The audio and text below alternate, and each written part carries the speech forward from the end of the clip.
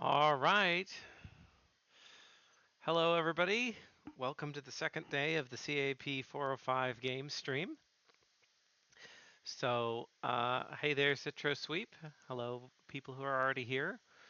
So, we are going to be continuing on with our presentation of the various games projects from the senior level game design AI for game programming class at the University of Central Florida. So hopefully you all, if you're new to the stream, welcome. If you were here yesterday for our first set of games, welcome back. If you're a current student, then I'm really looking forward to playing the games that were submitted this year. We've had some really nice ones. I'm really excited to play our next set today. And if you're unfamiliar with the program, then I'll give another brief intro just so people know what this is all about. But effectively, I am a professor in the computer science department at UCF, and this is a course that's very near and dear to my heart. It's one that I have been teaching for a number of years now, and during this course, which is an elective course, our computer science students get together in teams of four and they build a game from absolute scratch. They start in the beginning of the semester. They have about 4 months. It's about really 15 weeks to learn all of the tools of the trade needed to make a basic game and then execute on that vision and bring a game to life. And we have really great students, and a lot of really hard work has gone into these games. So I hope that everybody can give um, some great feedback. These are kind of early alpha, early beta kinds of games, insofar as they're not full-fledged complete games in most cases, but they have a lot of interesting mechanics. They have a lot of work's gone into them. There's been a testing cycle where we've been able to get feedback. This year we added in some extra analytics work, so everybody was able to, introduce metrics into their games and get testing feedback as other people played them, so they could iterate on them and make them better. So I'm very excited to be able to share all of that with you today. So I'm going to be giving commentary both on just video game concepts and the design aspects of making a great game, how to make games fun, how to make them engaging, as well as of course specifics on the games that I will be playing. We're going to play 7 games today, and hopefully those are all going to be really interesting and diverse. We have a lot of different genres of games today, especially. So I'm looking forward to kind of describing the different ways in which people approach and build these games. And I do want to emphasize again that the students, most students had little to no experience coming into this class. They may have had um, some exposure to programming concepts, certainly throughout their degree program, but most of them did not know any game engine development, did not know game design principles per se.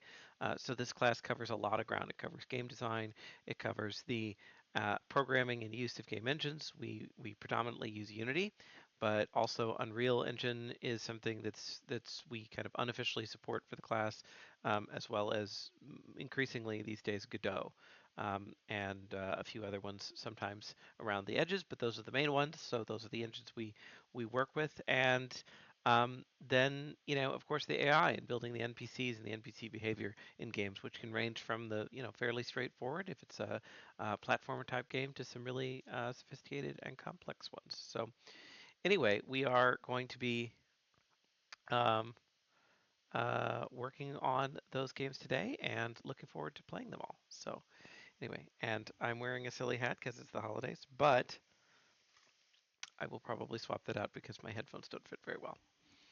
Okay.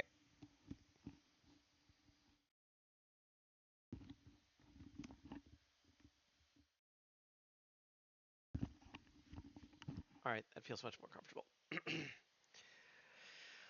Okay, then. So, we've lost the Christmas spirit. No, it's still here. And, it's Florida, so I got to represent, right? Because we have, I got mouse ears too. Okay, we'll put it over here so you have visibility. How's that? And welcome, Unfound and Busterfur. Welcome, welcome. So we've got a few people going on. Let's go ahead and get started. So if anybody needs to um, check the schedule, I have a command for that set up in chat. Day saved. Perfect. I'm not the Grinch, I promise. Okay, so today we're going to be doing Catastrophe, Stellar Vanguard, Code Black, Hexes and Holsters, Well to Hell, Elemental Siege, and Reverie. And we may swap up the order on these just slightly for a couple of reasons, but for now, that's what we're going to go with. Waiting for a few things and some equipment changes that we may need to make. Okay, so let us go ahead and get started. So for those of you who were yesterday, we went through the other games, Cliff Notes, Meow, Cyberspurs, Slab, Forge, Working to the Bone, and Escaping Amnesia. The VOD for those is still up on Twitch and will be for the next couple of days, but um, Twitch won't let me keep those up for too long, so eventually they will migrate to YouTube, where we have all of the VODs and summary videos of past semesters are all on YouTube. So if you're interested in seeing like a collage of the games played, we've got like 3 to 7 minute videos for past semesters up there if you're a student considering taking the course or just want to see some of the other things that have been done by students. Check those out, or you can watch the whole VODs, of which we have probably like 40 hours at this point. So anyway, both today and yesterday will be on YouTube soon. But at this point, you can check out the most recent ones on Twitch. Okay, so our first game today is Catastrophe. I don't know if I'm saying that quite right, but we're going to go with it. Okay. I know it's a creative, so I think it's a play on that. And before I start any game, I am going to go ahead and each of the games comes with a README file that's part of the submissions requirements, and several of the things that we use on that, in addition to instructions or known bugs or things that I need to be aware of when I play the game, is also all the students have to cite their external libraries that they may have used, and most importantly, their assets. So if they're bringing in other assets, those could be models or drawings or sounds or music. We do cover in this class sort of doing things according to correct copyright pieces and correct copyright processes. So anything that students use, for reasons that I'm streaming it on Twitch, and please, Twitch, do not give me a copyright strike, and YouTube, who's often the one that doesn't. But also just for good practice to make sure that everybody's using assets that they can use. So that information, I'm not going to read that all off of the READMEs, but it is in this as part of submissions as well. So, okay, so it looks like this one is pretty straightforward and some relatively new issues. Okay, all right. So let me go ahead and boot this up. Aha. It's the small things that you notice. They actually managed to put their icon into their executable file. Not that that necessarily matters, but it's nice to have attention to detail. So, okay. And okay, that seems super loud, so I'm going to just bring this down a little bit. Okay. And Adine, thanks for jumping in there. It's a portmanteau of Latin for chalk. So Catastrophe. Either way, we've got a chalk/creation type thing here.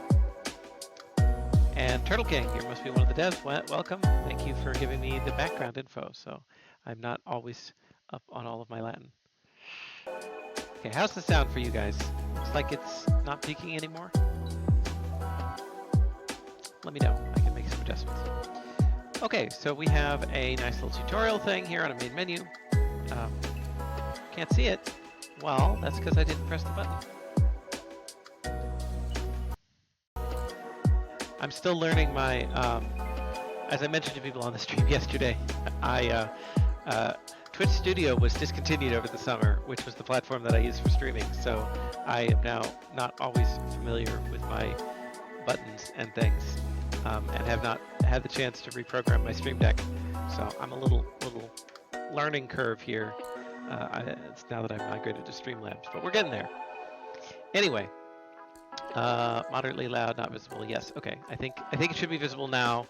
That's fixed, and I may need to move some camera stuff around. Hopefully that will not be in the way too much. Okay. And yes, welcome Crab Nebular. I'm sure I will enjoy. Okay, so controls. WSAD to walk in spacebar to jump. The longer you hold space, the more you jump. We talked a lot yesterday, and I don't want to just retread old ground, so you can refer to yesterday's VOD if you're interested, but we talked a lot about conventions in games and how to make sure that you are following what most people expect, just because you don't want to necessarily cognitively overload your players for no reason, right? So WSAD, standard walking controls, and they're standard walking controls because they're on the left side of the keyboard and they let you be a right mouser at the same time. So anyway, we talked a little bit about that, but one thing we didn't talk about is that jumps in most modern games are not monolithic. They're not a single height jump. And in fact, the idea of long pressing or hard pressing on buttons to jump longer and farther is something that's been around for quite a while. But it is one of those just small things that you don't notice unless somebody bothers to put it in their game, right? You can say, I'm going to jump really hard. I'm going to hold down the button to make that extra long jump. You'll also see one of the other things I talk about in the class that people could put in for platformers, which it sounds like this is going to be a platformer, is coyote time, which is the convention in a video game such that when you walk off of a ledge and you start to fall, you actually have a split second to execute a jump in defiance of physics, but in complete compliance with Wile E. Coyote style jumping controls. So anyway, continuing on. To draw, hold down left click on your mouse, drag your cursor to start creating. To erase, hold down right click and erase away, or to erase everything at once, press E. Switch between chalks, click the chalk that you want, or press 1 for normal, 2 for ice, 3 for fire on your keyboard to switch. Okay, super interested. Hey there, Courtmac, welcome back. Coyote time was also implemented, says Turtle King. So, I know that's feedback I tend to give in the middle of the class to say, add these little features. So that's really nice to know. I'm sure. The other thing about these things is they're not always noticeable unless you're looking for them, but they're really noticeable if they're not there. So just worth thinking about. So let's go ahead and get right into it. So we've got 5 levels. Let's start with number 1. Okay, so we have our little guy here. Very cute. I always, I love, great AAA games, the graphics and things that people put into them, but it's my opinion that you can make a great game, a very charming game, with just very simple drawings, and he is not even animated, but he has a expressive face to me. You do see that the sprite changes directions, and this is the kind of stuff that I do look at, right? That may not be super noticeable or interesting to people who are just like, hey, I just want to get the gameplay. But like the fact that the sprite is facing left when he went left last and right when he goes right. Nothing is free in video games. You have to program all of this. So if you want that to happen, you got to do this. So anyway, we've got our guy here. I'm going to immediately try and fall off. And I don't know if you can see that, but I'm jumping actually after I started falling there. Oops, I went too far that time. Some nice sound effects. There's a cute, I'm going to do that one again just because it was sort of cute. And then a respawn sound effect. So lots of things put in there. And we don't seem to have the ability to draw yet. I'm assuming that's what this little chalk pencil is going to grant us. So we'll see that. And we have a pause menu here. Looks like home, play, and restart. So we're going to hit play. And again, how did I know that? especially if you're explaining to people who aren't tech savvy. And I so encourage students, anyone who's involved in tech generally, but especially people who play games and design games, right, is we've been doing this for a long time, right? But many of your audience, might be less familiar with the conventions of your field. Now, I'm not going to go out and say that most people, that this is an unknown symbol at this point. It's been around since at least VCRs, probably earlier. I don't know the history of the 2 parallel bars means pause beyond that. But still, not everybody knows what that is, right? But this is a convention. You can kind of broadly assume your audience would know, just how we know that an equilateral rounded triangle on its side means play. This means reset or something, and a house means home, right? Pictographics.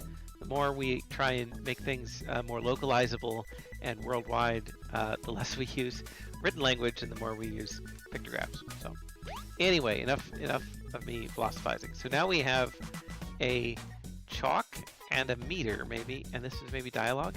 Yes, looks like we need a way across. Try drawing a path. Okay, so I have my one chalk selected. Can I just...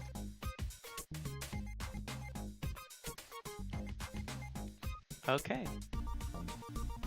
And perfect. Now we have a surface. That's great. And I could do...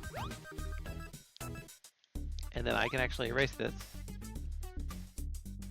And that gives me back my meter. So you can see the chalk meter here is actually going down. So if I were to make more and more platforms like this, then you can see eventually I'm going to run out of meter. Okay, I have a guess. I'm about to test this. But I have a guess that there are regions here. I'm trying to figure out before I get to the tutorial, just to see if my intuition's right, that these regions with the cross-hatching are going to be no chalk zones. Let's read about it. Be nice to get some chalk back. Try erasing by holding down right-click. Yes, we can totally do that. Okay, erase, erase, erase, erase, erase. And yes, if I try and draw in the no region, I cannot draw. Reminds me very much of Drawn to Life on the Wii. Yeah.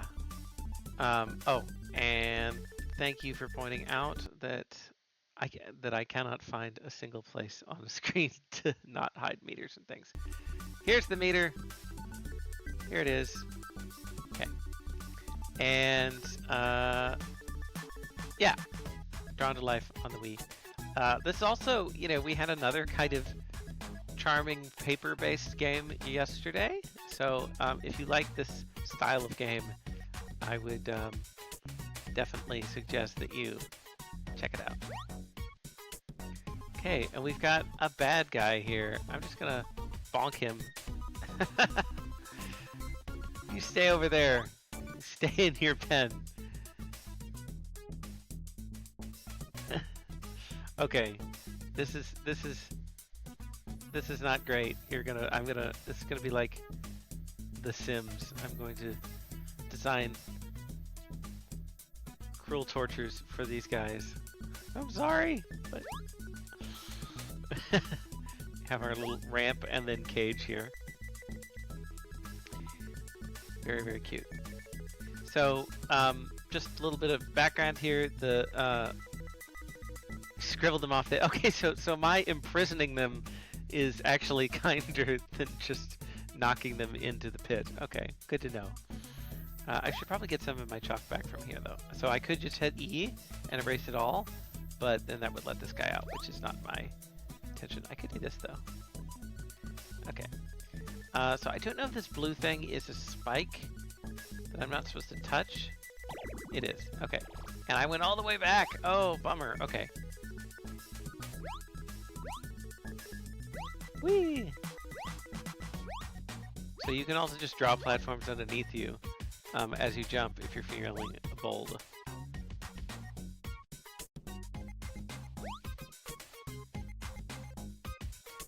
Gotcha. Okay. And we said all it really takes is one dot to hold the enemies in place, actually, if I remember from beta testing. I'm sure I could hyper-optimize. But with games like this, right, there's a certain degree of, I mean, I think they're intended to be creative, right? So you know, there will always be players who are going to hyper optimize, and that's absolutely a valid way to play.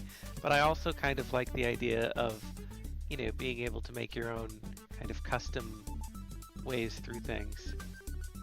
So I'm gonna be extra safe here, and then just make like a little jump shield. And then, oh, extra careful, and then I immediately jump into the spike. That's what you get. That's what you get when you try and overthink things. Okay. All right.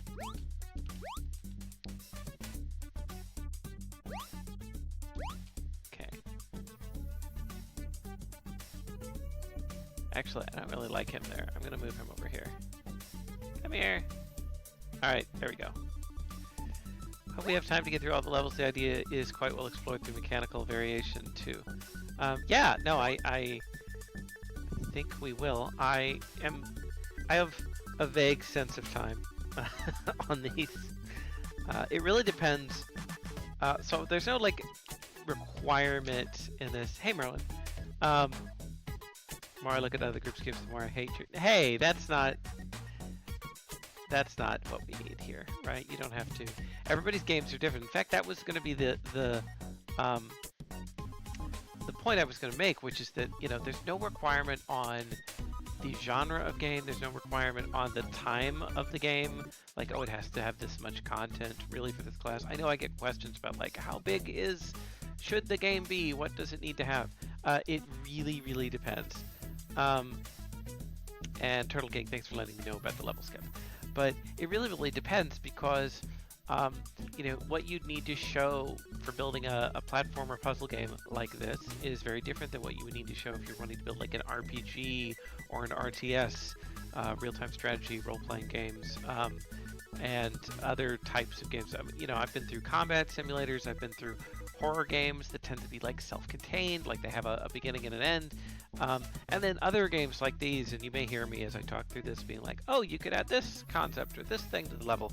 These are infinitely more expandable than something where you're like, hey, we made like a story and it takes precisely 25 minutes, right? And that's fine, right? Those are all good. So this says I can go down. I'm gonna trust the sign.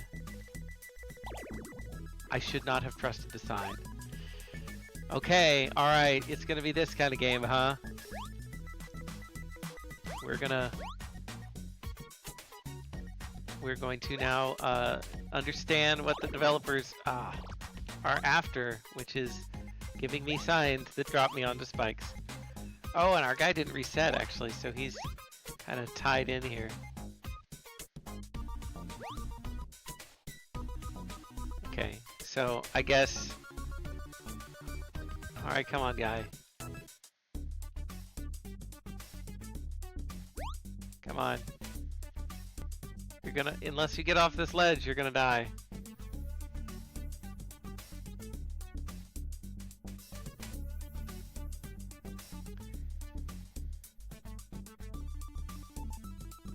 Come on. Whoop. Alright. There. Most game designers will tell you that each game is made from 50 other failed games. Different people start from different positions. Absolutely, yeah. Thanks for those points, Adine. Yeah, no, I mean, I guess people are going to have different philosophies than I on this, but I feel like the best games are made by people who play games. And that's true for me for most art, right? If you have a understanding of the art, right? If it's something that you have looked at other people and said, wow, I really like that, or I really want to incorporate this aspect, you're gonna, grab things and hopefully synthesize them into your own unique product. And I don't think that really, I think that's part of the creative process, right? Is to go through and take snippets from other things and merge them together into something new. There's nothing new under the sun, if I'm going to feel bardic. And there is new stuff, but it's when you bring other things together. We'll have better checkpoints the next level. That's fine. No, hey, it's punishing. And yeah, Merlin, definitely agreeing on that. There's a key. All right, let me find my key. Whoop, whoop, whoop. Okay, I need some chalk back, so I'm going to go ahead and erase. And then ramp up here. More spikes. Okay, and then I can't... Interesting. So there's the key. But I can't draw chalk in this area. So you know what? I'm not going to risk it. I don't trust my jumping skills. Instead, I'm going to go get this bonus gem, which has collected, and I presume is a bonus gem. Just because it was in kind of an unusual place. And then we're going to go up here, over to here, and we're going to go over here. Aha! Alright, I have gone outside of the design intent of the level. Because clearly now I could say the only way to get in here is to go through this center area. That's fine. Swoop. And so I should be able to make this jump. It's just nervous. Woo! Okay. I can do it. Now I just need a little more height. And then, woo! Perfect. Okay. And then this is saying, well, you could go get the... And I just like when I'm saying this is saying, I mean, I'm reading into the designer's intent, right? And you can say a lot from just a situation. So they're saying, okay, you need the key, which you could draw a little platform over here to get to the key, but you also want the gem, right? Well, too bad, because it's in an area where there's no platform. So, you know, you can cover up as much of this as you want, but you're going to have to, like, make a jump for it, which I will do. Whee! Oh, nice sparkle effect there. Always nice to see some extra little animations or fun bits added in, especially with the sound. Okay, so we have a key. We have 2 gems. I don't know how many there are in the level. I don't suppose the pause menu tells me. I'm a bit of a completionist if you can't tell that already, so I'm definitely someone who wants to collect all of the extra bits. Was there a way to hit that button to open the door? Oh, excellent! Okay. Yes, so we need to make a ramp. Hahaha! Excellent. I love it. Okay. And now we just need to get to the goal and erase that. Boink. Whee! Oh, there was another gem!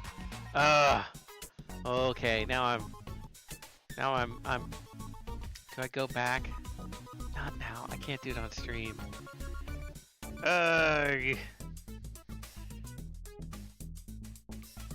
How differently we play that level? Yeah, so creative games like this, right? There's always very different ways to approach it, right? And you know, whether you want to trap people or knock the guys off the edge or like protect yourself from the spikes or do jumping. The physics here are also very nice, right? So very, very good. So let's just... Oh, we don't have our chalk yet. We lost our chalk. Darn. Okay, so we kind of just have to chime this. Whee! Okay. Got our main chalk back. And are these flying erasers? That's so on theme. Okay, and I'm guessing they're going to erase us if we get to them. Can we block these? No, they erase... Oh, so a cool new mechanic. So these are not enemies that can just be blocked with chalk. I don't know if they'll kill us. No, they don't. They just erase our platforms. So they are safe for us, not safe for platforms. Ah!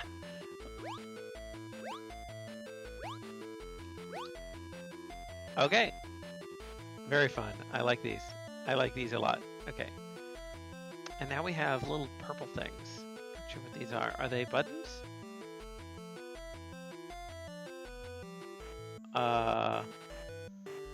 They're magnetic.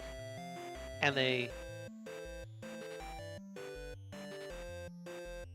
erase the chalk, it looks like. Kind of, they follow the cursor, maybe. Okay.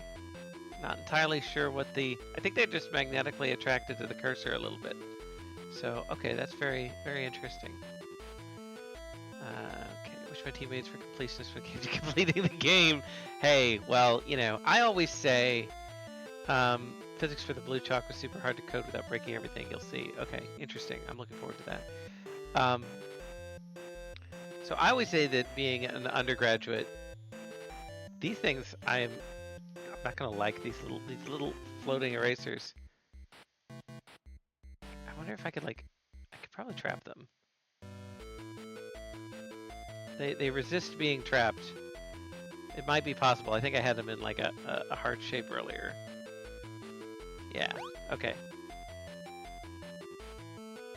But I'm gonna just block these and then make myself a nice little platform. Oh no, there's another eraser. I do not like. Oh darn. Okay.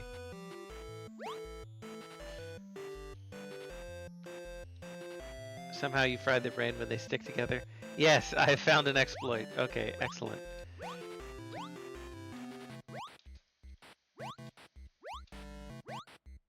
Okay.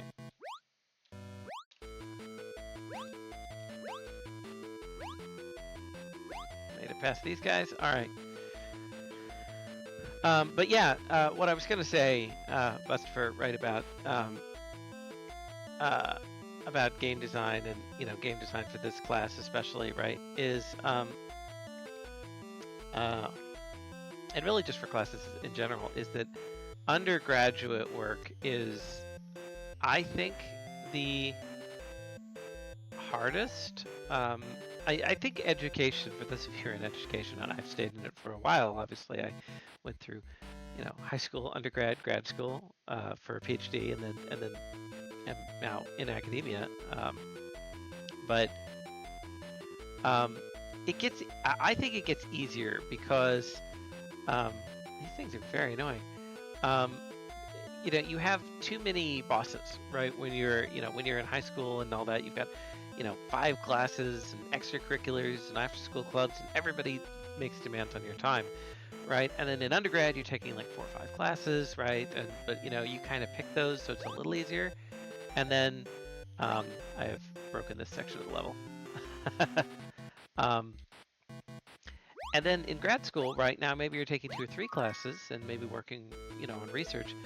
So I think it's much easier to be doing like the same amount of work, but for fewer people.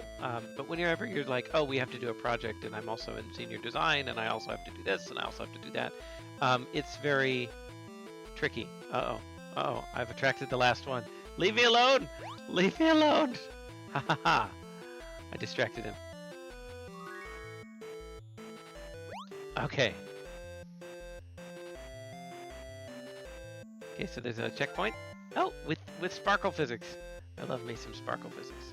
But yeah, so whenever people come into this, and I say this for people who come into the class new, is determine how much time you're realistically going to do it. And if you have like 5 extra things, and you volunteer, and you have a work study job and all these things, then there's only so many hours you can put into a project. But yes, we love it when we get great games out of this class, and that's always awesome. And everybody has their own kind of pattern of what they do. Scientist Night. Yeah, so we've had different music on 2 different levels. I get some FTL vibes out of this for sure. Okay, we now have 2 chalks. Walking on ice makes you jump further, but we need altitude. Okay, what we need is science. We need to test. So this is ice chalk, which does not float. Okay, interesting. And then it makes you jump higher? Makes you jump further. Okay. So we can kind of like... Yeah, alright, because it's accelerating us, I think. Because it's slick. Okay. So, if we want to make this, though, we need to make, like, a structure. Okay. This is a terrible structure. I hate that structure. Okay, this way, and then... Okay. That is an excessive structure, but now we make our launch pad. That we'll lay on top of here. No. I kind of broke it.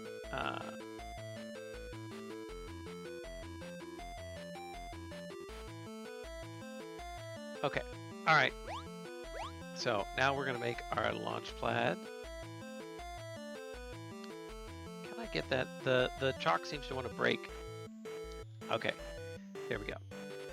So now we can say, going to slide on this, and woo! All right, perfect. Okay, yeah. I can imagine why the ice would break the physics quite a bit. Hit the button, ice falls. Yes, so we just need to make a kind of...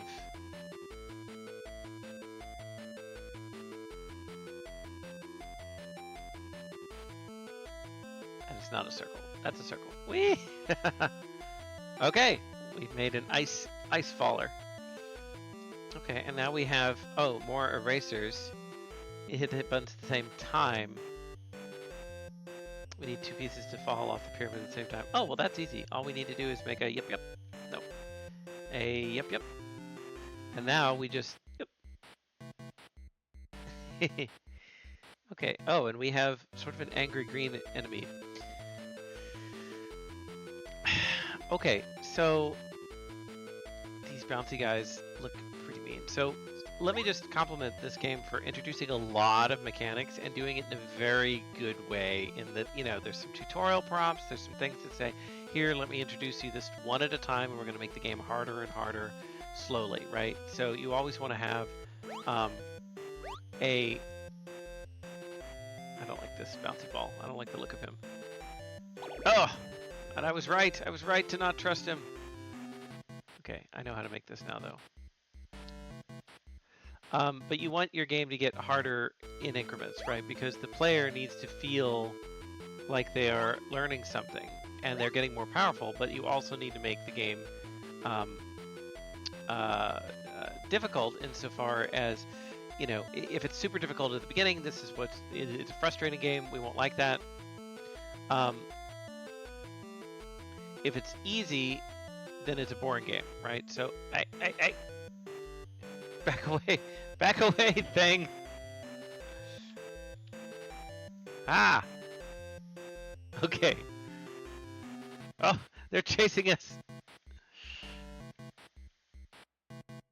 Oh, and they shoot? Well, I really dislike these things. Here, you go. You're trapped now.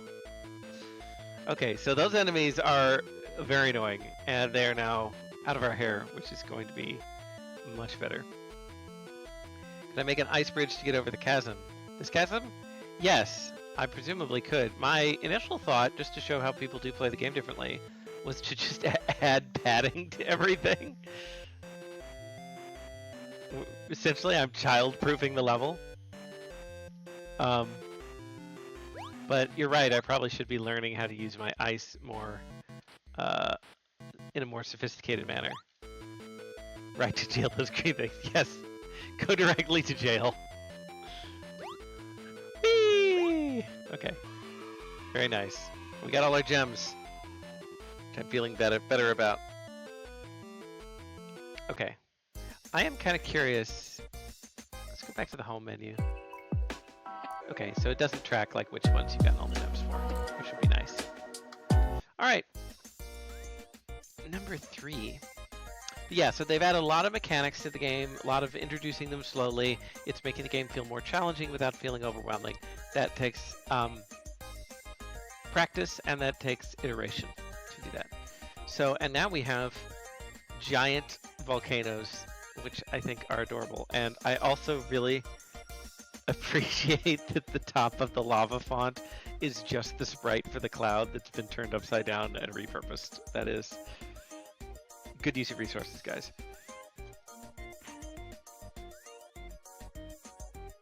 Okay, so what do we have here? So I'm assuming I don't have any of my chalk. That's what I'm assuming. So I just need to be careful. Need a way across with lava times the ice becomes normal chalk. Oh, so it doesn't melt completely.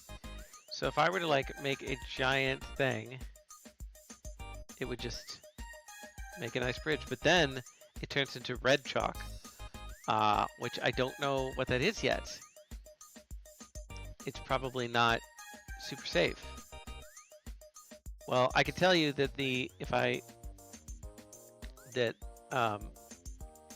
so it turns first white and then on the second exposure turns red, but it also falls through, so it's not solid. Which is worth thinking about. So, okay. So if I can just do this, and this, and this, this, and one more, and we're through. Excellent. And now we actually have access to our regular chalk. Oh, that's cool. That's very cool. So we need, like if we just make a big ice here. Well, it didn't even melt in time there. Whee! Okay, so we will have a minute before it all melts. And if we were to just use regular chalk to draw that, we wouldn't have time, right? Because it's going to go and just melt immediately. So what we really need is time, perfect timing here. So we could say, okay, whoop. Okay, that was not perfect timing. That was not one continuous stroke, so the ice broke. That's too high.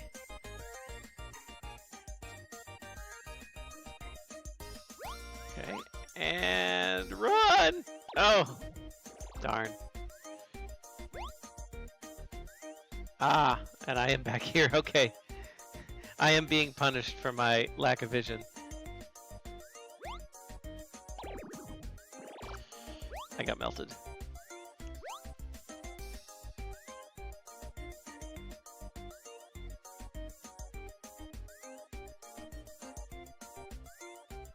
Okay, so don't get greedy. Just slow and steady into the race.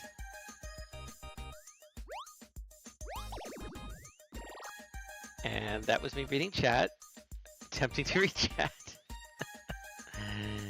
Know your limits.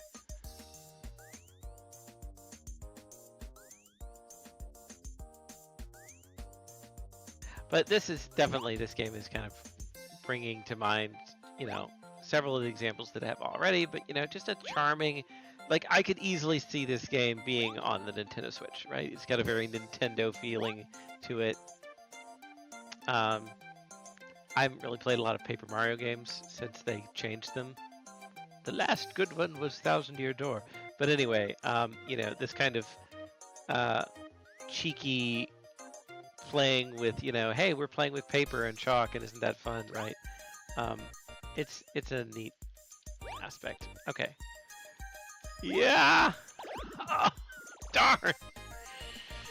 Okay. Okay. Now I will read chat, now that I just died ignobly again. We're quite lucky with modern hardware. Single optimizations. Reuse price was obligate before. But yeah, you can see that kind of thing. Yeah, saving money on the sprites effectively.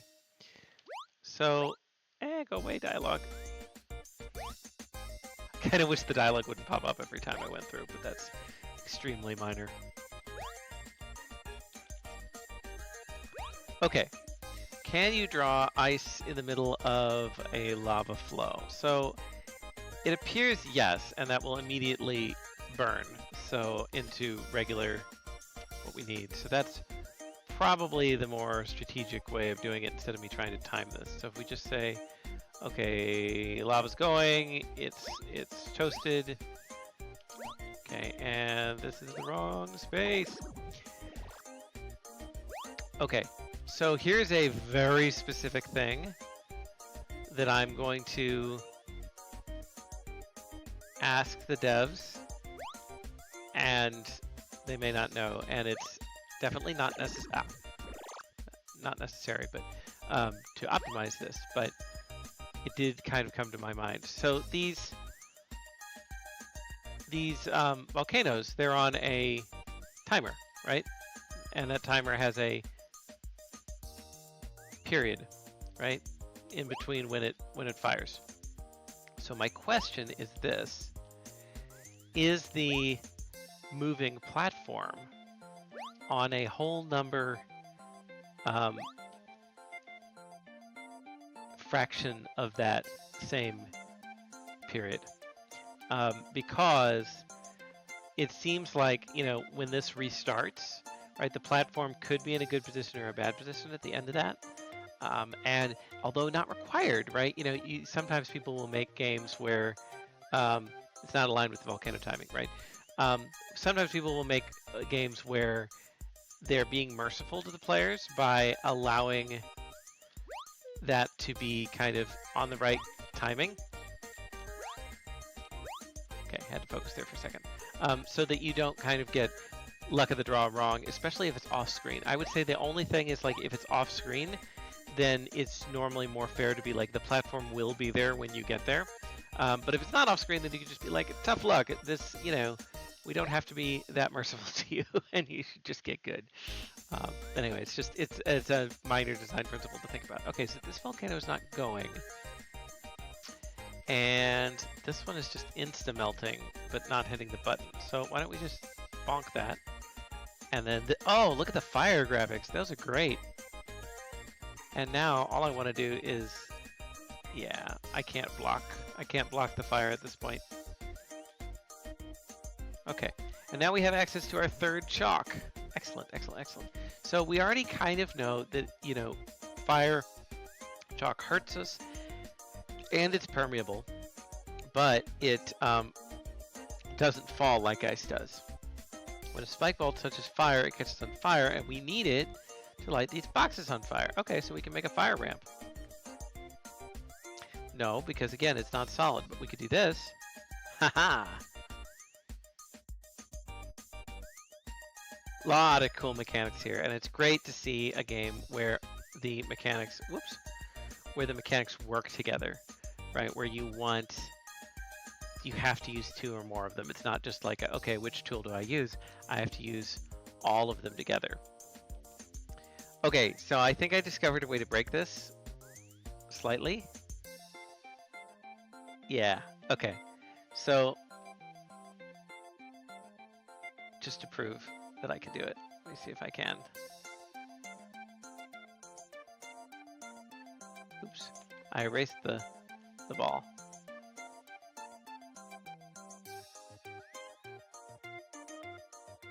Oh, okay, good. It didn't, I was blocked from doing what I was trying to do. You guys see what I was trying to do there? I was trying to roll the ball all the way over here and set those on fire. But we're going to do it as intended, which is we've got to turn this off, it looks like. So we'll just make a nice little yoink down to here. Ah.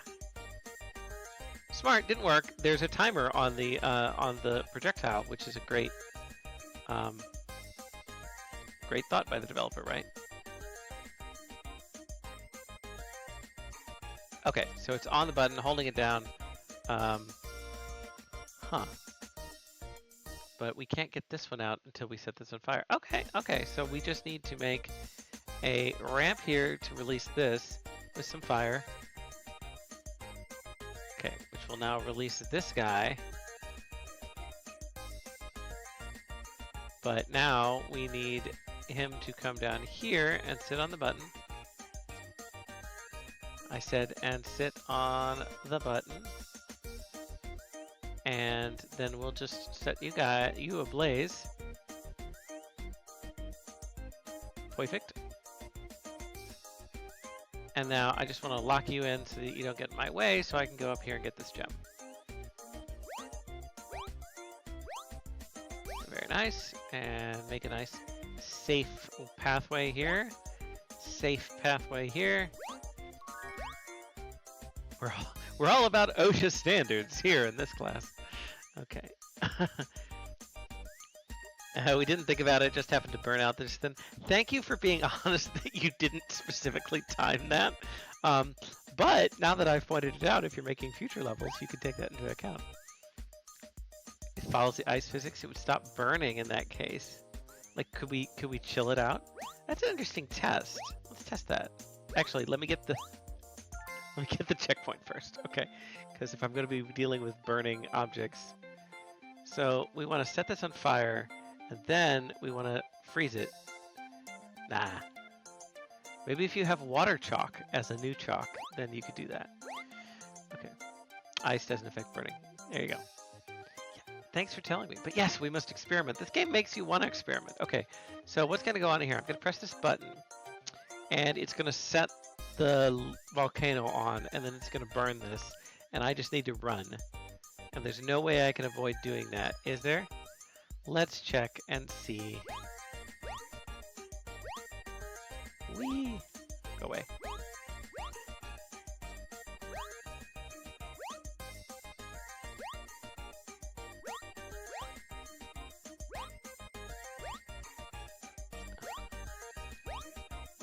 I'm very curious now if the devs went and put this. Did you make an infinite wall or is it a finite wall? Can I get above this? Alright, I cannot get above it. Cheese strategy is disabled. Excellent. Alright, time to run.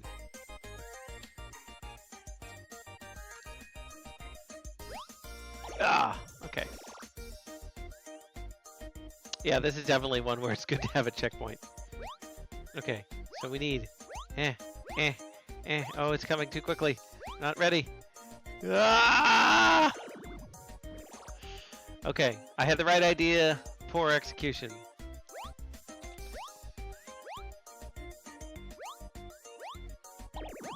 That was just also... I was faster that time, but still with the poor execution.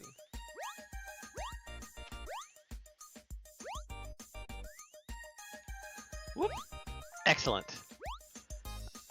I thought that was pretty good. I used the ice for a little bit of extra speed there. And I have not forgotten the gem. Sparkle.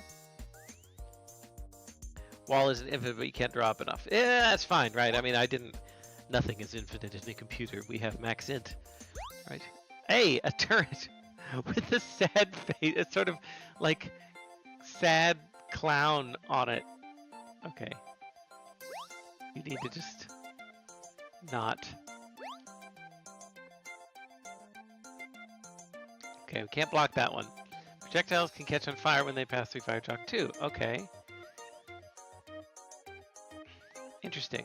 But we have issues here. Wait, what if we... It's aiming at me though. I want it to aim at me. Hello? Aim higher. Oh, I'm out of white chalk at this point. Clear that.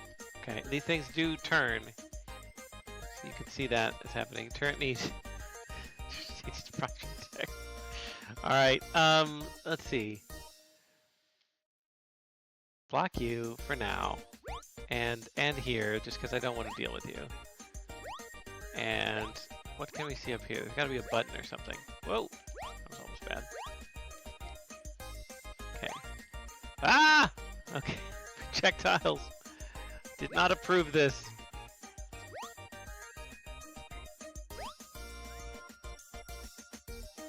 Okay. Alright, we gotta get through here. I think the answer is ice chalk.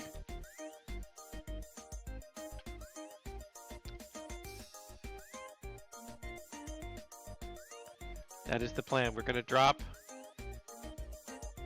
lots of ice on this guy to... Oh, I keep switching back there. I think I'm clicking on the chalk. Yeah, it's highlighting the chalk.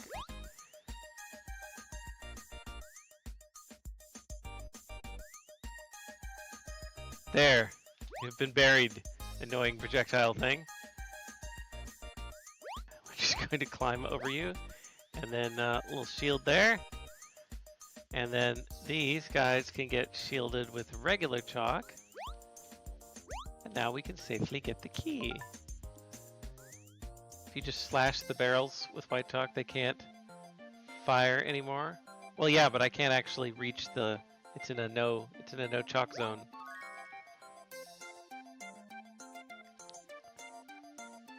Okay, so now we have the key unlocked, so we need to get over here to unlock this yellow door, which is easier said than done because this is a no walking zone. But it's okay because we can make a platform right over here if we need to. With good old ice chalk.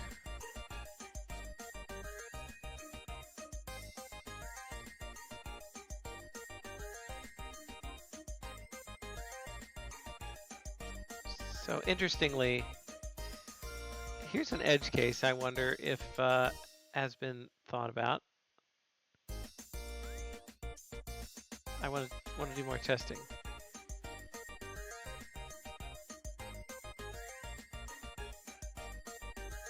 Okay, so it seems to my testing that I'm trying to do there is what happens when you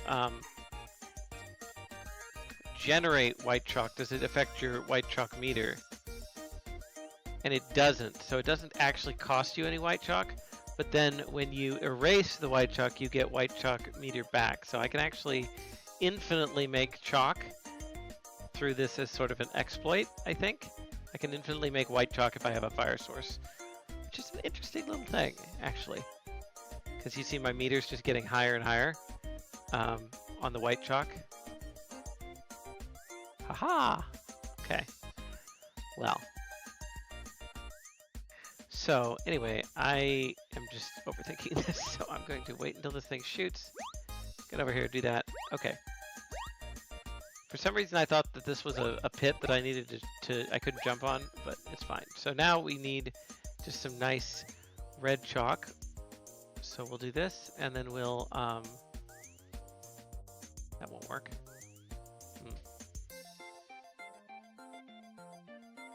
Oh, okay, fine. Why don't we do this instead? We do scribbly.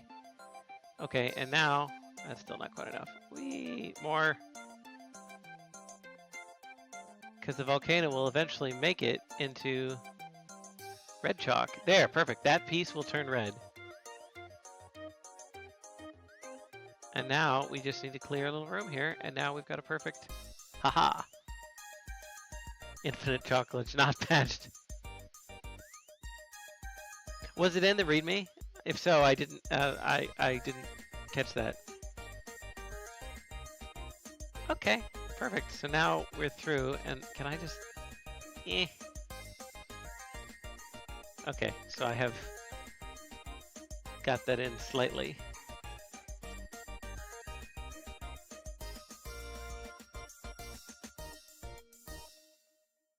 Okay, so we don't want to melt ourselves here. Okay, because that's the exit right there.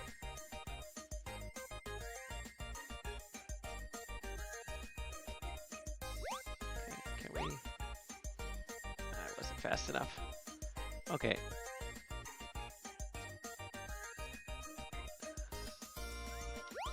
Can't quite get up there. Needed to be a little lower.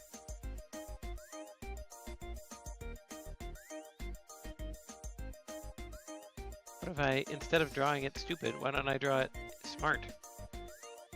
How about that? Perfect. Okay. Gems collected, 3 out of 3. Excellent, excellent. All right. Next level. Is this level 4 or 5? Sure. Okay. So we got a regular chalk. There's a hungry chalk eater above you. 4. He'll follow chalk everywhere he sees it. Yeah, I've been introduced to these guys before, and they are not very nice. But there's the exit right there. These levels are really clever, and different music on each one, which is a nice bonus. Okay. Go press the button. Excellent. And now we've got ice chalk. Great to have. Can I... What happens if I press this button? Okay. Okay. Come here. Here, boy. Here, boy. There you go. Alright. So this is a nice concept of level. We have a companion, right? That we need to kind of guide through the level and do interesting things. This must have been kind of tricky to code him, actually. I want that gem. I don't think he can collect the gem for me, though. Okay, but he can make this disappear. Yeah, really amazing game design. Okay, so we have... Well, just get you. Okay, so that's one gem. And then we just need to drop this here.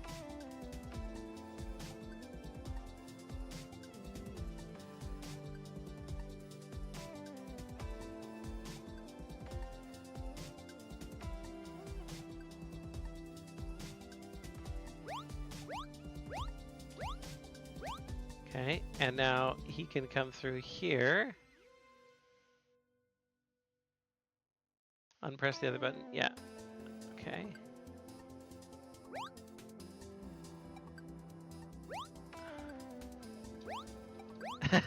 Am I finding some interesting solutions here?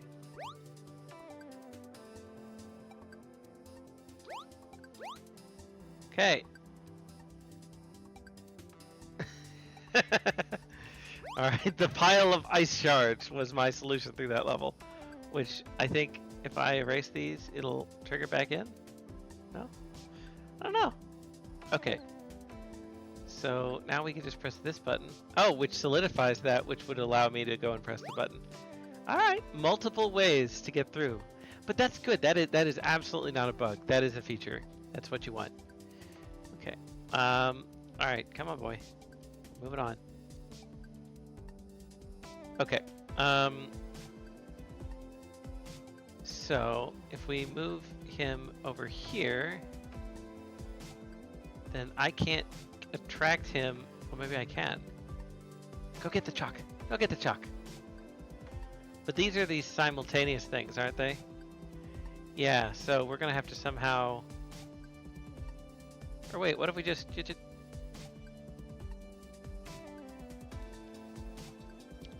So this is what we kind of had before. What does this button do? Okay.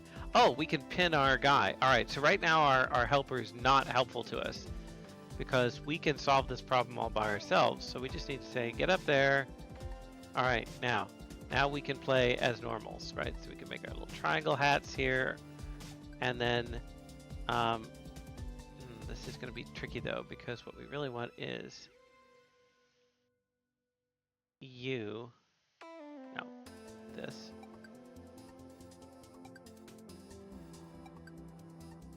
Come on, triangle hat. There we go. Okay. And now we need to erase these all at once. That's gonna be hard. Gotta be a better way of doing it. Maybe we can use our friend here to go chasing after one of them. Yeah, what if we like have him go after... Yeah, alright, come here, boy. Alright, I'm gonna want you to like immediately go for this thing's hat, okay? And then I'll just... It's gonna be tricky, but whoop. Ah, I didn't hit the button. Also, he didn't chase after this the way I kind of expected him to. Can I even get him to do that? Like, yeah, okay, so that works, right? If I could get him to go eat the chalk at the right timing. Maybe I should have him do the middle one, because I'm going to be over here by the right one. So, again, we make our carrot,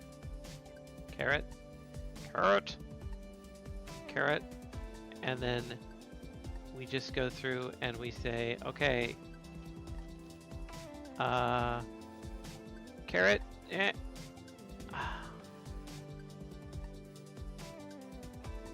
Yeah, if I draw too fast, I run it. It's a little finicky, but it's on the whole, it feels pretty good. You probably could make it so that the ice path, looks for the button up click on the mouse before it actually registered the physics. Not sure how you implemented that. But one thing, for those of you who are not in the class and maybe unfamiliar, is that video games are a lot of event-driven programming. So you go through and you say, it's not like a traditional linear program where it executes, at the beginning and goes to the end, right? Pretty much everything is on some kind of event, like on button press down, on button press up, on mouse click down, on mouse click up, when this thing touches this other thing. And that takes a little bit of time to wrap your head around, but once you do, it's pretty good. So, whoop, whoop. Okay, why did that not slide? Okay, whoop, whoop. Okay, I keep overshooting this because I'm not watching it. So let me kind of get him going, and then he's not quite. Okay, so what if I do whoop, whoop.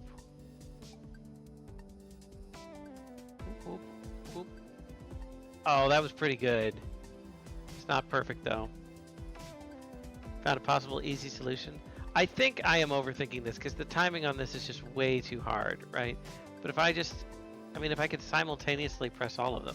Wait, what if I do this? Oh, that was badly executed, but I make a U. Ha ha ha!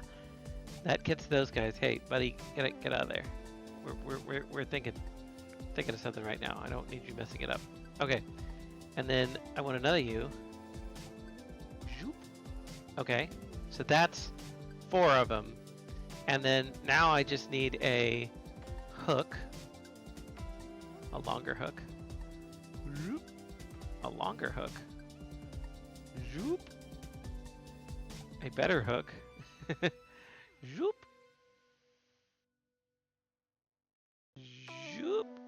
Was this your idea, Scientist Knight? Awesome. Glad to hear we're on the same page. Okay, so that is 5 out of 6 buttons pressed. Now the only thing we need to do is just... And that worked, and we opened the door. So, possible maybe to do it with our buddy, but yeah, this was substantially easier on the timing solution. So, okay, moving right along, and now we have our last thing here, which is we'll go ahead and have him press our button, and bingo. And now we just need to get to the exit through the way he came. And the only question is, he coming? Yep, he's coming. Oh, that's tricky.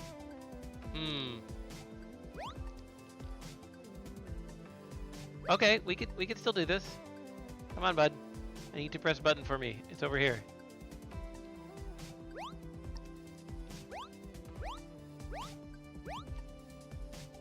There you go. Okay. Now we just make ourselves a little ramp, and that's gem number 2. Really locked on to getting all those gems. The gems are important. I can't believe I missed the first one. I'm gonna have to go back and get it. Where was the first level's 3rd gem? Optional objectives are a mark of dedication and skill. You know it to be true in most games. And then there's like Assassin's Creed, where you have to collect 1,000,000 feathers for some reason. This feels like a good reward. Although, so I was playing The Messenger, which is a very cute game by a smaller studio. That if you haven't played that one, you really should. And it's a very, very punishing platformer. And there are some coins. I think you're going for coins in that one, but there's some bonus coins that are very, very tricky to get. I have made a mistake. My mistake is that this guy should not be coming with me because he needs to be down here to do these final couple of buttons for me. Okay, backtracking. We can do it. Yeah. As chat is quick to point out, just after I have been progressing mindlessly without this. Okay. Come on, follower. Really great level design. I know somebody said that at the beginning, but right, a totally different way of getting through a level. Hello. Got a little camera glitch here. Yeah, there we go. Okay. Very fixable.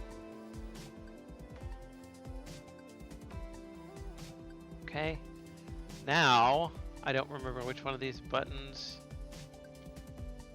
was the one that opens the bottom piece.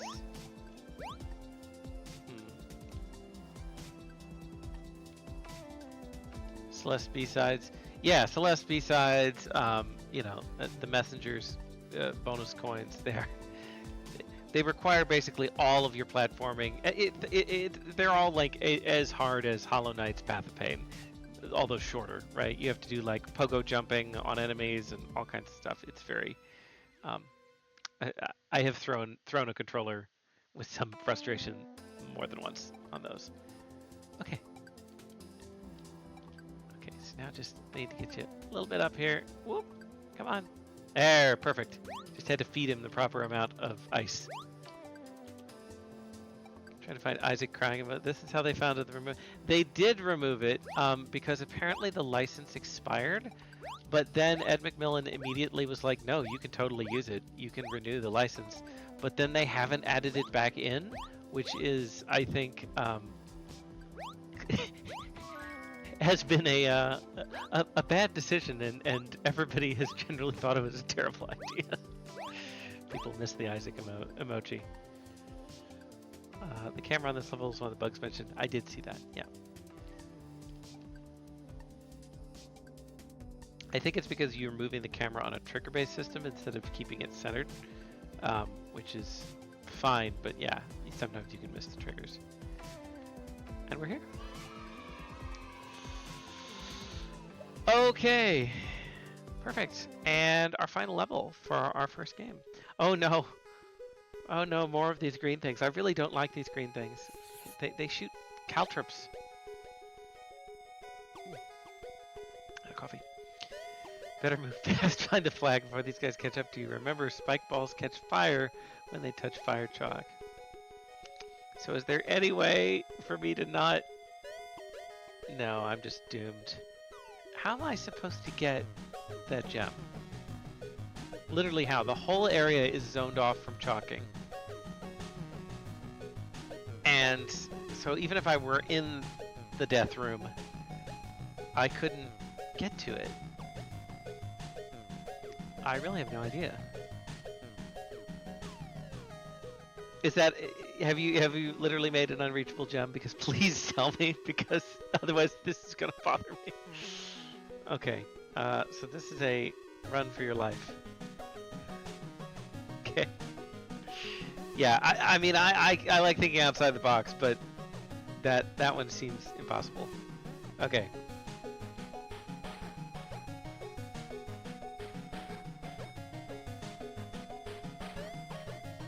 When the zone was still drawable. Okay. Run! Time to run. What are these, black holes? They are black holes! Okay. Can you jump on the head of the shotgun guys?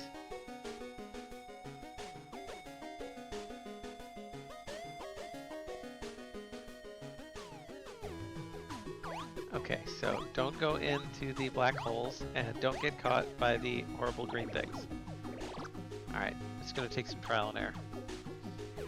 I'll tell you what happened there is that I was going to go up and left and then I saw the gem and I was like, ooh, shiny. Maybe the balls won't notice.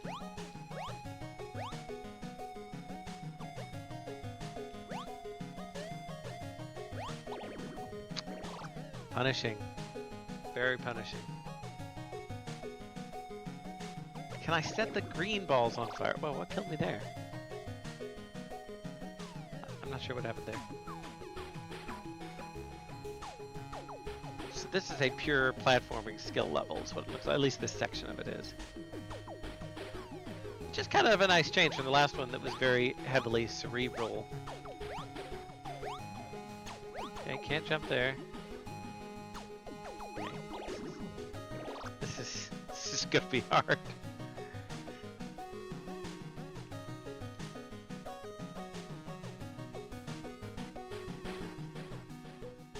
I like the idea of using the fire truck to kind of trigger this timed thing. So these balls have, I presume, their kind of own AI system.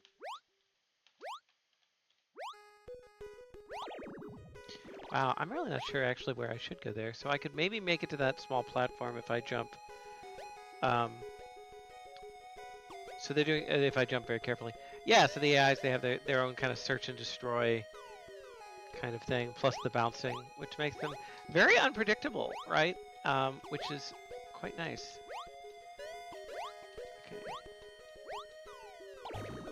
Okay, so there's an ending flag. Is that the end flag or was that a checkpoint? I'm not sure.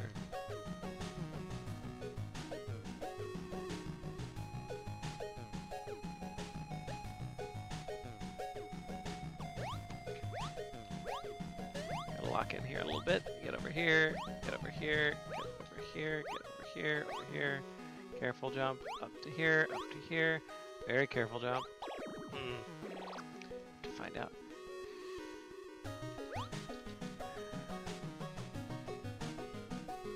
So there's also stuff over here that makes me think that I can go back further to the left, and there was a jump there. So that's possible. Okay.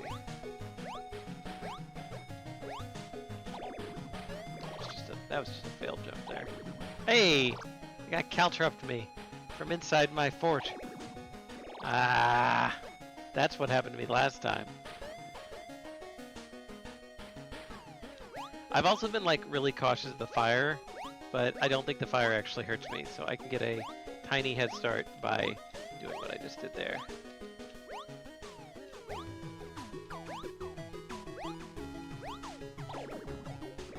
Hit the bottom edge of the spike. Arrgh!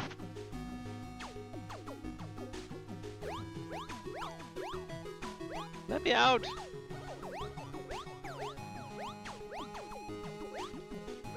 Oh, that was terrible. Okay, going this way. Gem! Okay, so this is a death. This is a permanent dead end. Yeah, okay. But I got my gem. And you keep the gems, so that was a go off in a different direction to get your gem one-off type of thing. So I think it is fair to tell me, are there 3 reachable gems, i.e. are there 4 gems in this level?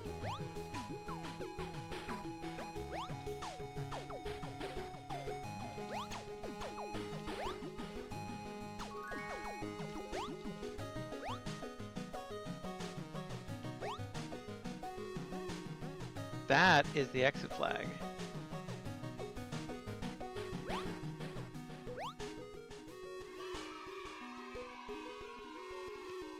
So that would have been a checkpoint flag I could have gotten. Okay. So if there's a 3rd gem that's actually reachable, I'd like to know. Well, okay. I think that is very charming. And I found the gem, by the way.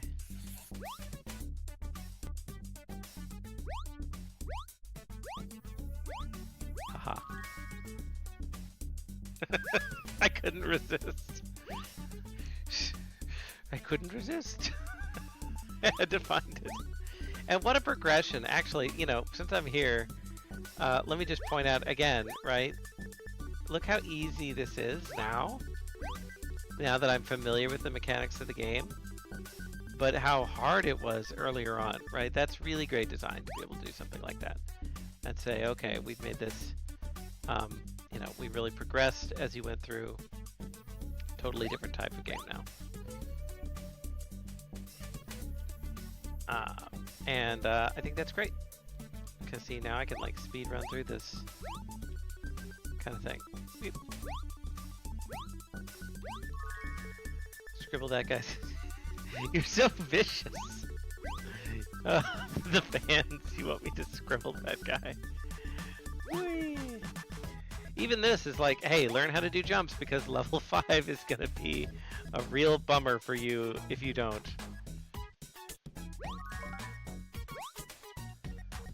Scribble that guy to death. Yeah, this is charming. I'm not going to take out the guy.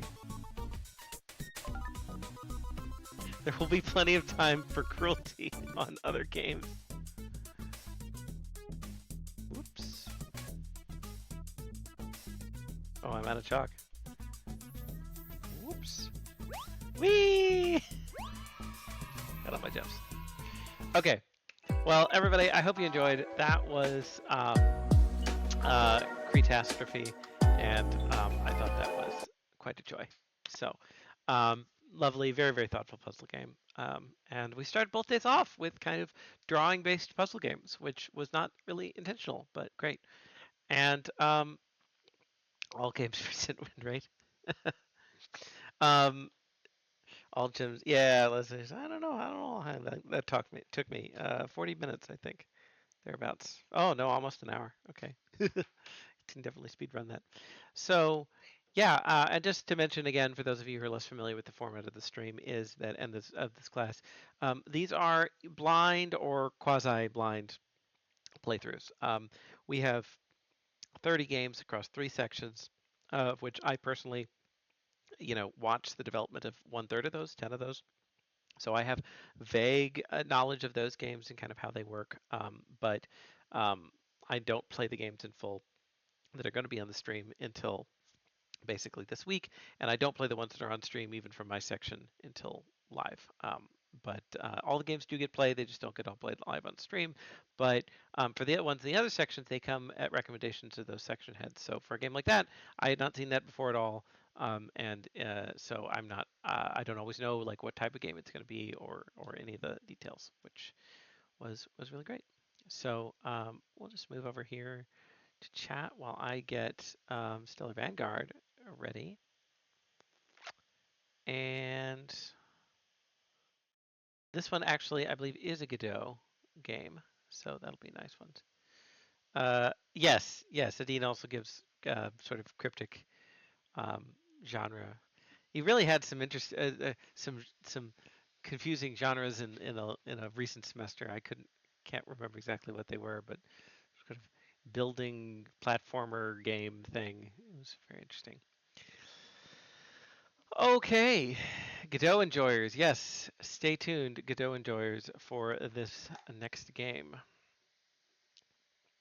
All right, I'm gonna go ahead and get us set here, and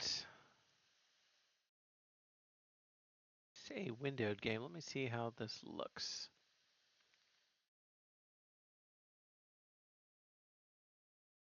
Okay, so we've got kind of a small screen here, but I'm gonna see if I can get that to full screen here in a minute. Okay, so this is Stellar Vanguard, and yeah, let's go ahead and get started. So we've got our basic options menu. I always like to look at an options menu, say, okay, what kind of game am I expecting, right? If it's 3D, is it going to have a 3D kind of look? If it's, pixelated, or are we expecting kind of more of a traditional platformer or things like that? Always good to know. Oh, and also, just this is a good time to mention, right? So um, uh, feel free to reach out to the creators of the game if you want to play their binary version. We're also going to be hopefully putting up some of the at least the award-winning games from this and past semesters available so that other people can download and play them. And we'll be looking forward to having those available, and especially give some of the games a chance and play them if we don't get time to do them on stream, right? There are a lot of games that are made for this class. I think we had 30 this semester. In the past, we've had upwards of 45 based on enrollment, and so lots and lots of games to play. A lot of really interesting things. Um, and we wish I had time to play them all on stream. I don't, and definitely worth play. So okay, so we have settings and controls for this game. We've got a volume and a brightness. I'm not getting the music quite yet, but I think there will be some when we get in. And then the controls. So we've got some movement on a ship controls that's WASD, and then player controls AD, jump with spacebar, crouch with control, attack with left click, and then do stuff with F, and then left click on our hotbar to use a gadget. Yeah, Buster, I'm gonna hopefully get it full screen. Yeah, I know it's not on full screen yet. So I think from my testing that when I hit start, it will not work.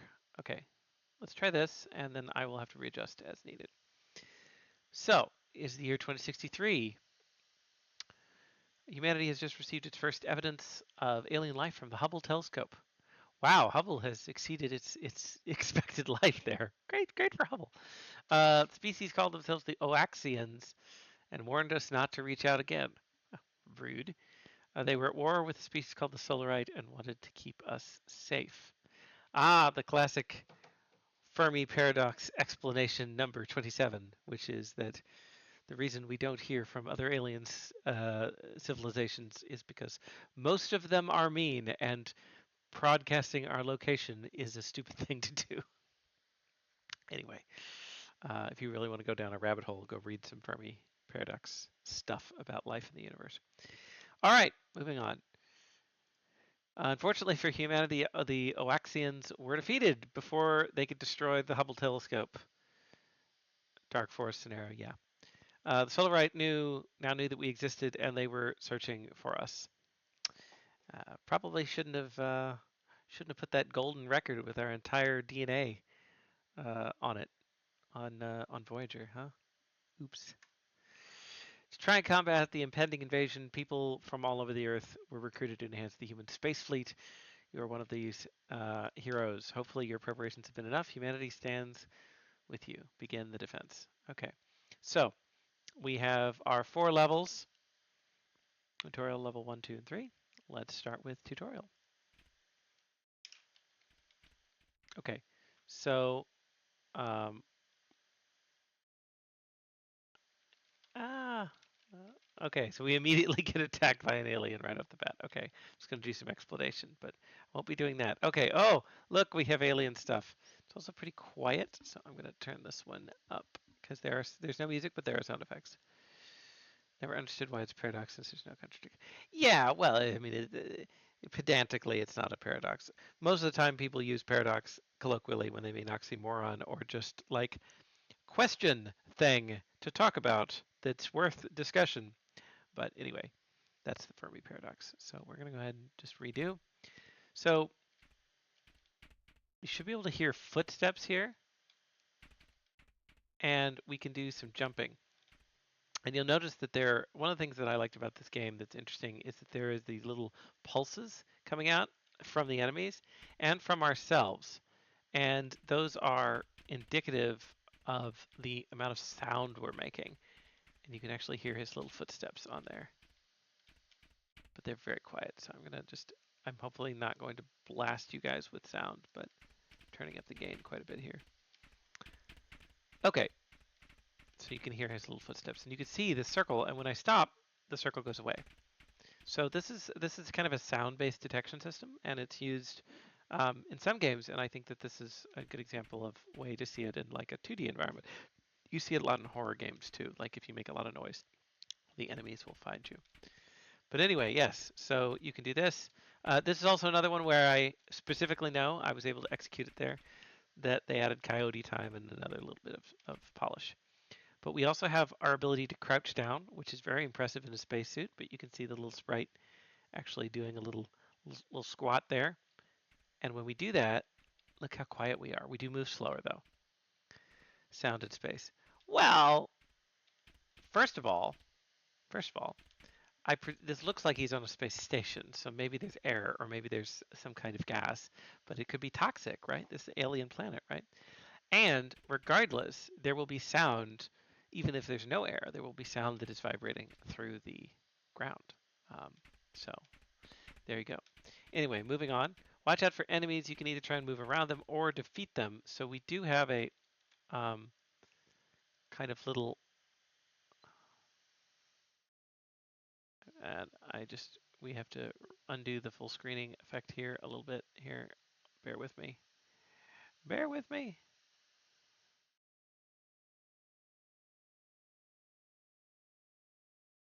Okay. I think that should now look mostly right. Okay. So,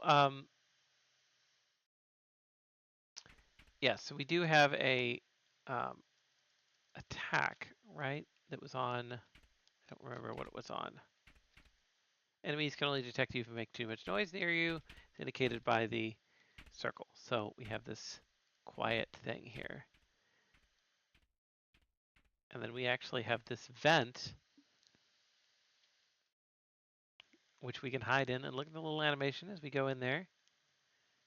And then we can pop out of the vent. I hope. Stealth is never an option. So I have played most of the Metal Gear Solid games. And I'm not normally a stealth player. You are correct.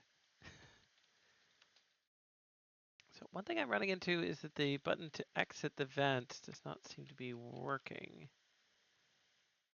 Go ahead and just go back to level select here and check the controls. Exit vent should be F.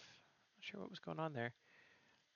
I was also messing with the full screen, which you can see uh, is a little wonky. Yike. Okay. Stealth, the illusion of choice. Well, so we could certainly just jump up here, and you can see he's got a little exclamation point over his head now, so he has detected us. So there's been a change in state, and we can just jump across. You can hide from enemies by entering these vents. Yes, so we can get in and out like this. And then here we have a terminal. Yes, yeah, we got the Metal Gear Solid exclamation point, the universal sign of, uh, oops, universal sign of you've been detected. So touching the red lasers was a bad idea and did result in my untimely death, which I'm now going around here. Yeah, dun dun da da da. So if I press the terminal, that has turned off the lasers. There's some nice sound effects there, and now we can do our first mission.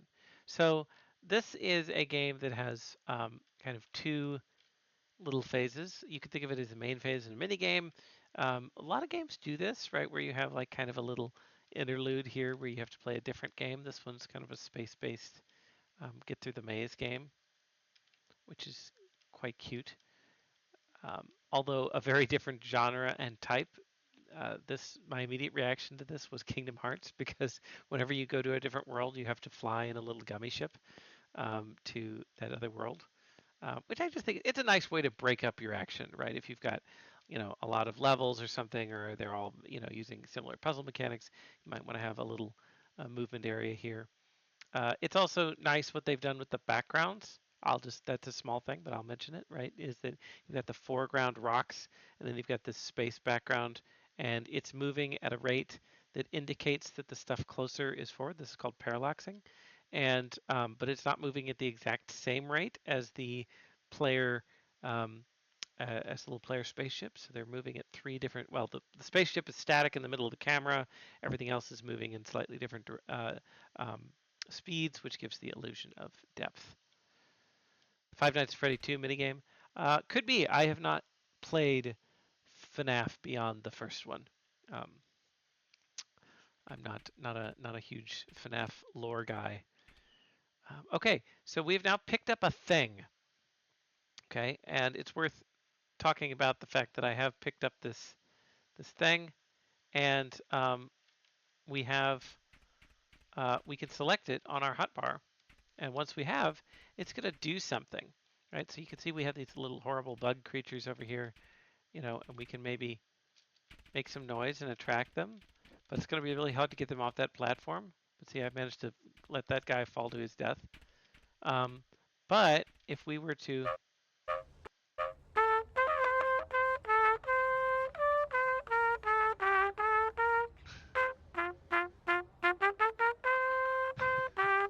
da da da da. Okay, so we have a musical instrument that can attract the bugs with a funny sound effect on it.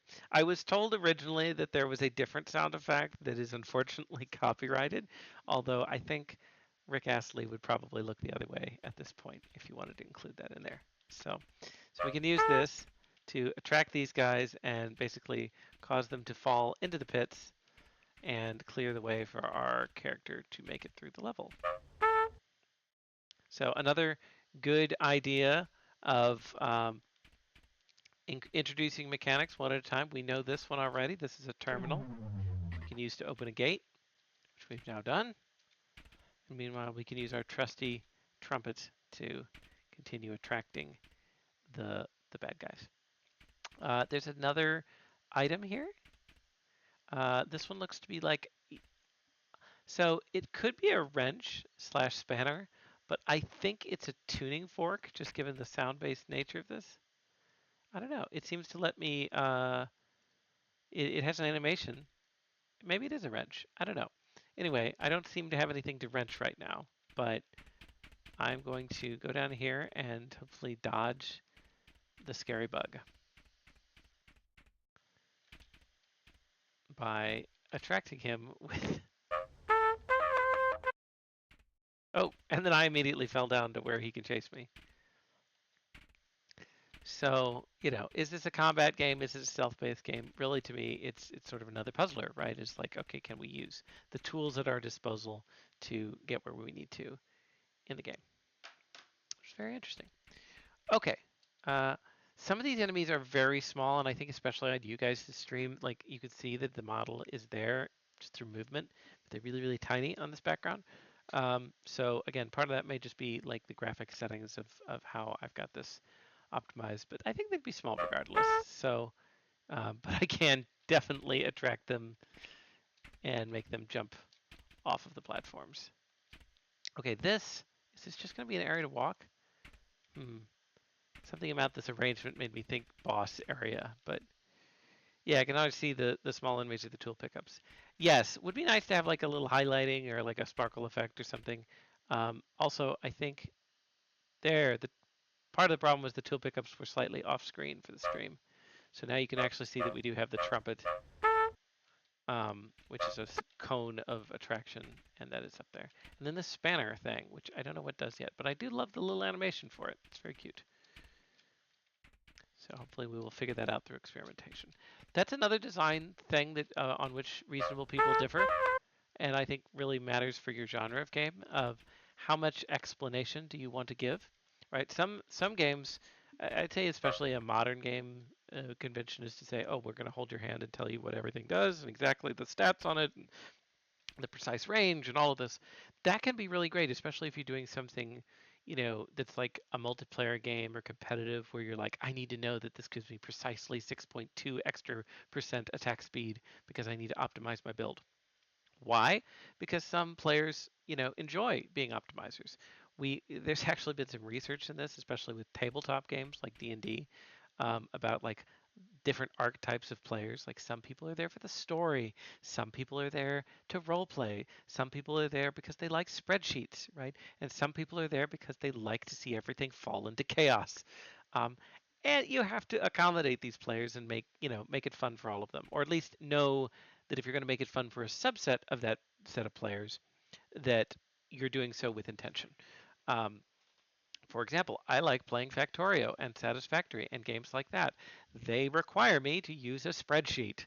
Um, I clearly have issues because I enjoy that, right? Not everybody does. So you can certainly either make the games playable, which they are, without those tools. You can kind of faff your way through it and get your way, or just say, hey, we're building this kind of genre of game, and this is what we're doing.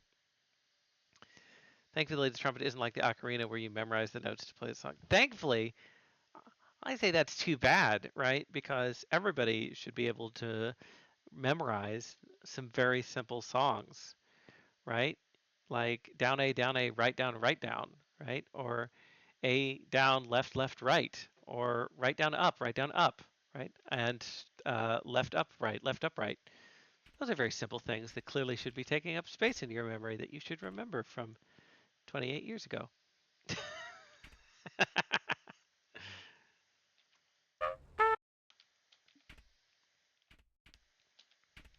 Bonus points to anyone that can tell me which songs those were that I just recited off the top of my head. Not actual bonus points, just brownie points.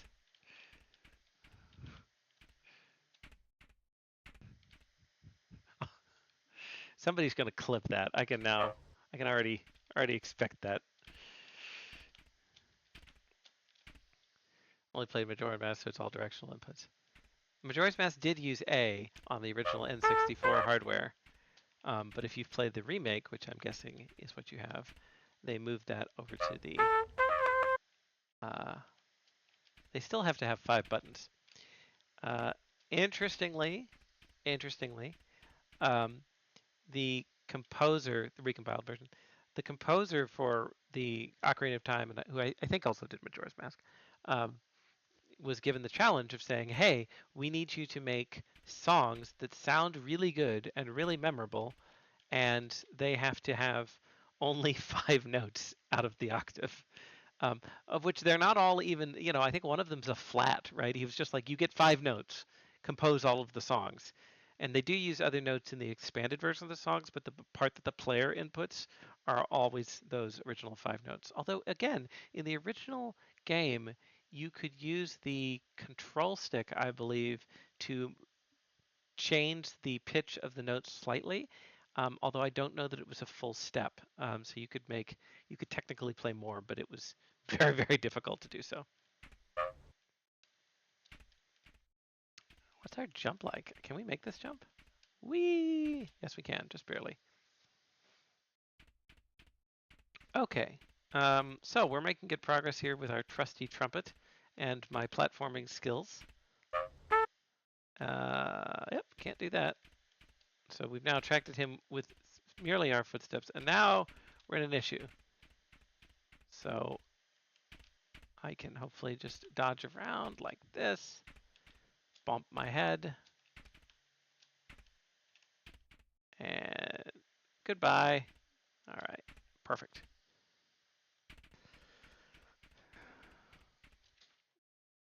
Majora's Mask is the third best Zelda game, if anybody is counting.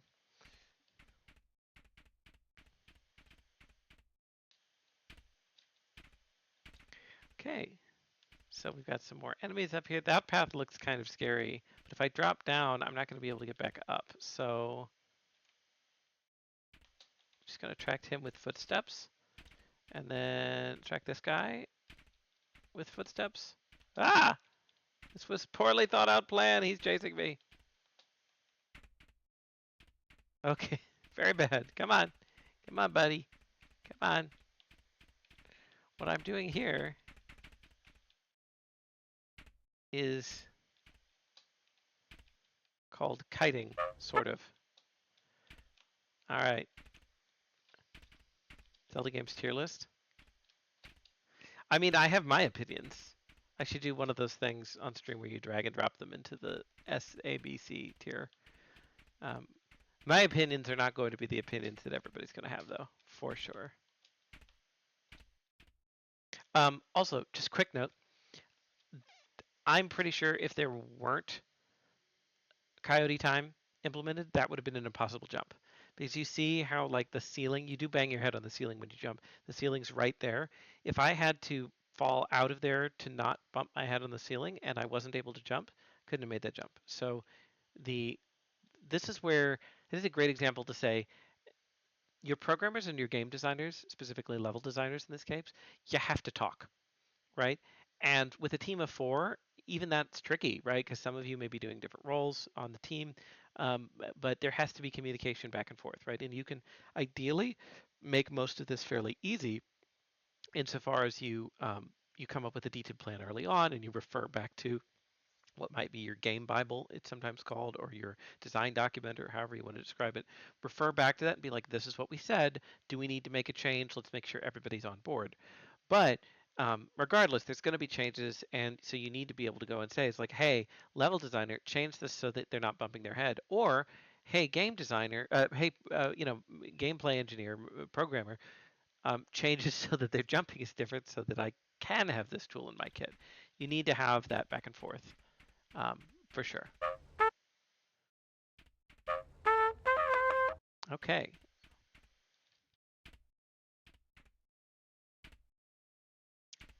So this has become the game where I trumpet enemies off of cliffs, which is funny. So I got that last tool in the last level, but I wasn't able to use it, which was um, the wrench. So I'm hoping that shows up again.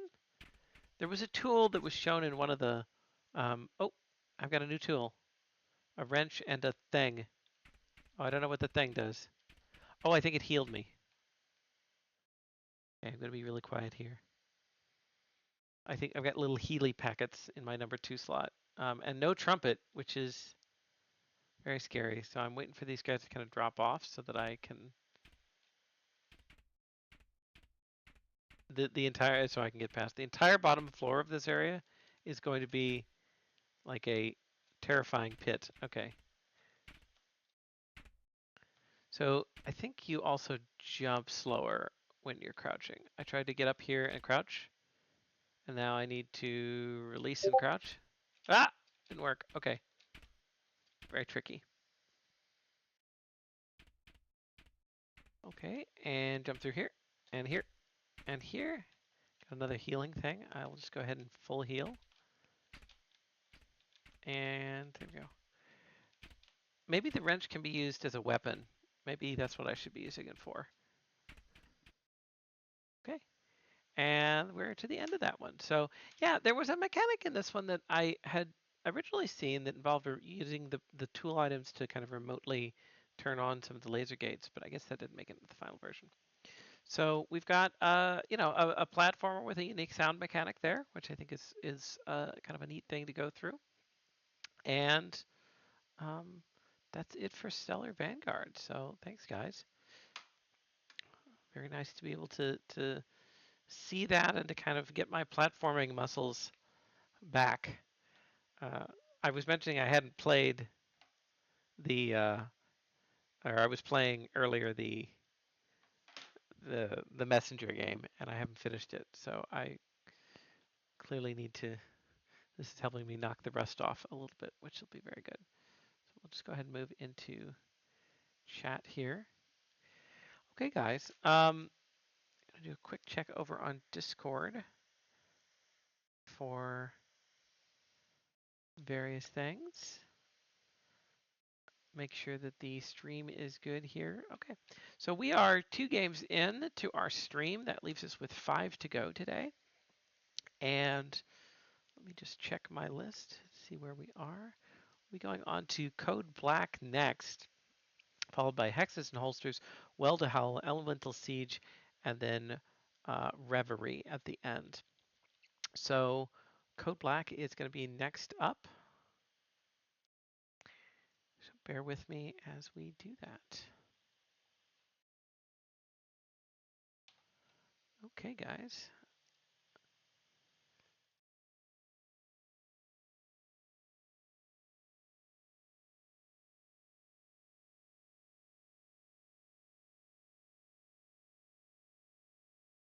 And let's see. I believe Code Black is represented by Team 14. They had sent me a quick bug fix, so I'm going to make sure that I get that correctly.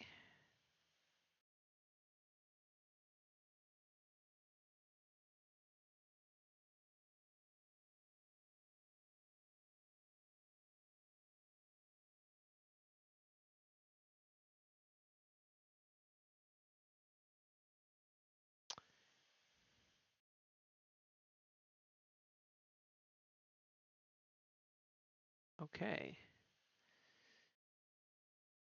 So we're going to be doing our quick README first. Code Black is a... Oh, okay. Definitely got plenty of sound here. Sorry for blasting you all there.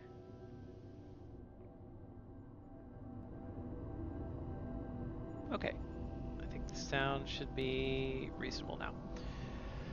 All right, so Code Black is a top-down horror game, so it advertises itself. And I'm going to go ahead and bring it up full screen. You can already hear the music. Voila.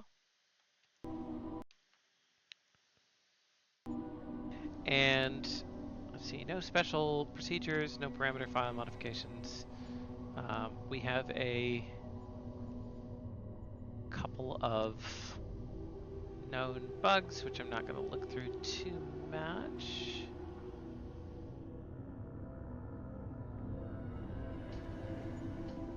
Let's see, I always like bugs that say may be fixed.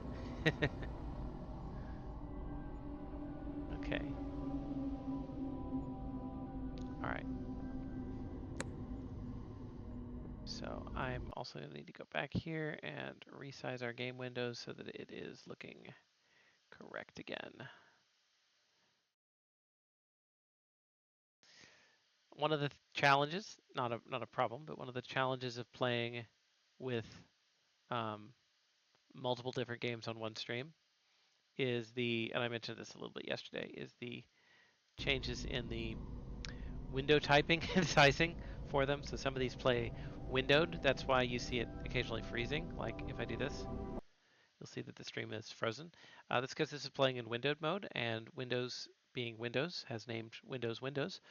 And whenever you lose focus on something, it's suspending the program. It's pausing it so that it's not playing in the background. So I've just clicked outside the window. If you do something in full screen mode, then it takes up the whole application and generally won't do that.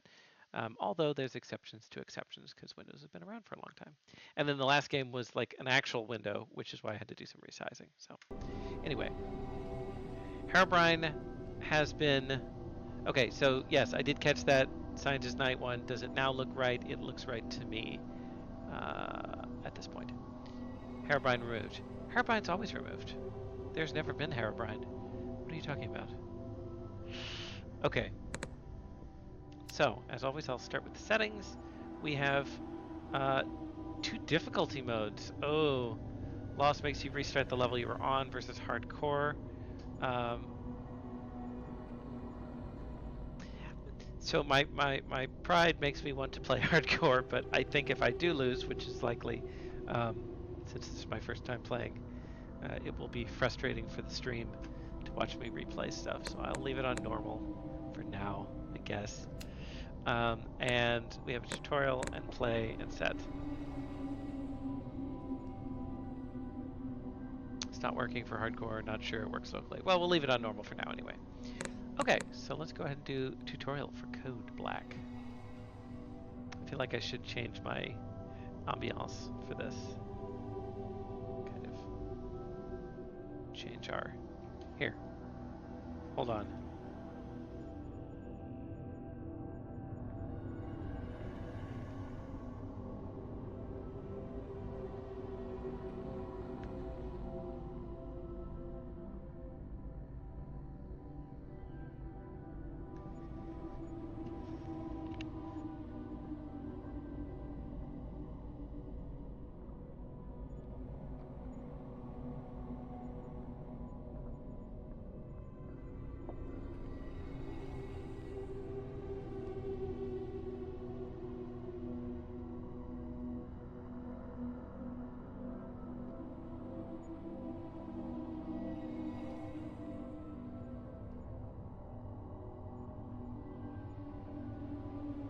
Okay, shades down, lights on, ominous.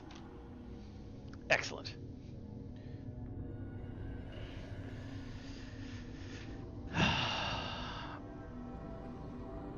Code Black tutorial. Best see, I'm getting instructions. Best enjoyed alone. You guys can stick around in a dark, quiet room. All right.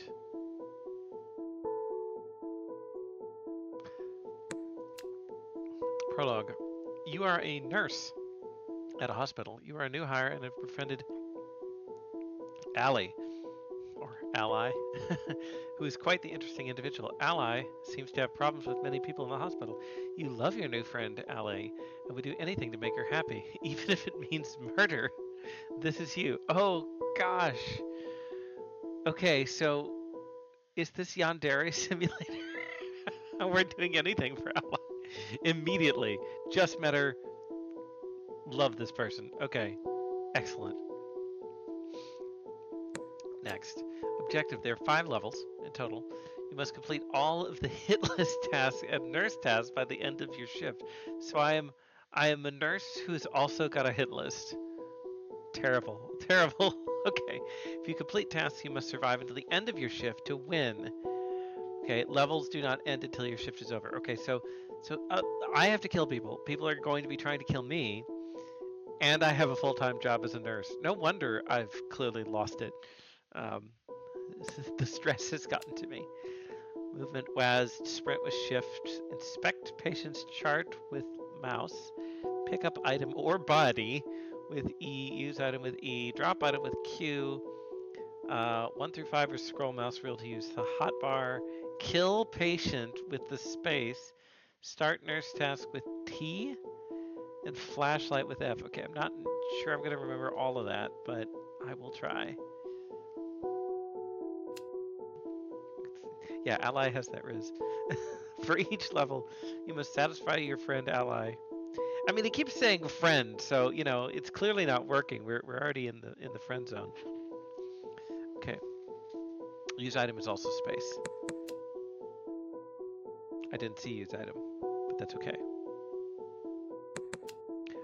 Hit list and murders.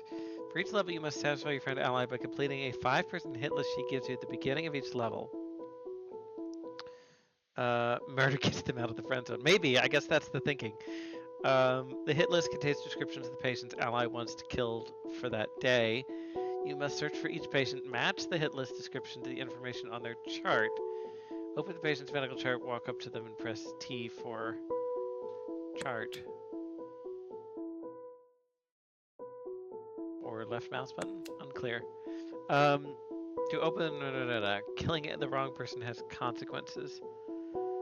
Yes, got back from preparing dinner to press X to murder patient. Yeah, apparently this is a Angel of Death nurse hospital game, so fair trigger warnings to people, in which we are trying to impress our friend by committing hits for them. Bottom left has hits when picking up certain items. Ubisoft makes better games than Rockstar. That's a whole topic. Murderous romantic. I'll let chat debate the merits of Ubisoft versus Rockstar. I knew nursing was difficult, but dang. Full disclosure, this is not how you're supposed to nurse. Killing the wrong person has consequences. Killing the right person has consequences. Okay, so Sally Hitchcock, age 53, illness, deep laceration, 54, medication, stitches, eye to close. Okay, we'll figure out the controls as we get along. Nurse task. As a nurse, you have day-to-day tasks to complete. There's one nurse task minigame per level. Read the instructions to complete them. Since you are new, you may not know exactly where your tasks are located. You must search for them. Walking by a task will make you glow yellow. Press T to start it. You must complete the task before your shift ends. Your shift is from 7 p.m. to 7 a.m. military time. Nurse tasks are usually behind a locked door. Find the key first. I have a lot of stuff to do. This is going to be stressful. Answer the debate. Both resoundingly meh. I mean, like, quick aside on that debate. Both are AAA game studios. Both have done some excellent work on stuff. Both also have done some silly things, right? You know, Ubisoft's always online stuff is very annoying. Rockstar does some of the same thing. They're both guilty of player packs and microtransactions and buggy games, just like anybody else is. But yeah, you know, they have their good games and their bad games for sure. But please continue the fight on that one. Collectibles.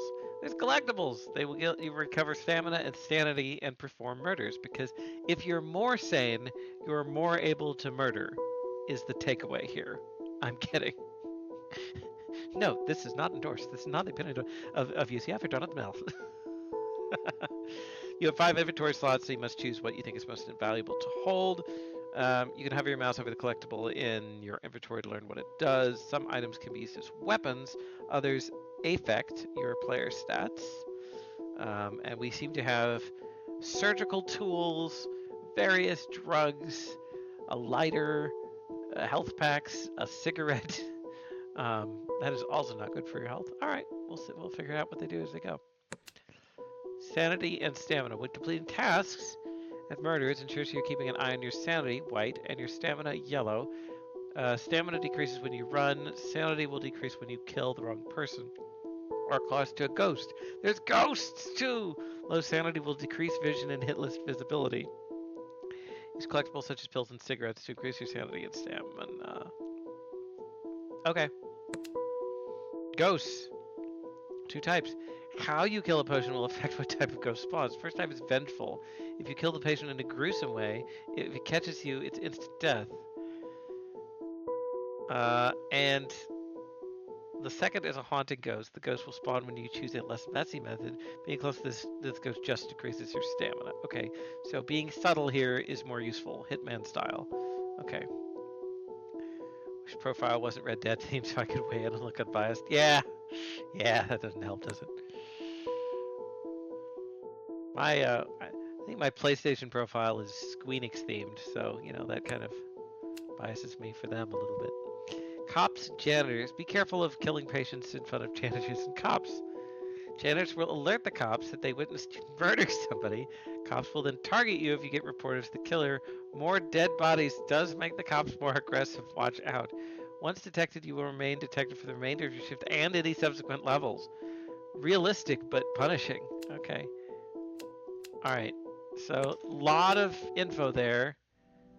And we're going to see. We're going to see how well I do. Play. Code black. Nurses are always there to help others.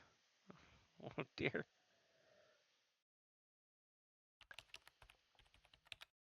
Who is there to help us? Ally. Hey you. Hey goofball.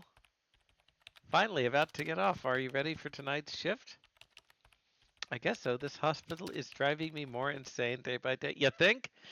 Alright. Don't you wish some of the patients could just die here? I was joking.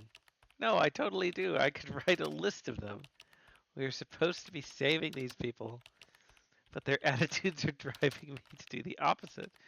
A list. Yes, what about it? I have one. You're so unserious, Allie. This is why I love you. Yandere Simulator. Okay, no, I'm serious. Allie hands you a paper. Take it. Take it. You know I can't do it without getting caught during the day shift. Looks at the slip of paper in disbelief. I didn't know you were serious, Allie. That they deserve it.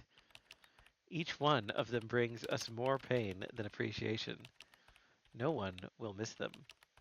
But this is a huge deal. Things could go south, Allie. Look at our lives. We get paid shit by this hospital, and by the time we go home to live our lives, we have to rest our mind from all the trauma. Whatever happens, it's better than what we have now.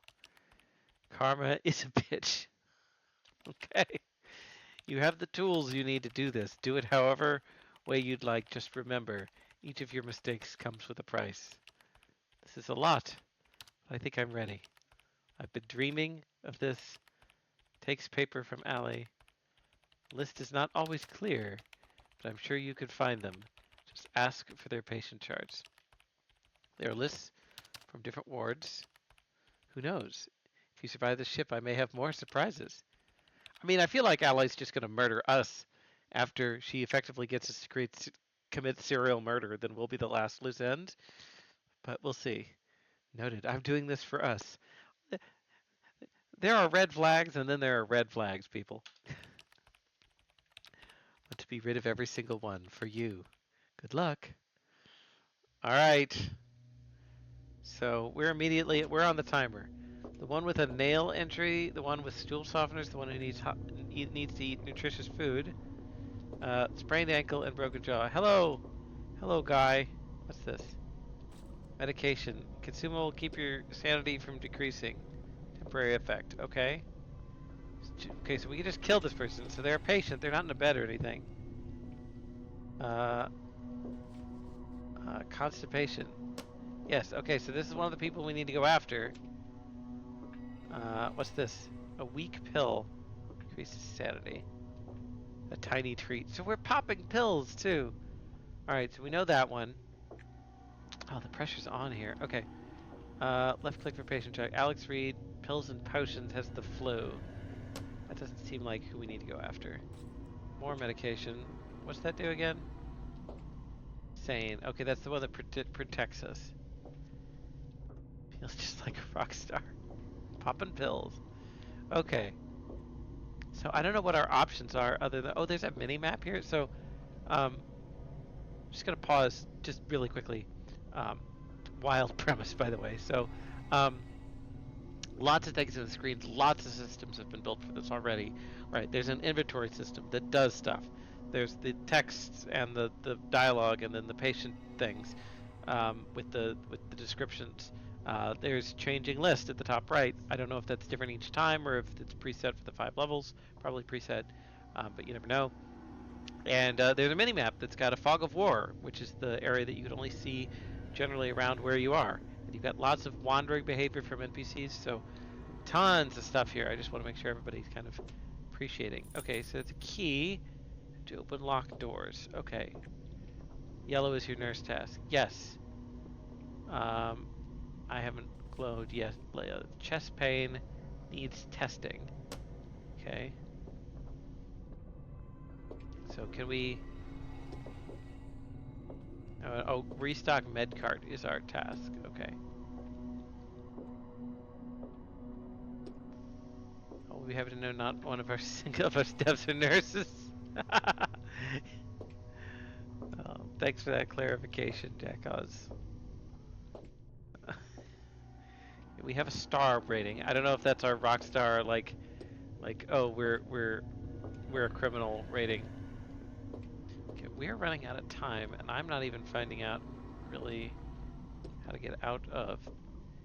Looks like we should be able to get through this door. Oh, E. Okay, I need to press E to get through. Hello, janitors. You see nothing. So I don't know if I'm gonna get abilities to use like different. Oh, the yellow's on the mini map. That must be the nurse task. Some aren't locked. Okay. What's this? Poison. Okay, use with careful aim. Okay, well we do need to discreetly take out this one person who's in the main room, so we probably ought to do that right away. Also, good use of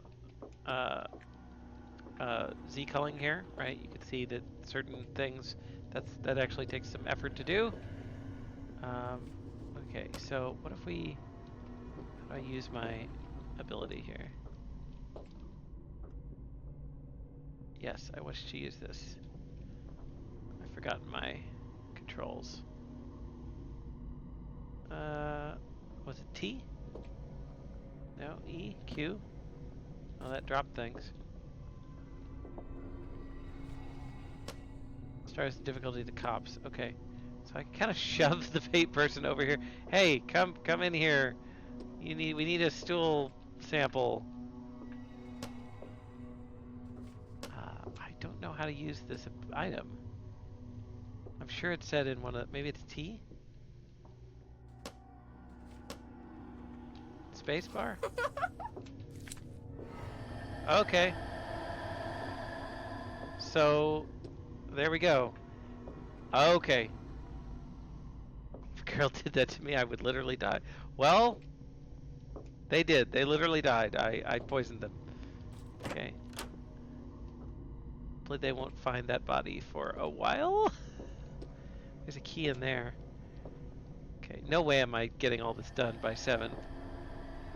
I'm gonna eat my sanity pill. And you can see when my sanity is lower, actually the area around me is harder to see. Okay, sprained ankle. Yes. Hello. There's a patient room here. You are apparently an asshole. So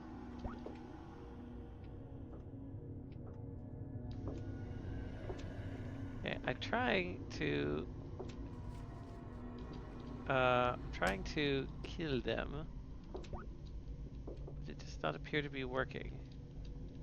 Spacebar. Yeah, the space must be. I am pressing space, but it seems to be wanting to use my item instead.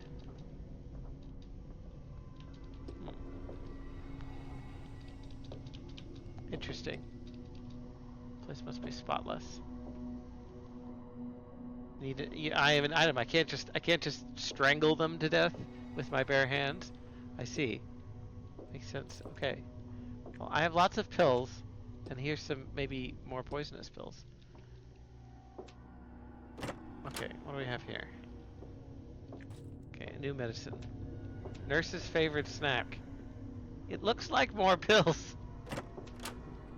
Okay. And then here's a key.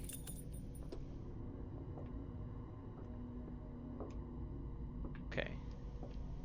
Excuse me. Excuse me, stop cleaning. Believe me, you'll have more to clean up soon. Poor diet habits. That might have been the nutritious one. Oh, here's a whole supply area. No poisons, though. Oh, task. Organize the tools. Okay. Okay, I get it. So we need to put surgical tools, other tools, bandages, and medicines. So medicines go in here. Uh, medicines. Medicines. Cigarettes or other, probably. This is probably an other tool also. And then maybe this bandages? Surgical? Surgical? Bandages? Medicines? No? Okay, it won't go in the wrong one. Surgical tools? I can't really tell what that is. I'm just gonna say other. And then bandages? Okay, so we actually did do our actual job for once. Good for us. Oh, and shift to run. Okay, so we can get around faster. I've literally only killed one person, so this is attitude problem. So the one with the attitude problem we're apparently okay with, but the guy with the sprained ankle, that one had to die. Okay, so this is quite challenging to get all this done at 7 a.m. Admittedly, I was learning the mechanics here.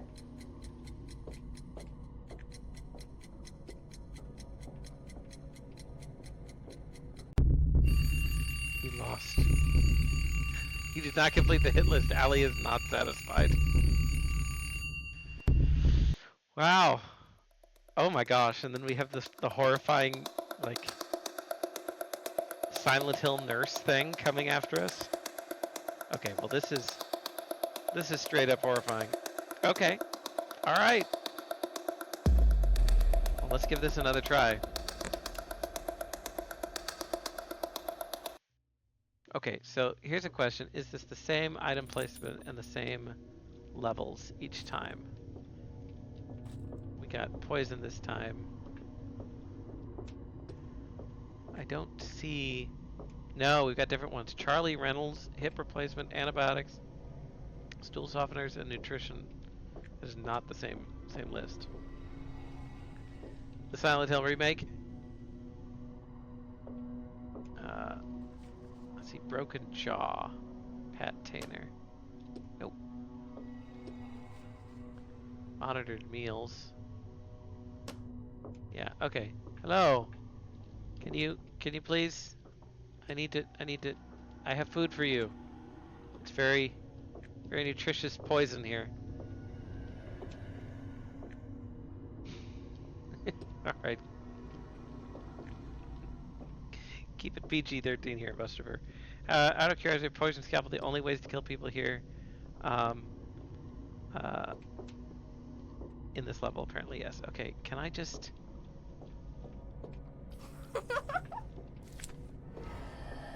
Excuse me.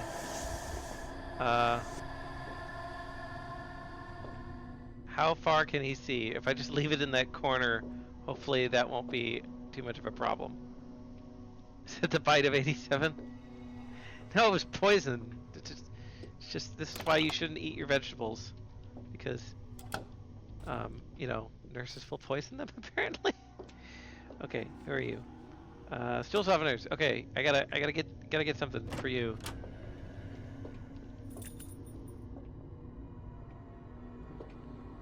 Silent Hill 2 remake is very good. A strong pill. I don't know if, like, I know there's some controversy about it because it's a remake. Like, should it be eligible for Game of the Year? Game Awards next week, by the way. Hey, come in here. These janitors. This is actually a terrible place. What am I gonna do here? Hey, could you come over here to this corner? The janitors seem really distracted over there right now. Yeah, yeah. Just push you in the corner here and yeah, there we go. Okay.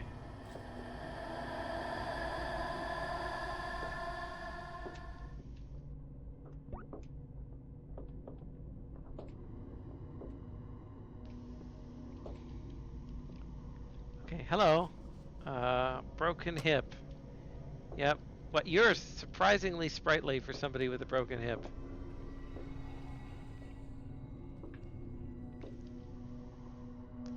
Okay, yes, here, into this exam room, which I can't quite get in.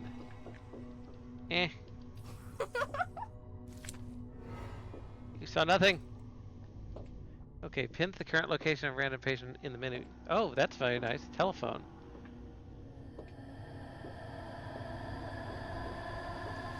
Infection. Yes. This person needs to go as well.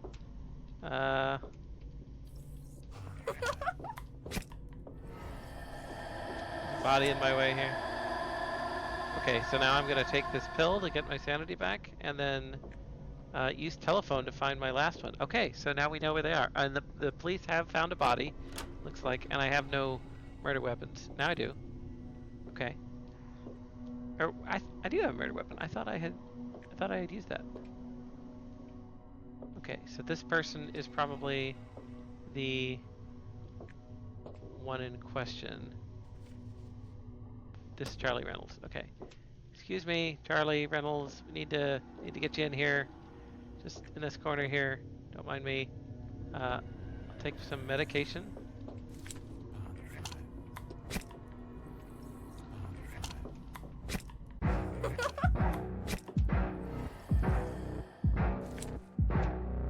Okay, I believe I've been spotted. So now I have to evade these guys, and I have to restock the med cart. This is not ideal. Syringe is unlimited uses. Okay, that explains that. And there's ghosts. Where's the med cart? Here it is. Okay, let me get some quick pills. That is not what I needed. Okay.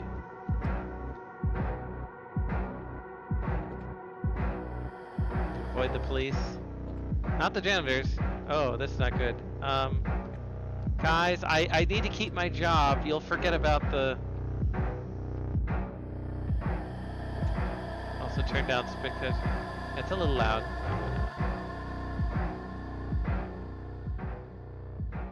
There.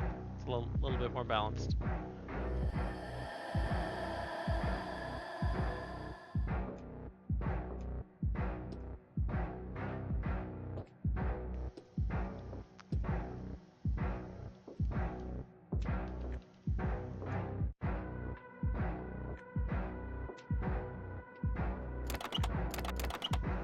Okay, we have the key. And...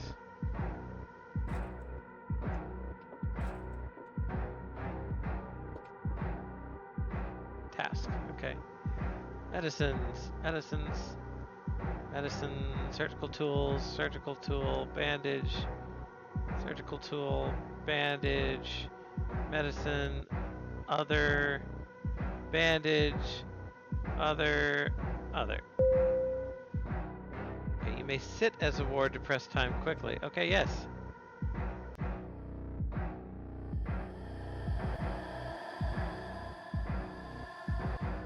I'm losing sanity quickly sitting here. Alright, well we got through the first level. So definitely missed some... definitely missed a couple comments there. Shift to run. Yeah, oh I know, I got a little distracted with the...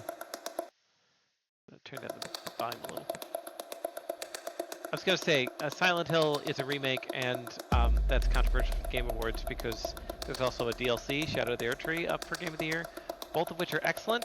No criticism to the games, but it's like, should they be up when there's original games? Question for debate. That was a close call. I thought for sure I would get caught. You made it, smiley face. I'm a little surprised if I do say so myself. So she was just screwing with us. I mean, she wanted us to lose one way or another. I really enjoyed that. Thanks, Allie. You know me so well. I never thought to kill patients is a stress reliever. Now I'm hooked. I want to kill more ungrateful scum. Okay, let's move forward to the surgery ward. We have more to kill there. As for the surprise I was talking about, this time you'll understand the patients you killed don't just go away. Their vengeful spirits will stay around and try and get you. So try not to go insane, haha. Okay, and it did tell me that we're going to be chased each time in every level.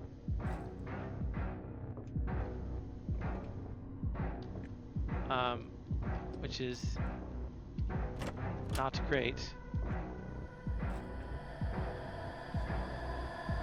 Chest pain. Don't think that's the problem. We need to be taking them out.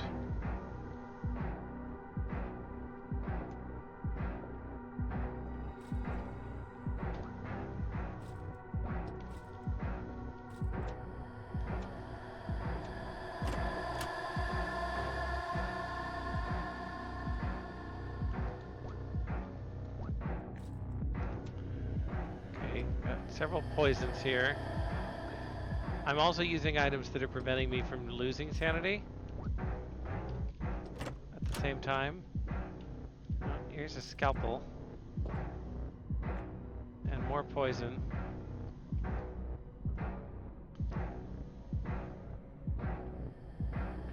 The police seem largely ineffectual at catching up to me, so there's that. Hello. Brooke Grimes, infection. I don't think that's right. We have to kill Charlie Reynolds again. There's 2 Charlie Reynoldses.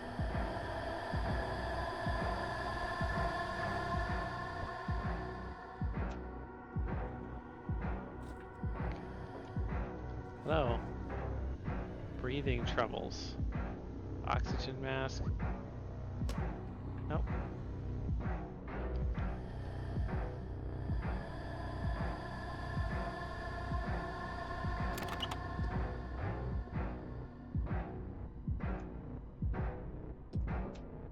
Yeah, another game being up for winning when it's already won is also kind of a controversial thing for sure.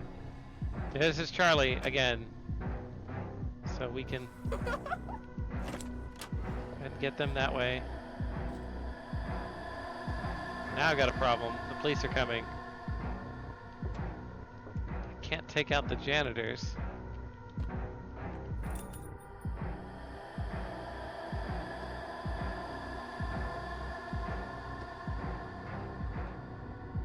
Okay. Running around here. I'm popping pills like it's nobody's business in this game.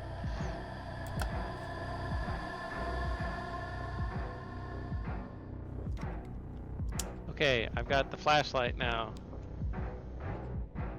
For the dark areas. Okay, so we've introduced a new mechanic, which also has its own things. Oh, huge supply room here.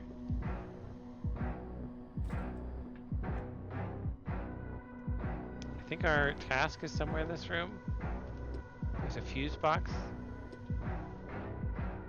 somewhere. Okay, fuse box, reset.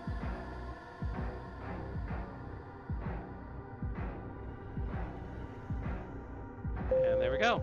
Fuse box done. Have to kite the cops.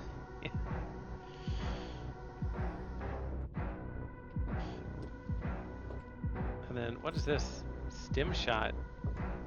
Oh, that's for stamina. We don't really need that as much as we need a... What is this? Salt bottle disables angry ghosts.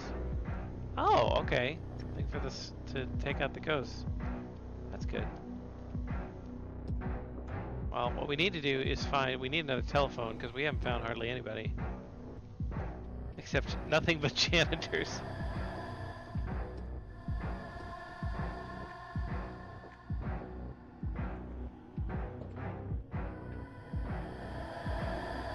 And ghosts. There's pills. Oh, this is a terrible hospital. There's pills everywhere.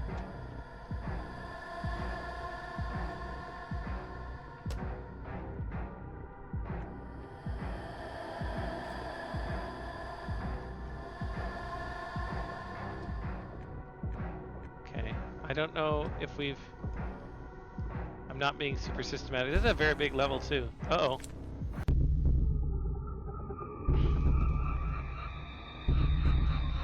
Yeah, very clean hospital except for all the poisoned pills laying around. Okay, so I accidentally killed the wrong person by pressing spacebar instead of left click.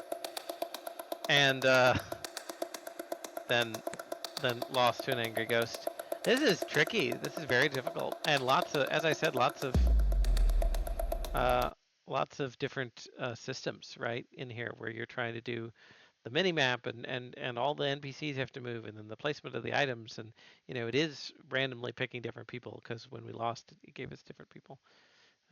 Anyway, the place could save a lot of money by not having 75% of the staff be janitors and apparently the only two nurses on staff be murderers. Um, that would also help. So it's a design choice. It's definitely a design choice, I think, to have it be um, that you're always on chase mode if you get caught even on the first level. Um, it's punishing. I don't know that it's the wrong choice. Aching limbs needs testing. Is that a basic checkup? It's unclear. I wouldn't say so. It would be interesting if there was like an item that's like an amnesiac item that lets you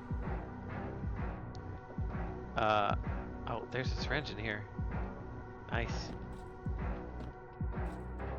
Oh, that's a stim shot. Boo. Okay. Some way to reset it, right? Even if it's tricky, if it's a tricky thing. But I kind of understand the decision not to make that possible, right? It doesn't really make a lot of sense story-wise in the game, but anyway, left click. Burst appendectomy. This is also almost giving me like Papers, Please, or That's Not My Neighbor vibes, insofar as like the descriptions of the patients are getting trickier. Because like one of these, it just says like, oh, it's an octogenarian, right? So you have to look at their birth date instead of their like complaint. Oh, bad police. Be locked in there. Can police open doors? We're about to find out. There may or may not be some way to reset. It's cute if you find it. Okay, so there may be. So there may be something like that. It gets very challenging. The pills are lifestyle. There's a disguise. Interesting. What if it has secret lore about the hospital? It might have secret lore about whatever is going on here. Okay, so pills. Grab some more meds. Grab another pill. I now need my salt trap for these ghosts. Okay. Coma. This person is in a coma? This person is walking around in a coma. Okay, well, we found this person, but unfortunately we have no poison on us. There's some. Oh! Okay, so we lost to a cop. It's almost worth resetting at level 1 just to kind of get us into a better position here, but I'm going to keep trying this for a bit. So we have to get antibiotics, concussion, Frederick Pest, basic checkup, and a Karen. Not Charlie Reynolds, who we often seem to want to kill.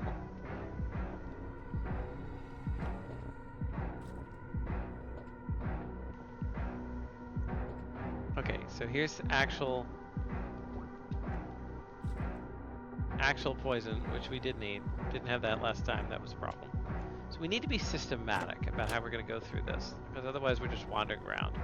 Violent. Michael Myers is violent. You think?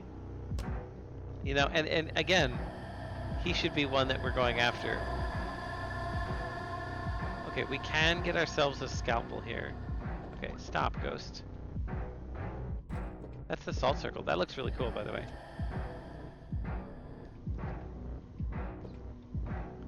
I don't need this battery. A lot of inventory management of what to drop, what to keep. Can't have everything. Okay, we are also out of stamina because I've been running everywhere. Okay. Pop another pill here. Grab another pill. Just go ahead and use that immediately. You have to find the flashlight to be able to use it, which is also... Hello! Micah, unknown testing.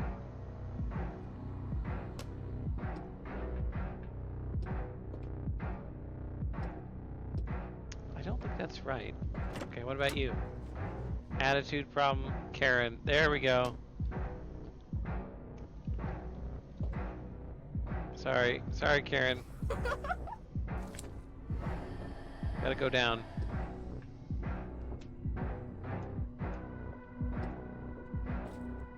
Very challenging game. One thing that I haven't talked about yet on the stream is isometric games, which this isn't. It doesn't really qualify fully as isometric, but it's a 2.5D. That's what I meant. So we've had the side scrollers, which is where you're kind of moving left to right. We've had the top downs, where it's a grid world, where you're trying to get and you're looking at everything. Just take these pills real quick. You're trying to look at everything in sort of a grid. Frederick Pest. All we have is a scalpel, so I guess we're gonna take him out. Now he's a blue ghost. We don't like blue ghosts, but that's all we got.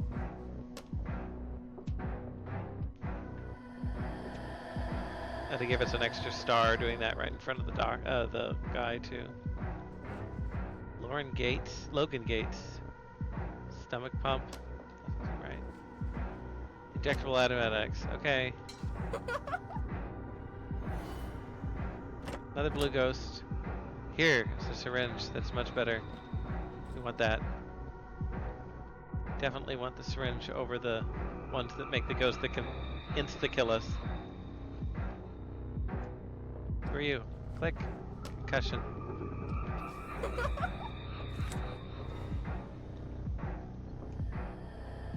Okay, who are you?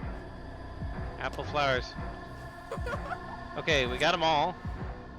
We gotta avoid the ghosts, and we gotta get the fuse box.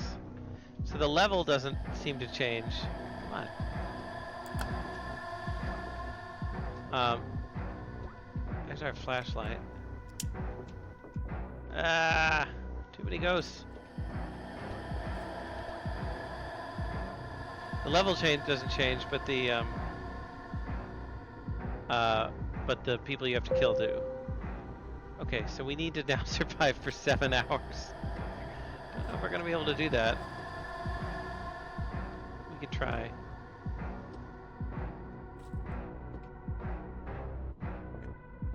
Will we lose if our sanity goes all the way down? Or will we just be blind? Not that that's great either way, but...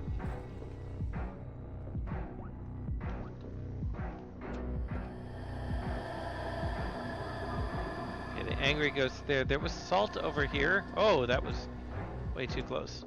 Yeah! This is a terrible place to be! Why did I go down this corridor? Why, oh why, oh why? Okay, let's take some meds. Grab that. If I could find a place to get salt, I could trap... Ah! Ah! I could trap that thing.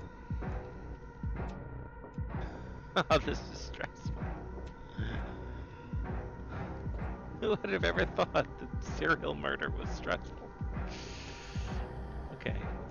Salt here. Yes, salt is here. Okay, and now I'll just sit myself down in a little salt circle and then rest. Ooh.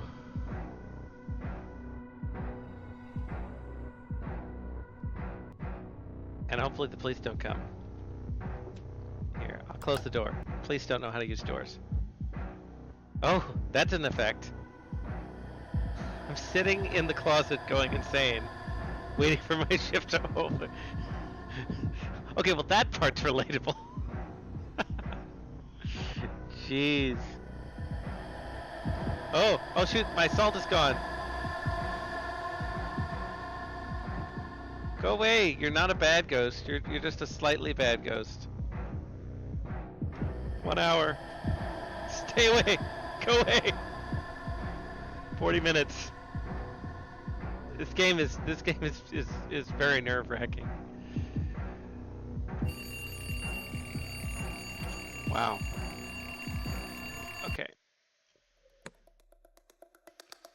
You also picked like pictures of abandoned hospitals for the level select screen, which is a pretty good choice. Okay. Go ahead on to level 3. That was fun. No, that was stressful. What's next? I want to kill more. I need to keep killing. What surprise waiting for me next? It's time you learn this hospital isn't what it looks like. Lore dump. Okay. This is a place that constantly walks the line between life and death. That explains all the ghosts. Somebody call Sam and Dean.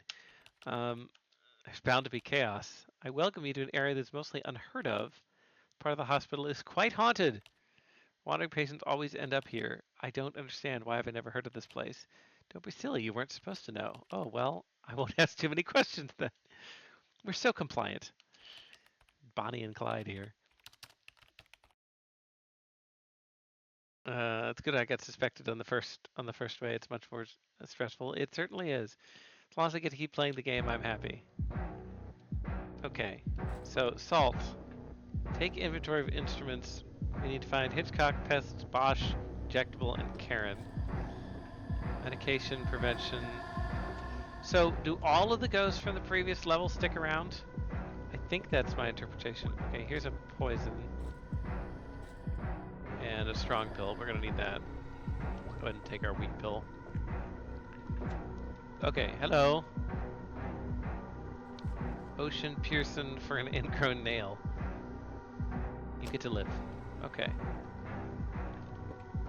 So aspects of, Papers, Please, aspects of a lot of different games in this. Is this where we started before? Oh, what's in the hole in the wall? That's not spooky at all. Is that? What's this? Disguise ourselves.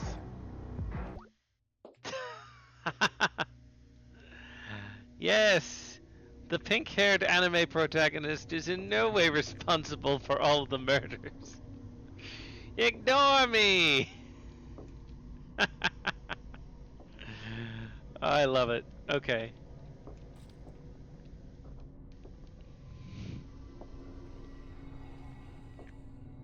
So we should have 2 blue ghosts, is what I'm saying at this point.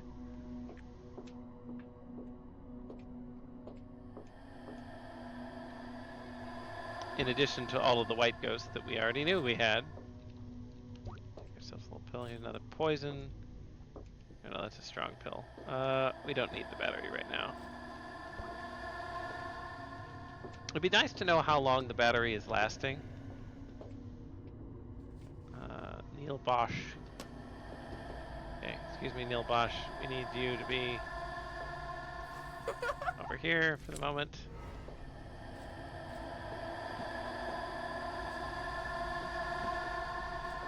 Like the yellow power-up prevents sanity loss, but it doesn't restore it.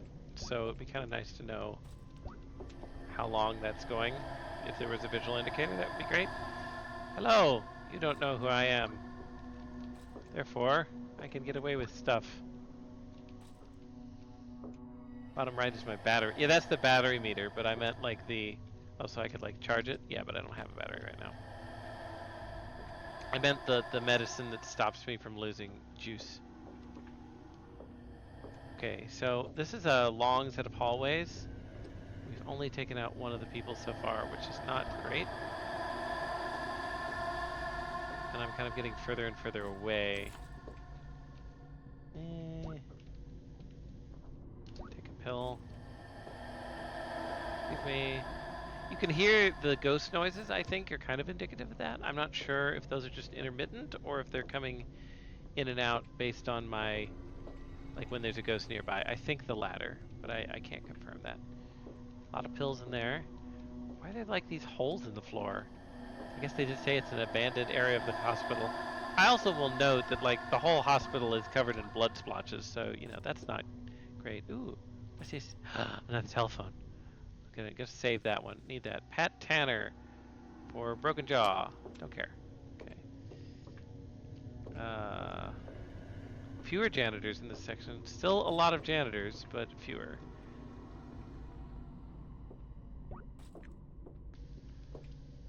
Bottom right is your battery meter. The ladder, yes. Hello. You are Logan Gates.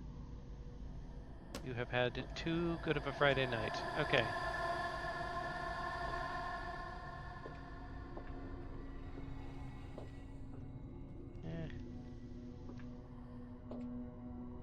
A lot of stuff here. Another poison. We're kind of low on poison and stuff. Okay, take some pills. Should be immune for a few seconds here. I think it said 15 seconds on that power up. Hello, you are Frederick Pest. You are a pest. If you'll excuse me, Mr. Pest. I have need of you in the spooky hallway. There we go. All right. And unfortunately, now you have to get killed. Okay. Another poison. I'm gonna need this key for sure. Here, just salt you for the moment. Okay. I don't want the pill. I need the key. Sometimes it's a little hard to get what you need. Take that medicine. Take that medicine. Take that medicine. Pick up the key. Alright, very good. And now we can do the task. Check out the inventory items. We have tweezers and syringe and forceps? Ding. Okay. And then, haven't actually seen that used yet. The cigarette? Movement speeds. Okay, I am losing all of my sanity here.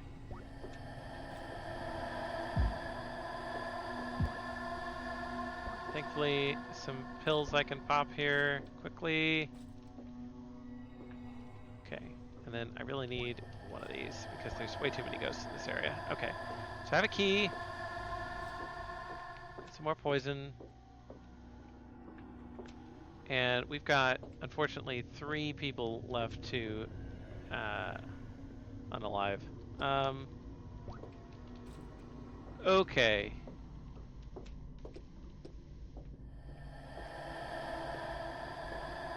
Bad guys, bad peoples.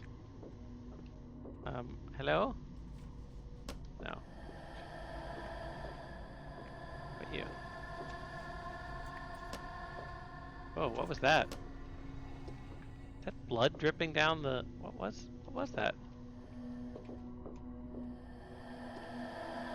I also really can't see anything. I think I'm gonna have to use the telephone. I don't really want to use it yet, but... Okay, there is somebody way back at the front. And I can barely see. Oh, there's Blue Ghost. Blue Ghost bad. Bad news. Eek. We were doing so well. It is very hard to see when your sanity gets that low.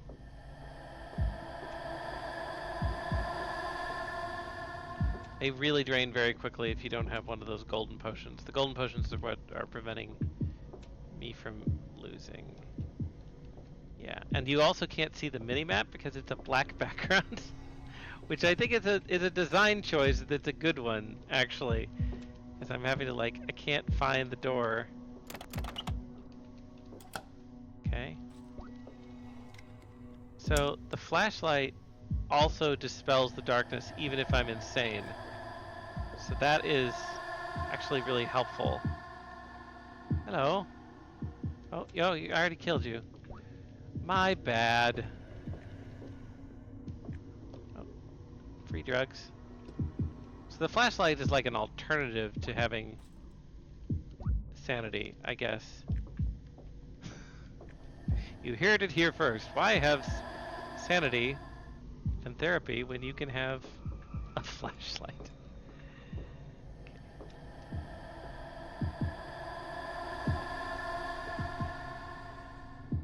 Okay.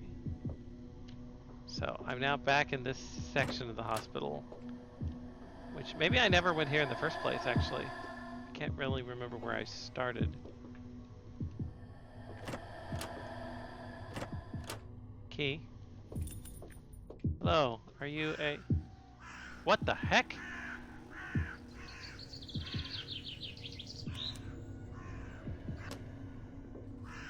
So I'm just insane now and I'm seeing crows. That's awesome. Well, I know you're the one, so sorry.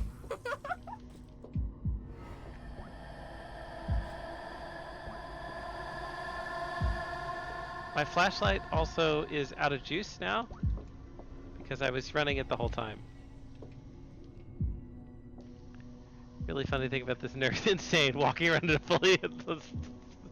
fully lit hospital with a flashlight. Yes.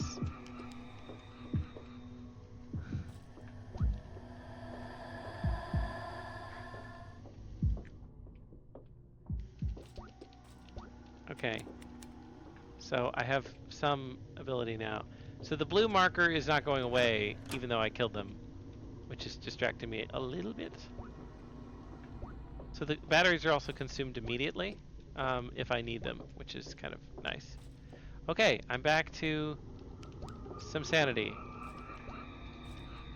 And I also need my flashlight off to conserve battery. Oh! Crap. So each of the... and there's what I needed earlier. Syringe. So now I can just drop the poison bottles because I don't need them anymore.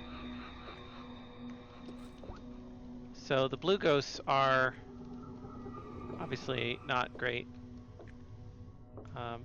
So I think I've been stupid and haven't realized something, which is that the hospital's just getting bigger, right? Like they're just adding on to it. So most of the ghosts that I killed in this area are sticking around in this area because that's where I killed them, right? I mean, they can chase you for a while for sure, but I assumed I was getting into different levels every time, and I think I am not. Although the levels seem to be changing a little. Maybe I'm making that up, but like I remember this area from the beginning. And I think I'm just getting deeper and deeper into this haunted hospital as things are continuing to get bloodier and spookier. And unfortunately, I think I'm going to lose because I've got 2 people to kill and I cannot find either of them. Which is a real bummer.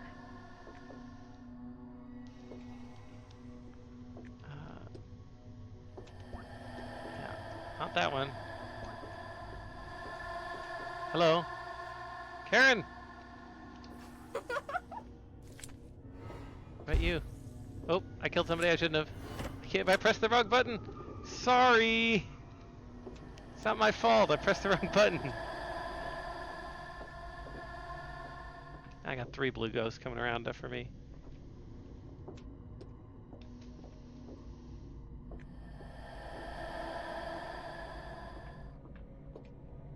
Only got an hour left and I don't know where this person is.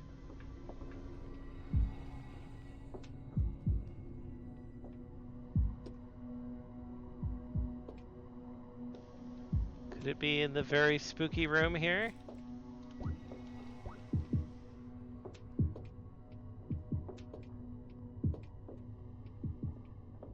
Wait, what if it's you? Sure. Nope. Wrong. She's killing people at random now. Oh no, and the flashlight's about to go out. Well, I think we've lost this one, girls and boys.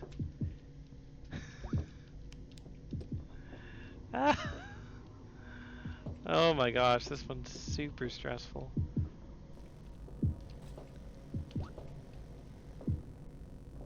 Honest mistake on the job. Okay, I'm just gonna sit. Let the janitor come take me away. Oh my gosh.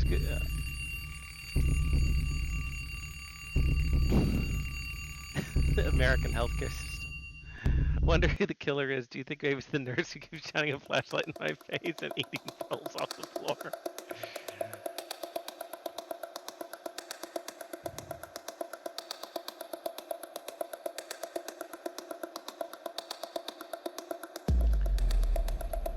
Oh, somebody must be excited about, what is it, Wind and Truth? Isn't that the, didn't that just come out? 5th book of the Stormlight Archive? Honest mistake on the job. Okay, try this again. We do need, the flashlight is really good. Like, I discounted that, fully gonna admit. I was like, this is not a useful thing, but I was wrong.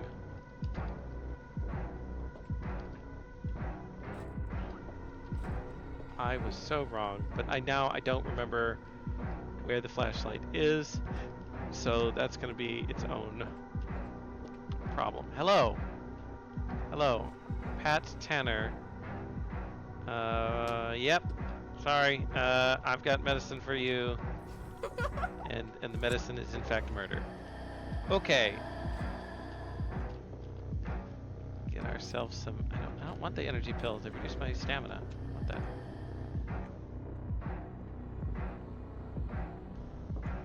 Okay, alright. So, we know we've got a bunch of very scary ghosts on the kind of lower area of the map. We really would rather not deal with if we don't have to. Oh, this is the jackpot of poison here. Oh, batteries. Okay, only one poison. We do need that. We do need it though. Oh no, there's a second poison. Pills? New Truth came out today. Have it on hold. There's a lot of people in line. Oh, or are you at the library now to go pick it up? So, Brandon Sanderson is a great fantasy author, in my opinion. I'm a fan. And he's one of the most prolific authors I've ever seen. I will admit that he is writing faster than I can read the books, which is great. I love that because I love his books, but it'll be in 12 weeks. It's on hold. It'll be in 12 weeks or so. Oh, you have it. You're getting it from the library. Okay, I gotcha.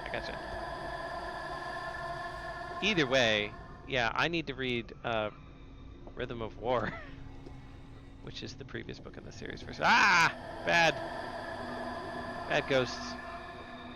So rude that they're mad that I killed them.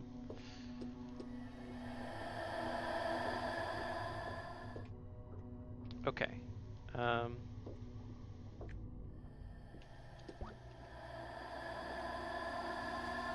Alex Reed here for a flu. You are not the weakest link. Okay. A lot of ghosts in this area, which they said in the narration. They're like, this is the spooky area. I'm like, aha. A lot of flashlight batteries, a lot of pills. Okay. And then there's this key, which we do need.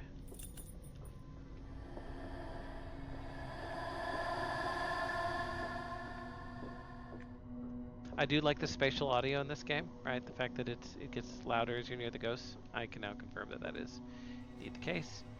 All right, Mr. Pest. Sorry about that.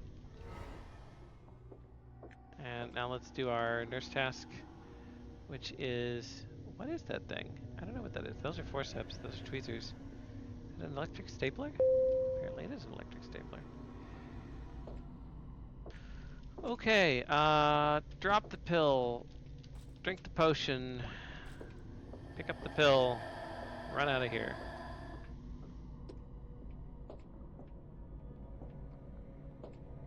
Okay, so I feel like Joe Clark. Alright, we need poison. Need us some poison. Take a pill, get the poison. Yoink that person, run away, get more poison. Walk through the ghosts. Verify, we don't need to tilt this guy. We need Neil and Michael. Okay. Pop a pill. Take a pill. Wish I could remember where the flashlight is. I don't. Anybody else? Oh, blue ghost. Blue ghost bad. I think we popped the telephone. We know there's one down there. Grab a couple pills on our way. And hope they're both here. Key. There's the flashlight. Flashlight was in the transition back to the first area of the hospital. Well placed, right? Put a key item that you can't get for the first half of the level, but then make it very hard to miss. That's a reasonable, good balancing technique.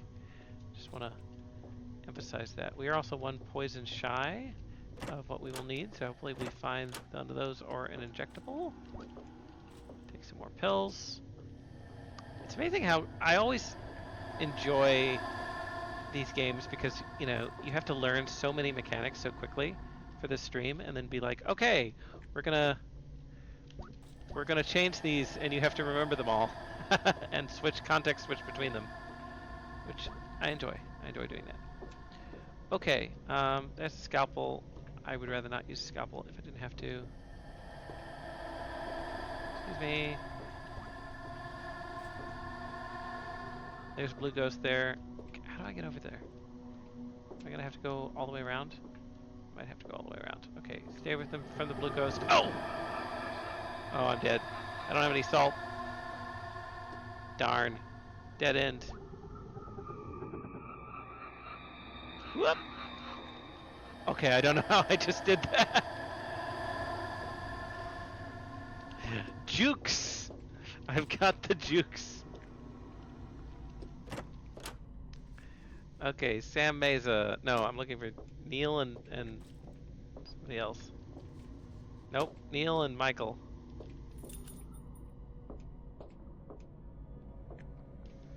Whew. I know where one is. Where's the other one? Take a pill. Ah, there it is. Okay. Drop the poison, get the syringe. I said get the syringe. There we go. Okay. Lots of syringes over here.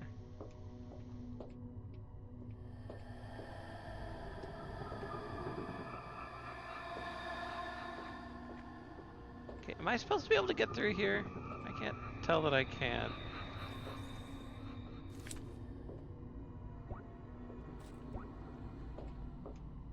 Okay. Yeah, the blue ghost is there. How do I get to this section of the hospital on the left? Must be missing something.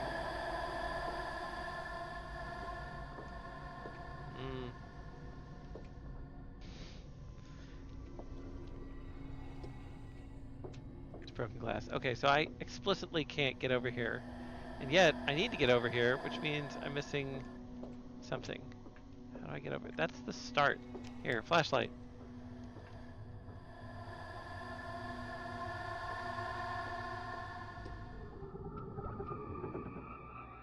Okay, this is not great. I'm almost out of meds.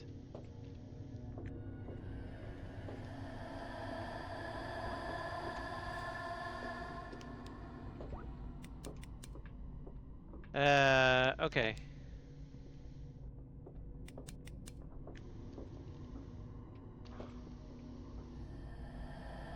Let's see, there's also a hallway in the area. Go all the way around through the level. Where did you spawn? Yeah. Okay. thought I looked there. But clearly I did not. Okay, so we go here. I hope both of our guys are here. Okay, a lot of batteries. Batteries are good.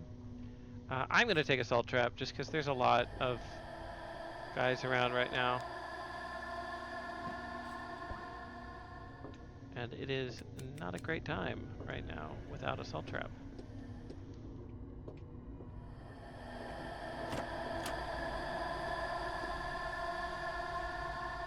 Michael Hunt! Michael Hunt. Okay, flashlight or nothing.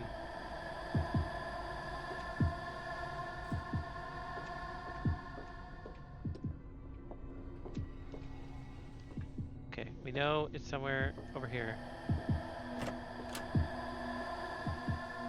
I'm so close. Where are they? Ah.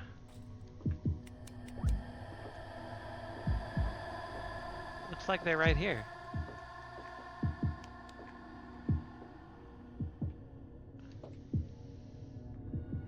He didn't die. Michael Hunt didn't die. Why did Michael Hunt not die? Now I've lost him. Are you Michael Hunt? Yeah, I'm pretty sure you were Michael Hunt. You were indeed Michael Hunt.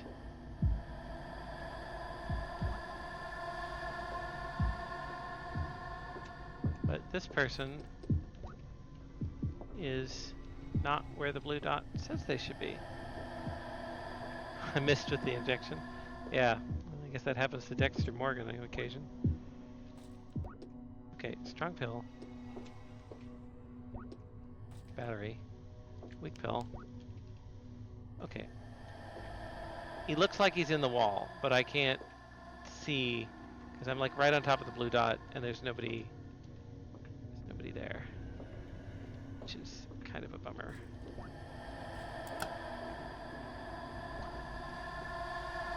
That is a very big ghost. Pins their location when used to tell. I thought it's been following them, but maybe not. That's Neil. We need a Neil. Okay, we got a chance here. Not a great chance, but a chance. Just find this last person. Not you, we already checked for you. Nobody in here! Damn. And we know it's not you, because you're Karen. Doesn't update. I thought it did. Must have been imagining it.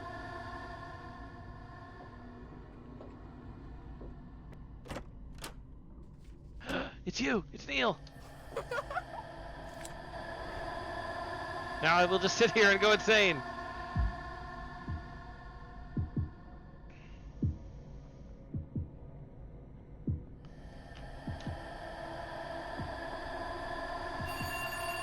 Ooh.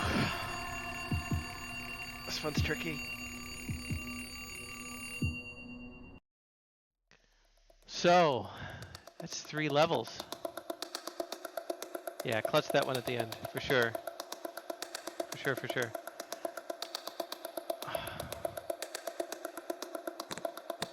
Okay, where am I in my... I'm very much into this. We have 4 more games though, so I'm wondering how much more do I have. Do I have the ability... Is there a level select on this? Because one of the designers tell me. Oh, now we've clearly just completely lost it. There's a park level next. Okay. Whoa there, you're not looking so hot. I want more, more! I think I'm going insane, but in a good way. Hee hee. The hee hee makes it okay. Okay, bud, let's take a chill pill and touch some grass. Allie, you did this to me. Why are you trying to take it away from me now? I thought we were friends. All right, we'll keep going on this. Relax, I was only suggesting a change of scenery. Let's take this outside. I'll give you a new list. Thanks, I knew you weren't abandoning me now. Okay, and even though we don't have our pink hair, it does seem to be persisting um, that we don't know. It's persisting that that we're no longer being captured by the police.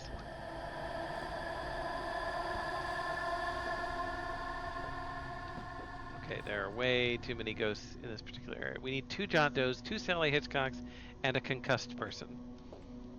And now we can go into this area that's the park. Really good map design, right? Especially the way that we're, returning to areas that we've been, but new areas open up. That's a really good feature of game design.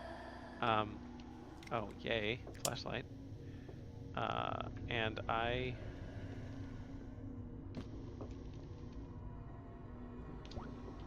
I recommend it. Okay. Poison. I guess we'll take the scalpel just in case. Although I would really not like to have more blue ghosts around. I've already gotten jump scared by them many times. So this new area is nice, but there's like... Okay. I think this is just a sub area, because there's no actual patients here.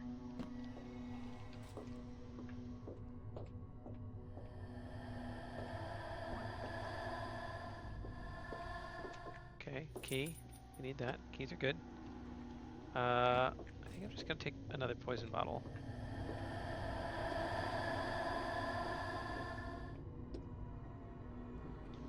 A lot of poison outside. Is it made from all these mushrooms? That would explain some things, perhaps. Okay, I really need to use some of these poisons as soon as I can. So maybe that's just where I go to stock up on poisons.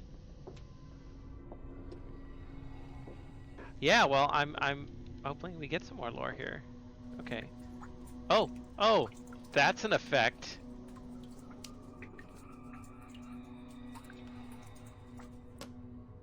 Okay. And bats? Man, all these effects are great, guys. And I assume they're only appearing when my sanity is sufficiently low enough. That would be my guess, at least. Okay. These poisons are taking up slots in my inventory. That's why I kill. It's to clear inventory slots. Hello, person right by the police. Alright, Sally. Come on over to the... No, not here. Here, we're going in here. Going in this room. The shoving. I don't know if the shoving was an intended mechanic, but it's very helpful. Oops, they're kind of stuck in the door though. Come on. There we go.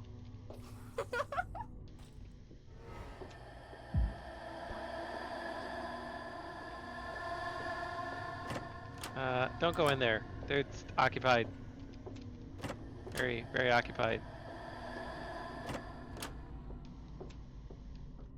Okay, take a pill. Okay, that's the way to outside. We don't want to do that right this second. Look for more peeps. Take some preventative medicine. Oh, the police. There are a lot of police here. It's almost as if they notice that there's been 16 people killed. Hello. You're a John Doe. Fortunately, that means you're a John Dunn. Okay. Ah, blue ghost. I just like the blue ghost.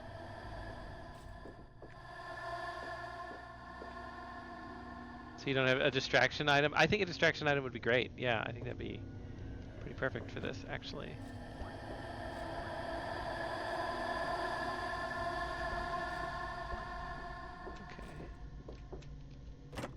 So the glass is not here anymore, so it does change. Oh, finally, I can get rid of this.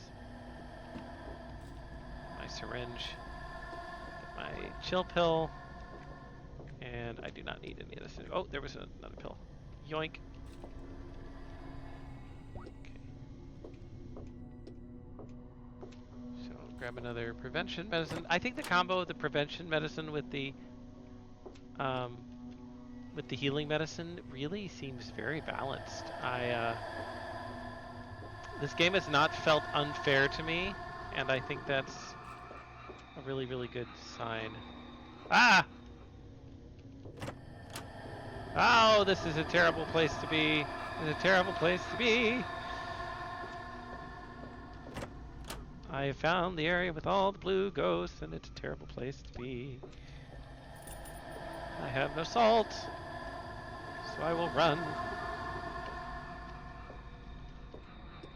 Why do I have all these keys and nothing to use them on?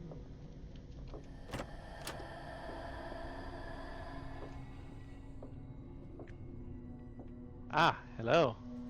You are a John Doe. Perfect. Thank you so much for being here today. Okay.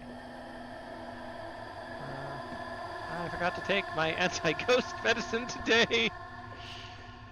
As one does. Always. So we need a concussed person and another Sally. Janitors clean the gas. Well, that makes sense. I think the janitors are making works for themselves, though, because they seem to be also making a lot of glass. Okay, telephone and... No, not strong pill. Okay, not strong pill. And we'll save the second telephone because it could repeat. I'm not sure if you made it so that it will always give me a distinct person or if I'll have to repeat. So, given that I don't want to repeat... Oh, no, bad news. Okay. Oh, this is a great room. I love this room. Pills, a key, and prevention medicine, and more prevention medicine. And that's great. Okay. And we'll just go ahead and use our prevention medicine and grab a salt trap. Okay, so you must be the concussed fella. Nice to meet you. Goodbye. Okay.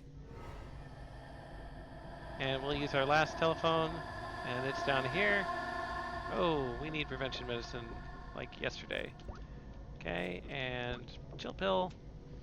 And we'll get another prevention medicine. And then pop ourselves down here. Oh! Salt trap you. Okay, so it doesn't actually trap them, it just blocks them. Okay, so I gotta lure you.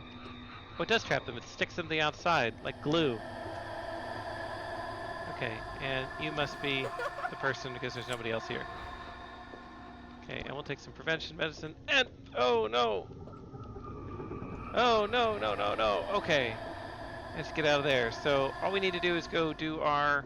Oh, shoot, the police found another body. How inconvenient. We gotta go do our task, which is set the siren volume. Don't know what that is, but we're gonna figure it out. Aha! Thankfully we had our last key here.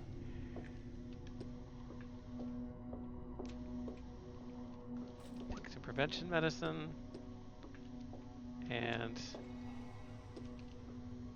And it's over here in the garden, which we can't get in until we go out the new garden exit, I would presume, which we should have done earlier, but I didn't think of it.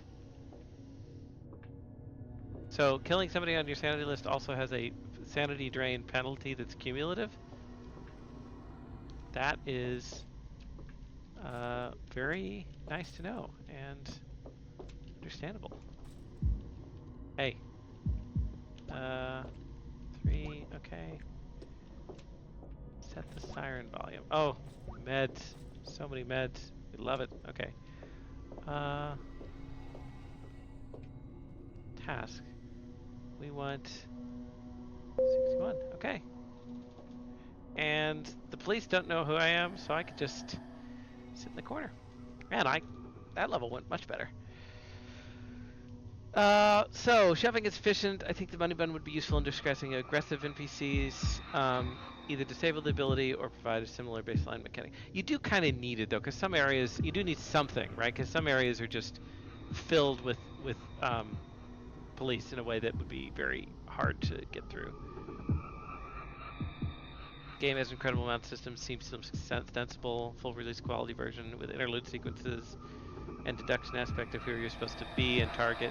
Yeah, I think you can make the deductions harder because sometimes when it's the name, it's fairly easy. But I can't tell you how much I love the like crazy sanity things covering up the info last minute. Like when you're nutty to have the birds and the blood. I think that's so clever. Um, got jump scared by that one.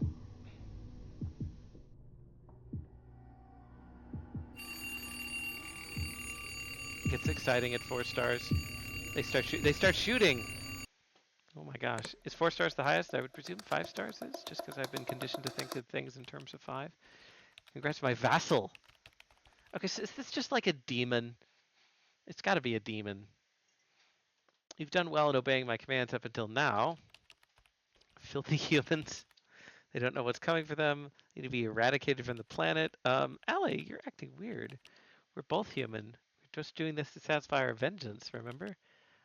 Yes, sure. I'm right. Of course, I'm Allie, your best friend.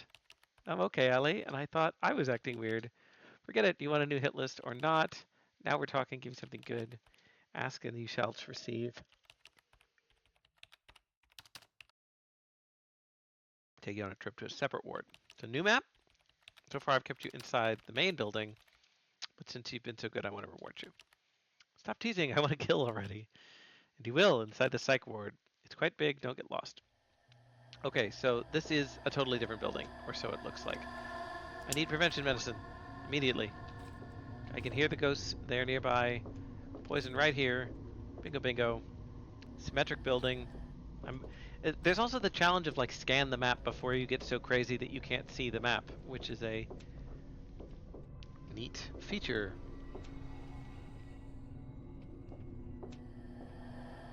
Take some more prevention meds. Hey, I thought I took prevention meds. Must not have taken them quickly enough. So that would be like the only thing I would add. And like, it does make the game easier, but maybe it just feels almost like a quality of life feature to be able to have a, like a timer for when the medication is running out. I don't know. This is the perfect example, as I may tell the students here that are listening, is my opinion on whether or not this would be a good mechanic or not should be taken with a grain of salt, right? Because the best thing to do is have playtesters comment, right? And say, we like this, we don't like this. How do I get that key? I really want that key. And to have them, give multiple opinions on a subject, because they may not know, but you as developers also don't necessarily know exactly what is the best thing to do at any given point. So there's the key. How do I get in the room?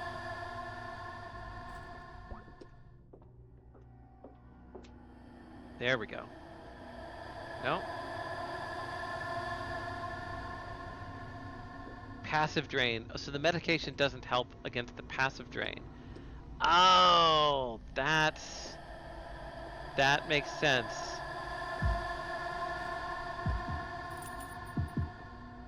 That answers my question.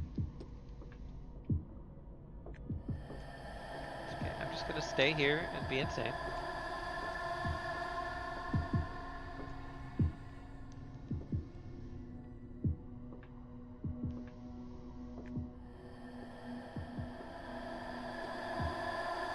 Okay, I think it's time for flashlight at this point.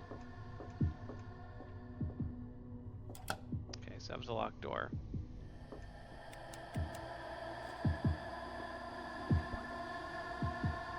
Okay, what do we got here? Hello. You are too insane for me to check.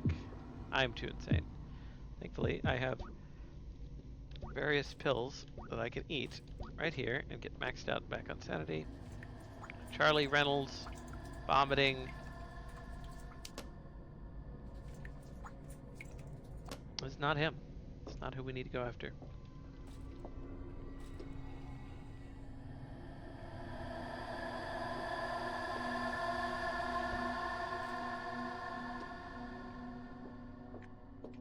very spooky area. Okay. Take some more pills. Can't get to that one. Okay. For the most part, there have been very few of these like unreachable items or something, which is very easy to do. It's very easy to have that as a problem in a game like this. And blue boy, stay away from me. Okay. A lot of blue boys in here. You know what? I gotta get through this one, so I'm just gonna stick you to a salt circle.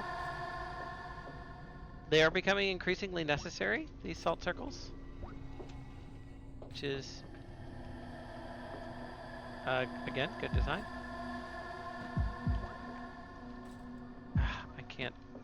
Occasionally, there are things that you can't pick up without going a few times, which is a little tedious. But I'm really picking at very small things here to try and just improve the game because I think it's yay. Be stuck. Because I think it's a very good game. Okay, I have found nobody, and this is a problem.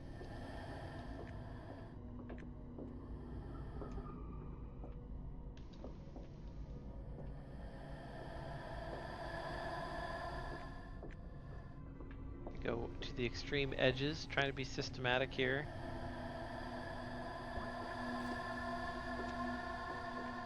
Okay, flu. Flu was definitely on our list. We only have the one poison right now.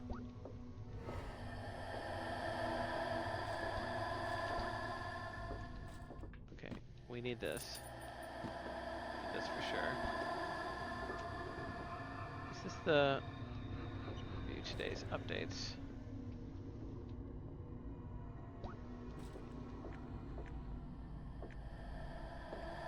Tab through the item within pickup range. Yes, that would be great. That'd be perfect.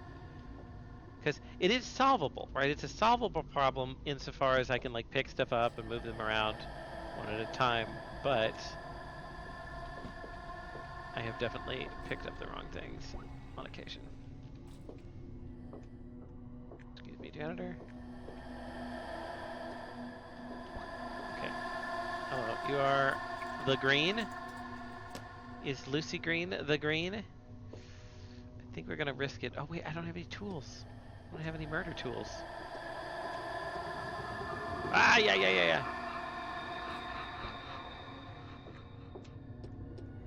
Okay, this is a very bad area.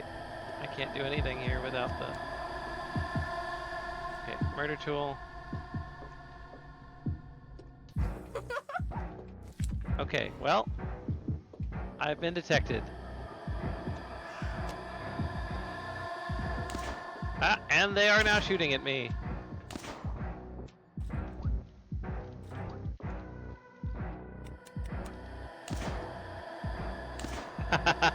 Gosh, you're right, this is stressful. My biggest issue is I have no murder tools. Because I can go on a murder spree here, but yike.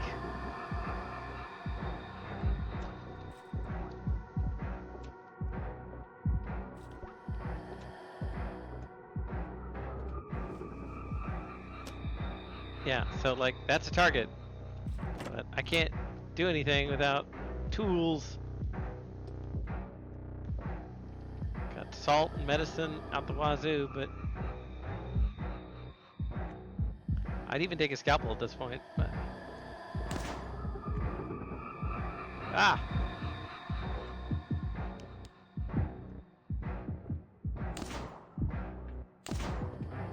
won't do. I'm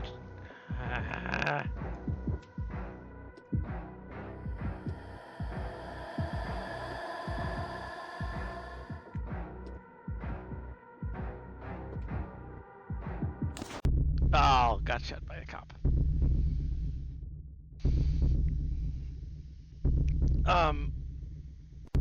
Very good. The pressure level, the ramp up feels good. another one that's like a note that I'm going to give that's very, um, very not sure. You should test, right? Is should the buff from medicine reduce? Should it during the period of the buff only? Should it eliminate the draw, nail injury, alcohol? No. Okay. Should it eliminate the passive drain at any given point? Because the passive drain does become quite punishing. And maybe that makes it too easy. Again, I don't want to make this a piece of cake by any means.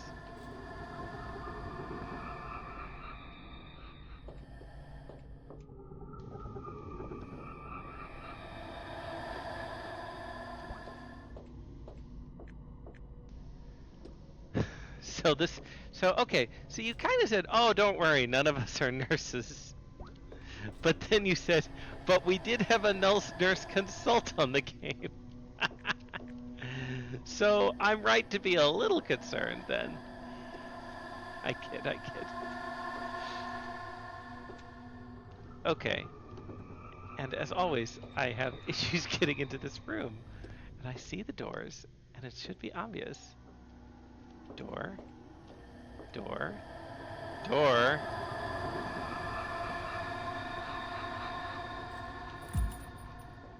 Hole in the floor.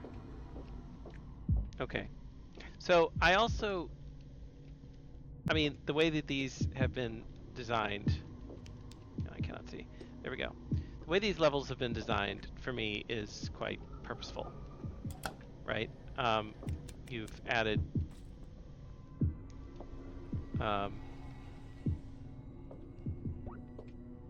just go ahead and take that energy pulse. You've designed them in a very thoughtful way, I think, such that they get harder, and there's different challenges and kind of puzzle areas, where you need to get different items at different times to kind of make the game work, which I think is,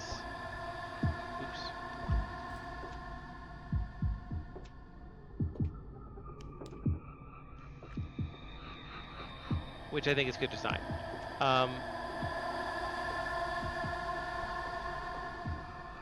However, not even however, just and also, I'm wondering if there is a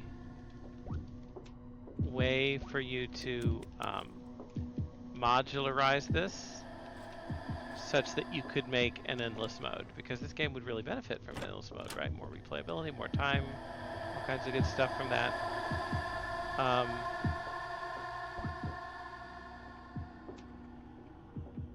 And it just seems like that would be, if you can design the rooms to be kind of in a block form, that would be real neat, because then you could kind of string them together into some kind of reasonable room. So we played with the flashlight. Yeah, I've kind of gotten that actually. You said that just as I was about to comment that like the meds are not very prolific here, but the batteries are. And I was just about to say, I think that encourages, yeah, like look at all these batteries, right? So you can kind of play it in the dark. Again, very clever, very clever. My biggest issue on this one is because maybe I don't have as big a field of vision.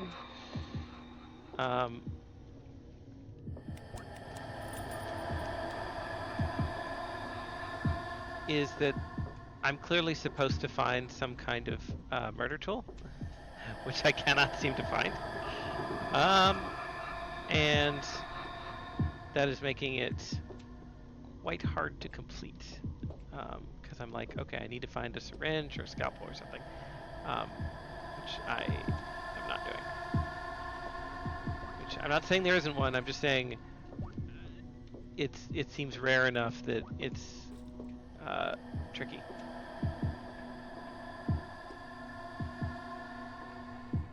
Maybe though, okay, maybe the designers are telling me something. Maybe they're saying, go do your damn task that's at the bottom of the map, and if you do, we will reward you with, wah! With a ghost that tries to kill you. We will reward you with the tool that you need.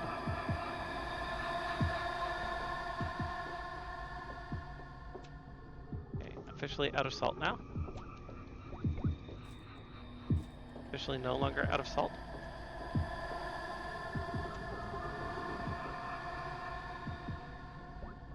A lot of blue ghosts in here. And I'm right. Okay. Features.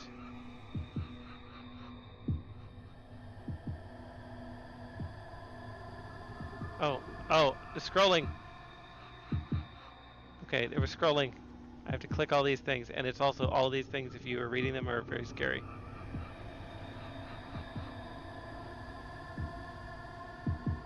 Okay. Okay, I'm supposed to scroll, I think? Like dragon scroll? Yike.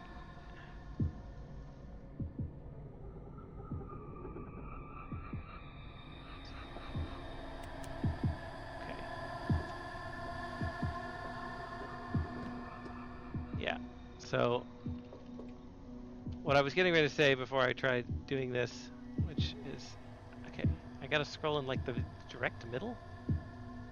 It's a little picky. It's actually quite hard. Let me focus on this for a second. Whew, okay. And that gave me a full sanity buff. I don't know if that was intentional or not. But what I was going to say is, as soon as I went to do the task, it's exactly what I said, which is that there is one murder item and one murder item only. And since I'm so insane, I'm not going to be able to read the patients anyway. So I'm pretty sure the goal here is that I am now supposed to just go completely on a killing spree. Oh!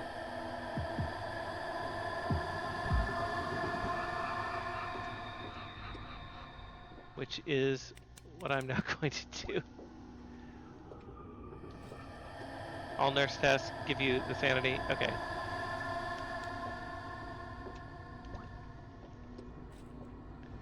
Okay, so at this point now we're going to just go and kill anybody that we... Oh, there's one poison. Okay.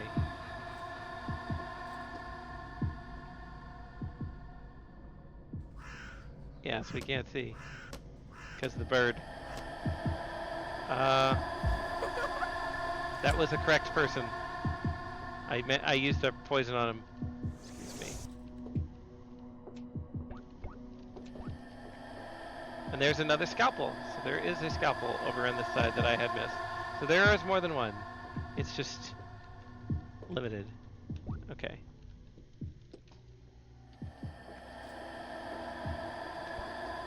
And there's another scalpel, so I don't know what I was talking about. But there does not seem to be a syringe. Pat Turner, broken jaw, yes. Okay, but I have to kill them with the scalpel anyway, and he's gonna see... Unless I can move him away. Excuse me, Mr. Policeman. Your partner needs you over there.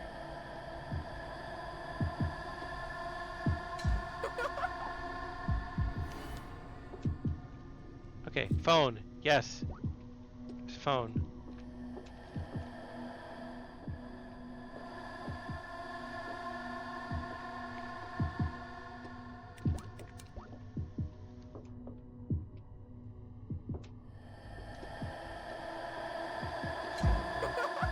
Okay, and we're spotted. And there's ghosts. And we're gonna get shot.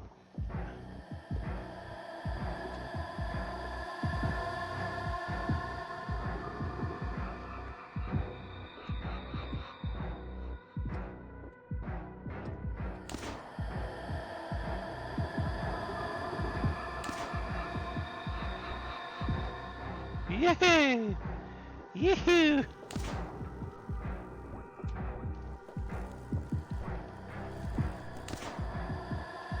Is it you? Nope.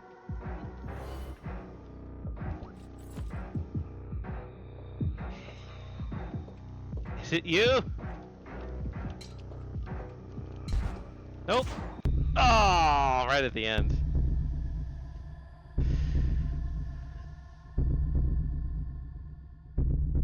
All right.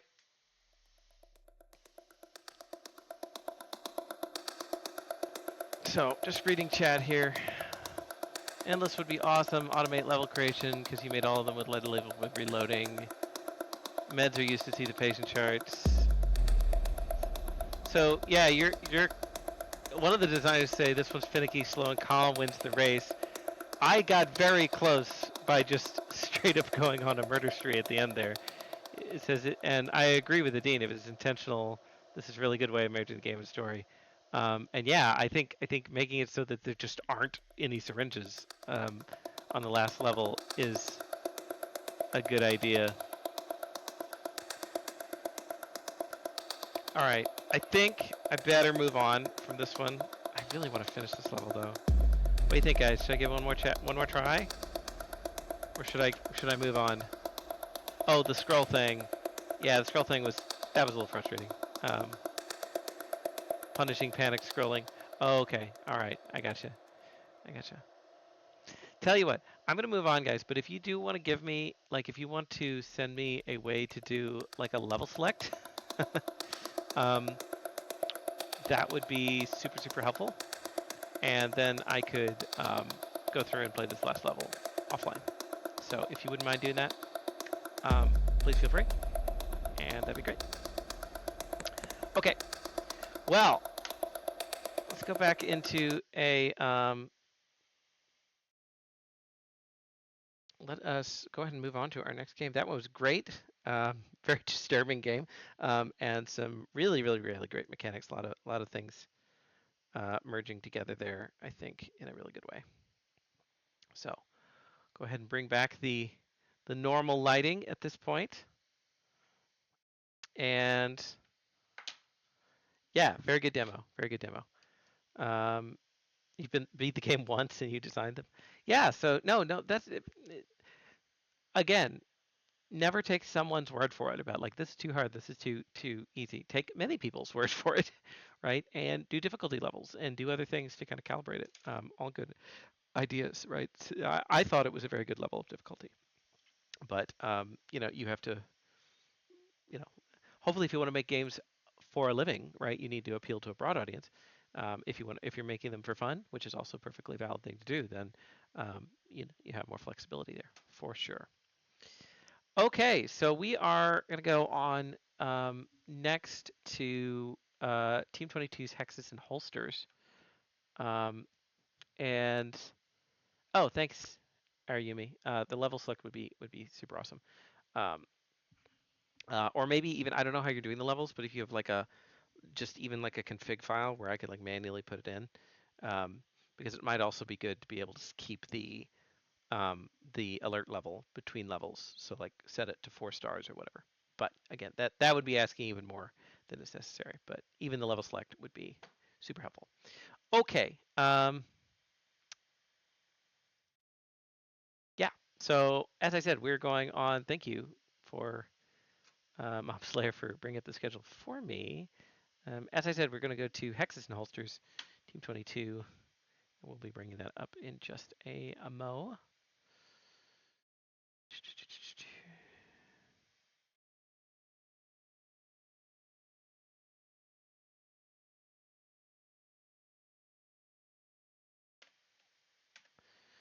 Okay. So I hope is everybody on the stream who is still a student, or do we still have finals left, or are we done? We done for the year? I hope that most of you can say the latter, because it's about time for some off time. I think for everyone. Doot.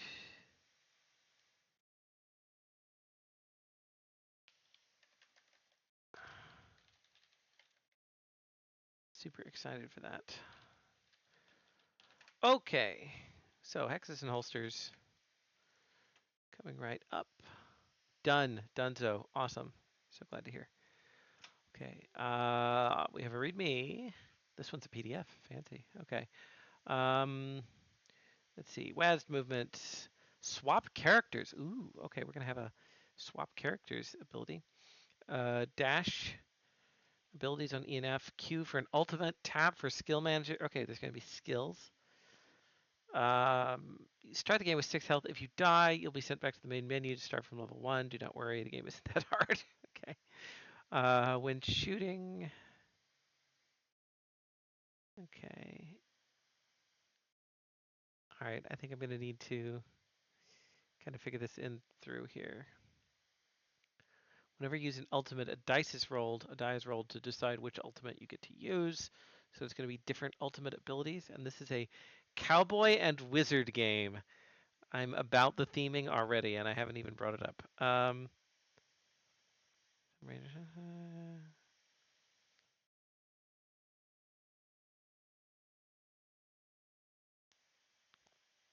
Okay, and we have some sprites from itch.io and some tile sheets.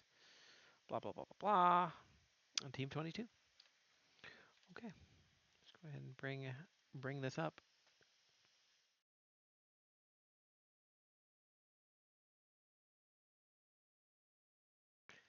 Yes, Microsoft, I will run my students' games. Please do not send me viruses. Okay, all right, hexes and holsters. Let us bring this onto the mainstream. And there's already Western music in the background. Gotta pump this up a little bit. That's great.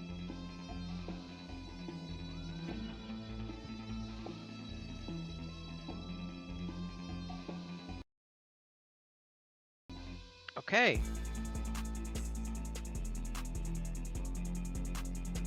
So let us go ahead and get started now. Okay, so we have enemies coming in shooting us immediately. They appear to be mages of some sort, and we are a cowboy. Oh, okay. So we got a run and gun type game. Oh, taking some damage.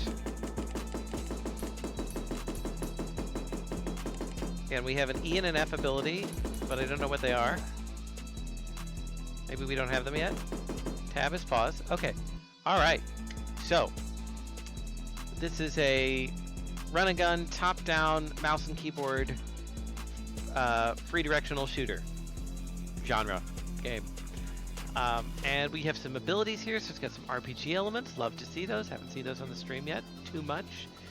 And we have purchasable abilities. We have skill points, charm person, time slow, shield of faith.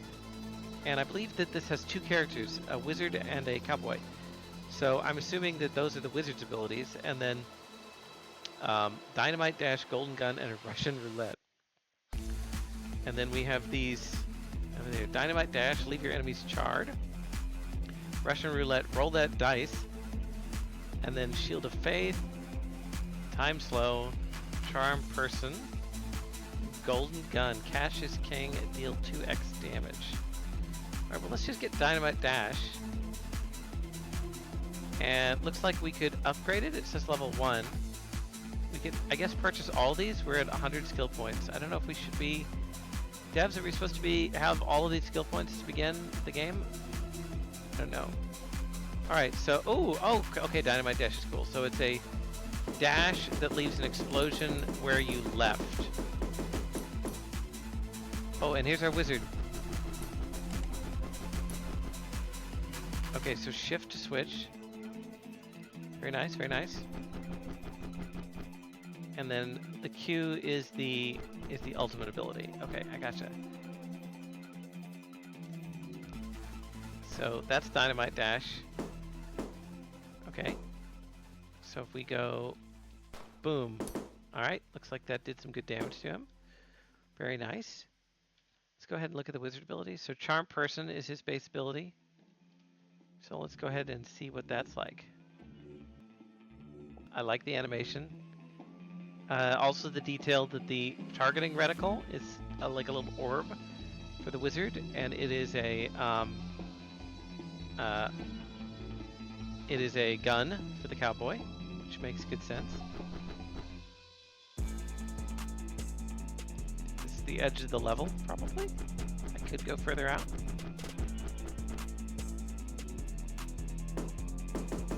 Dash abilities are always good. Mobility is always good in games like this. I want to be able to dodge stuff. Can we go into these buildings? Yes, okay. Oh boy, can we. Okay, so, let's see. Charm. Okay, they should be shooting each other now. I'm gonna do the wizardly thing and hide behind the walls. Haha, you are charmed. Okay, very good. And now, nice. There's a little tinking sound I can hear when I hit the enemies, so that's a really good indicator, especially since sometimes they're off the screen.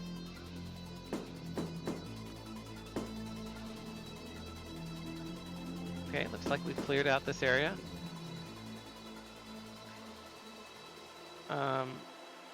I'm gonna go ahead and get the other ones, the other abilities. At least the next level of abilities. Again, I don't know if I'm supposed to kind of have all of this yet, because I seem to start with like a lot of skill points, but go ahead and try it. I want to see the abilities. Okay, so maybe the newspaper building isn't done. So I was able to get in the post office, and then let's try the hotel. How about the saloon? There we go. Oh, I like the saloon. Good design here. Yeah. Okay, so Russian roulette, I think, hurt us. Yeah.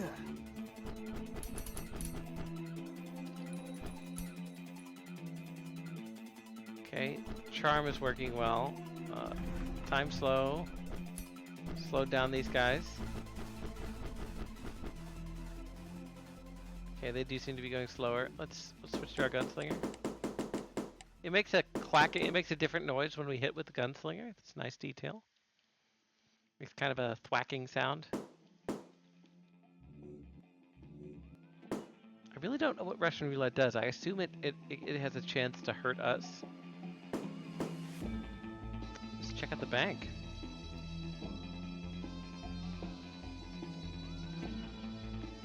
Okay, this guy is like a grave digger who is a grave.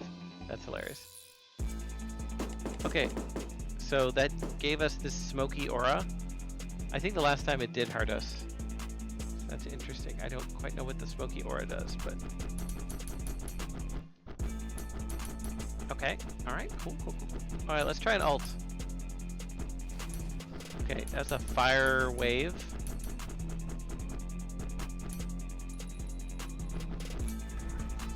Slow down enemies here.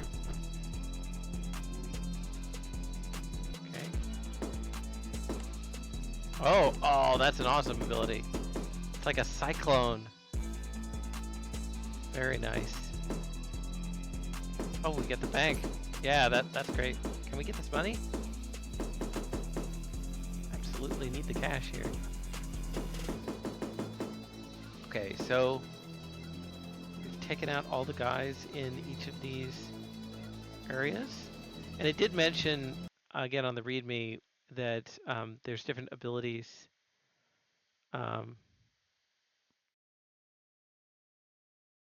Yeah, let's see. Cowboy, dust storms. Yeah, so it's random which one you're gonna get.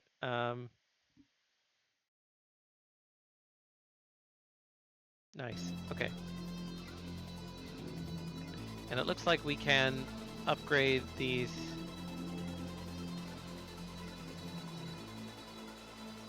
We can get these abilities. So that's actually replaced our... Okay, we can only have 2 abilities out at once. I get it. So the wizard can either have Shield of Faith or Charm Person, or Time Slow. So we're gonna go ahead and get Charm Person, and looks like Time Slow is required, maybe?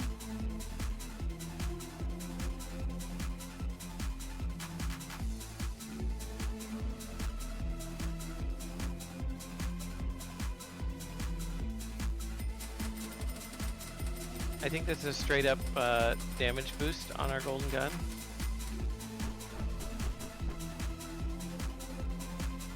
Okay, so we got a skull for the wizard ability. Okay, we've got delivery and the general store.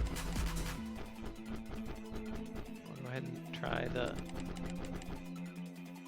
delivery. Try the general store.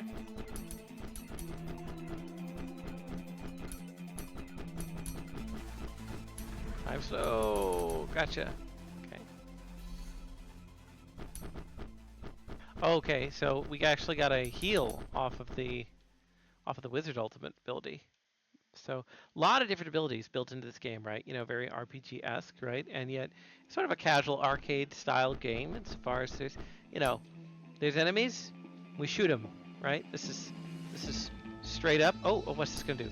Oh, what is that? Is that like insect swarm or something? The particle effects here, really nicely done. That's super cool. Wish it showed the name of the ability. I believe that's called Hunger of Hadar. Again, I'm reading this off the README. And yes, that one was particularly cool.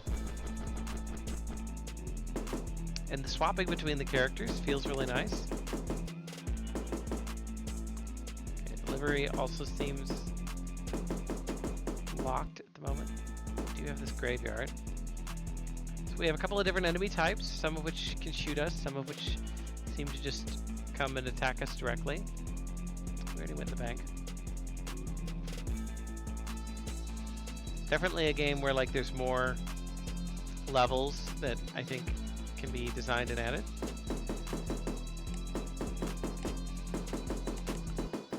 Got some baddies here. Alright, can we go across this bridge? Aha. Alright, transition to a new area. I'm gonna try our different abilities here. What do we got here? Oh, big building. Try our golden gun. So I think this is a straight buff. The golden gun, just like a temporary buff. As is this. So the cowboy's abilities seem mostly buff based.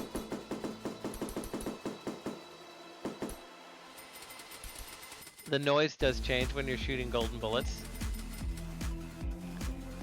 I don't know if I don't think there's a shop mechanic in this game, but given the way the golden gun works, it seems like it would be kind of interesting if it cost you money to fire shots.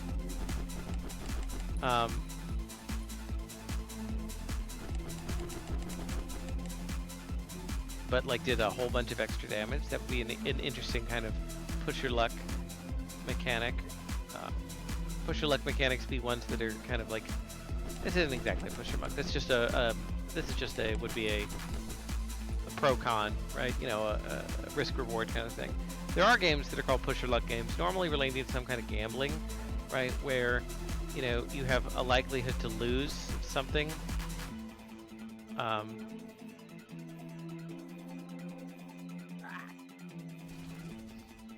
Ooh, okay. Got like a priest here with an orb. Can I charm him? No, he's not charmable. Okay, let's try and get another ult from our... Oh, scatter shot. That was an ult from the cowboy. Oh, that's really cool. Push your luck would be a push your luck mechanic is where you gamble a lot and like the goal is to get up to something, but you can break, you can bust, right? And then if you push too far, then you get like nothing. Okay, all right, more of these guys. All right, I'm gonna go ahead and change our ability out because I want to try Shield of Faith, and I think I will keep Golden Gun. I'd really like this one and Golden Gun. It seems like maybe a limitation that you can't that you can't get all of them. or you can't pick the two that you want. Or maybe that's a design decision. Yeah, so I'm just invulnerable now. Haha.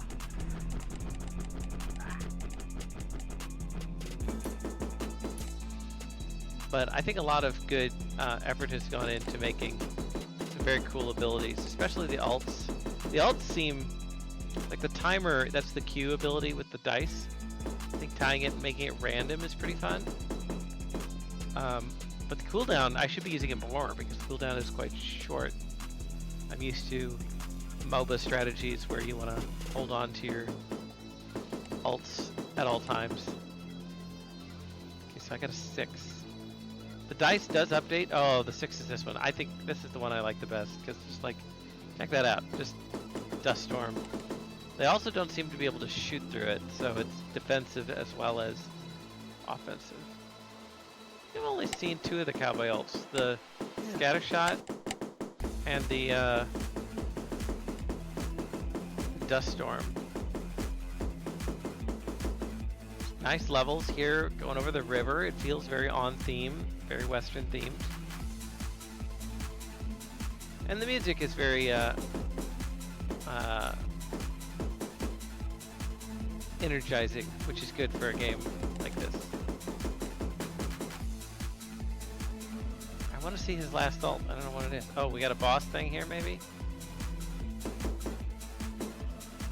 Yeah. Oh, definitely. He is not nice. He can teleport.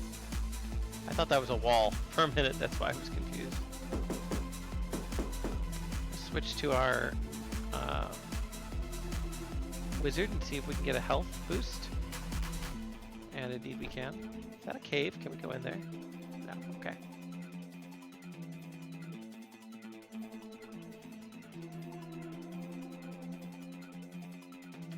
Very fun. Okay.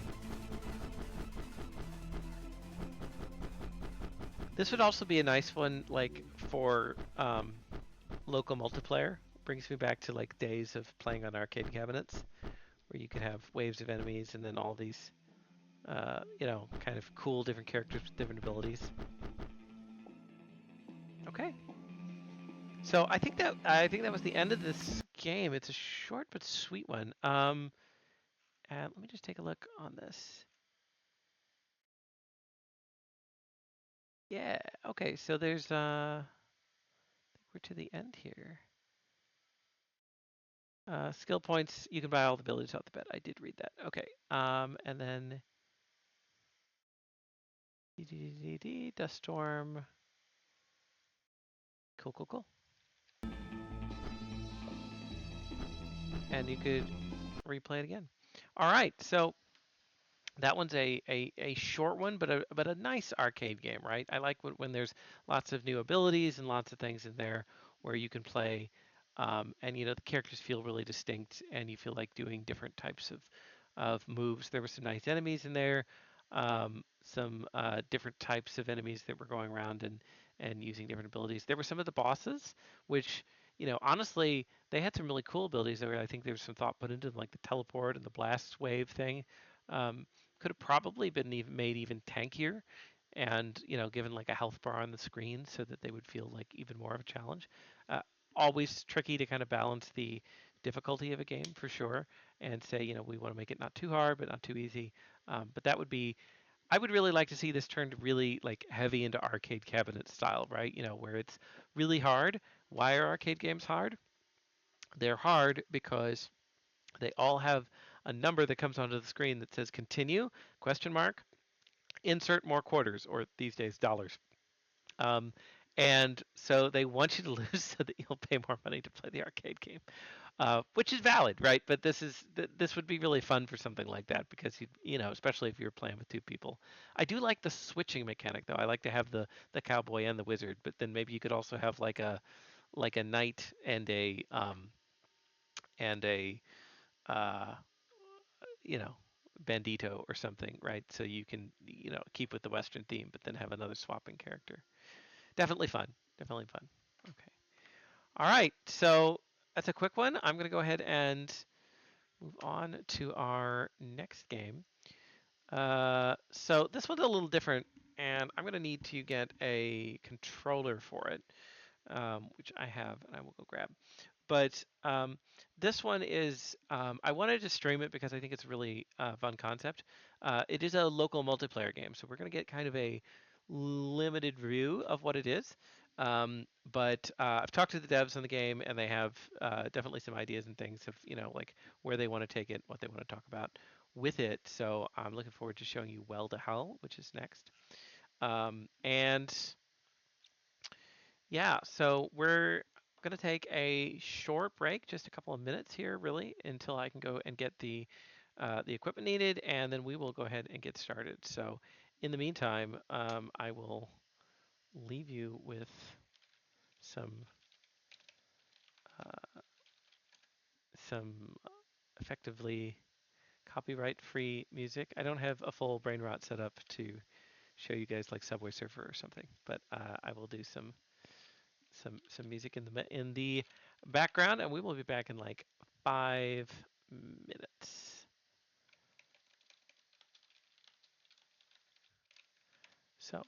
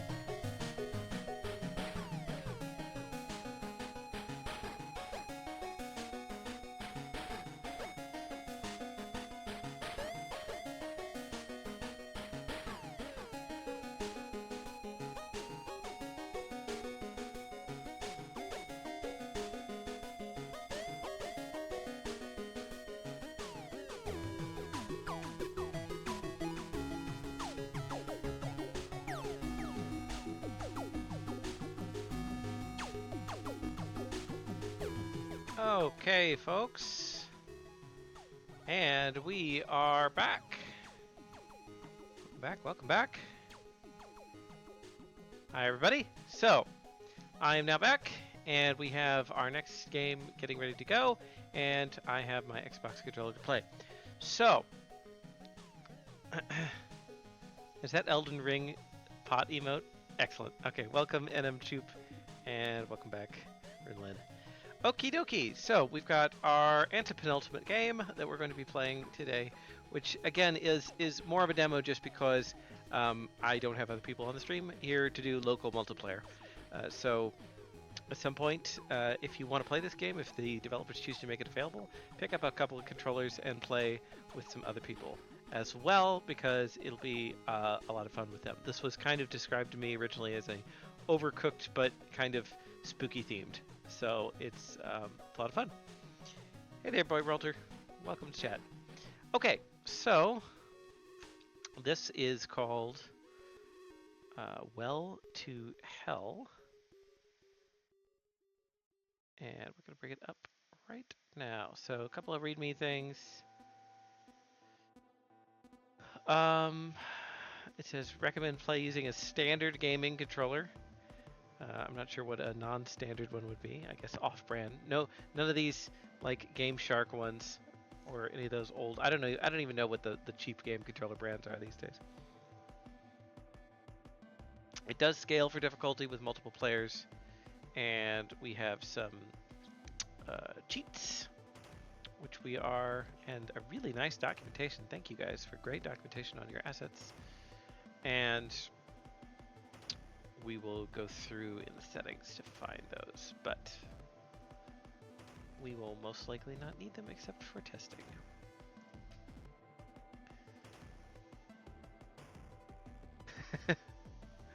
In a Mob Slayer. Wii Remote from BreadFan007. Yeah, that would be tricky on how to do. Oh, there's an intro. Hold on. It's playing automatically. I can't have that. All right, let me get rid of your soothing background lo-fi beats. Okay. So, Well to Hell is going to start up and we'll immediately have an intro, so I will shut up about it. Okay, in the small desert town of Elden Ridge, Arizona, hundreds of days of drought pass. Bummer. Finally, the last surface water dries, leaving everyone dehydrated for days. And suddenly, overnight, the entire town goes missing. I hate it when that happens. It's always in the desert where this happens, including all the houses. Rain would never bless this town again. Here's now 2020, and you have just discovered yourself a new gig at Oasis Corp. Here we are. We built a giant corporation in the middle of the desert.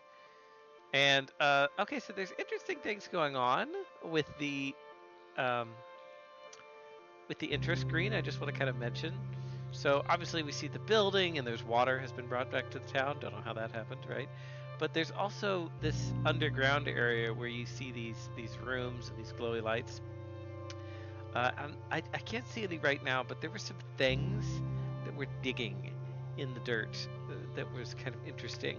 Some shadows we're thinking about. So, okay, I'm using my mouse, but let's see. Can I navigate through the menu with my Xbox controller? Not directly. So I have invulnerable in case you need help, unlock all levels, reset progress. And oops. Go back to my skip. So, all right. So we can navigate with the controller. I think I just got it in a weird area. Okay. Also, this is cute. I love dynamic menus like this, right? There's no need mechanically for the options to be in this zoomed in basement room, but it looks great, right? So, you know, and you can zoom in, see the options, right? Very, very nice touch. Okay. Let's go ahead and play. So, level 1, 2, 3, you need scores on each one to unlock. We'll go ahead and start with our level 1. Oasis Corp, well known for distribution of its abundant supply of groundwater, despite the droughts and shortages of affected areas across the globe these past few decades. Our water comes from a well thousands of feet underground, plumbed upward to the surface rivers that flow across the country, is even given transported worldwide. You and your fellow new recruits are tasked with finding the leak in the lines, but to do so you will be descending underground into the well. You approach the elevator. Below, you find yourselves in the eye an old abandoned house left to decay underground. There's something that your boss isn't telling you. Okay, I also feel like this also requires the spooky theming. So we will switch back to that. Okay. So this is a cooperative game. Again, meant to be cooperative multiplayer, and here's the instructions. So we can move, pick up, interact, drop held item, ready. We can interact with fallen players to revive them. Use a hammer to repair floorboards and defeat moles. And use the glowing tools to repair broken windows and floorboards. Time left 2 minutes, points 0. Earn score over time. Monsters breaking in will reduce your score. And I also want to point out a few things that the group did really well with feedback on this, insofar as there's a room, you can see the room. There are other rooms that you cannot see into, even though this is a top-down game. They have lack of vision, so you have to go into them to see what's going on, which is one of the reasons that is particularly good to play with multiple players. So, okay, we will see what we do. So, drop item, pick up, interact, drop with top, and ready to go. So, I can go in here. Okay, so this is a hole in the ground. You can see it's blinking. Blinking is bad. So we can smack these trapdoors. Okay, I just heard something breaking, probably in a room that I wasn't in, which is not good. Bathroom filled with blood. Okay. There's another hammer in there. Definitely hearing some. Okay, the windows are now breaking, so I'm gonna get the window tool and sweep the window closed. That red blinking light is worrying me a little bit, so hopefully I can deal with that. More cracking glass. Okay, oh, and there we go. There is a mole on the loose coming after us. He's kind of cute. He looks like that Japanese mascot. The little brown guy. Doraemon, I think. Okay, and again, we've got a green thing here, but I have the wrong tool. So you can see this would be a really great game to have another person with some communication who's able to be like, hey, guy, go get the thing in the other room. It's a problem. Oh, okay. Yike. Oh! Okay, so if you don't lock the windows, then giant dune worms, or Beetlejuice worms, if you prefer, are going to come in and eat your face, which is not good. Excellent. So, Domo. Yeah, not Doraemon, Domo. There you go. So we got little Domos popping out of the floor, and then we've got Beetlejuice worms, which are dune worms, I guess, reference coming through. So we unfortunately were defeated, and so we've got to try again. All right. So the moles seem less terrifying than the dune worms, but there's also more slots where the moles can come in. There's a lot of dodging around the obstacles here, which is intentional. You could also think of like how chaotic this would be if there were more players bumping into each other, which is definitely a, definitely a it's kind of suggestion, an intended feature, you know. Close that. I definitely don't like these windows breaking. Bad news thing. It's intended feature, right? And that's something that you see in Overcooked for sure. Is that okay? So I don't know. Oh no, there's the little Domo guy. I don't know if blinking is more urgent than solid. Okay, so one touch kills. I wonder if they do glow red. Can I smack the moles with the hammer? Oh, this is also indicating that you can have multiple people here, right? What I don't think you could do is have somebody who's not a controller, but you can have player 1, 2, 3. Oh, you can't see that because I'm covering it up. There. So we have a multiplayer count you can see there that would let you have more people who are readying up. Okay. Okay. Okay, this is confusing. Where are there's nothing happening. There we go. All right, first one. So I've got to keep checking. I think solid is more urgent than blinking, but I'm not sure. That seems like it would be the opposite to me, but things seem to start blinking and then turn solid. You can also hear when they break through. I'm not sure if it's always the shattering sound, even if it's on a floorboard. Okay, and there's a mole. We don't like him. Okay, I can smack the mole and get him out of the way. So we're not defenseless against the moles. I'm gonna leave that one go. Damn, I shouldn't have done that. Okay, there, mole gone. Mole gone. So I'm kind of focusing on the moles right now. And there's a dune worm. Oh, I got caught in the TV.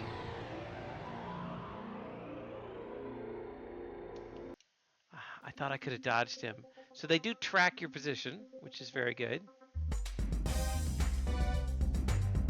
Oh, this is a small thing, but it's worth mentioning. So you saw me moving around before the game actually started there, which is kind of like a menu for the players to be able to kind of go around and use the tools and kind of figure a few things out before the game actually starts. That's really good when you have a local co-op, give people something to do. I think games like Deep Rock Galactic do that really well because you've got like a whole space station that you're allowed to explore while you're just waiting for people. In fact, a lot of the time in Deep Rock Galactic is just being on the space station, being a dwarf, and drinking beer, which is fun. Okay, so this guy's gonna come out of there, so I don't want to walk into him. Okay, he went in the other direction, so. Definitely keeping busy. Okay. Okay, I dodged. Okay, but I don't want him coming back again. So I'm gonna sweep up the window glass. The moles are faster than you would think. Definitely faster than you think. Nice animations on the doors, right? Opening left, right. They're bi-directional. Okay, I heard something breaking. It was this. Leave that window for now. I think the breaking is a warning. I don't think they're actually been let in until after the breaking occurs. Oh, there's a window in here, and I'm in a very bad place if a worm were to attack right now.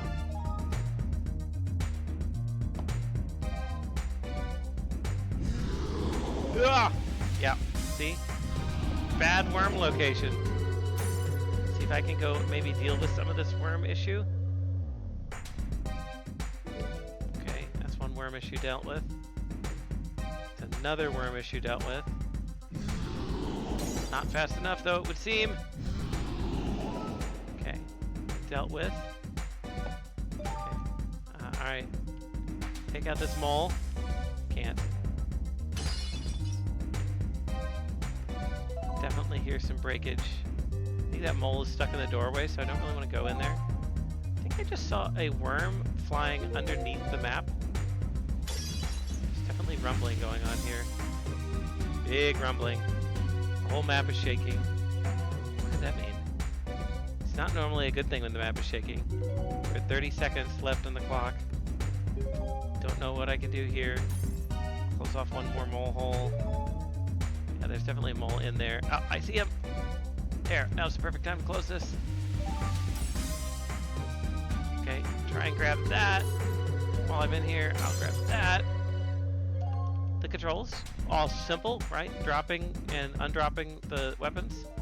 Feels very natural though. Alright!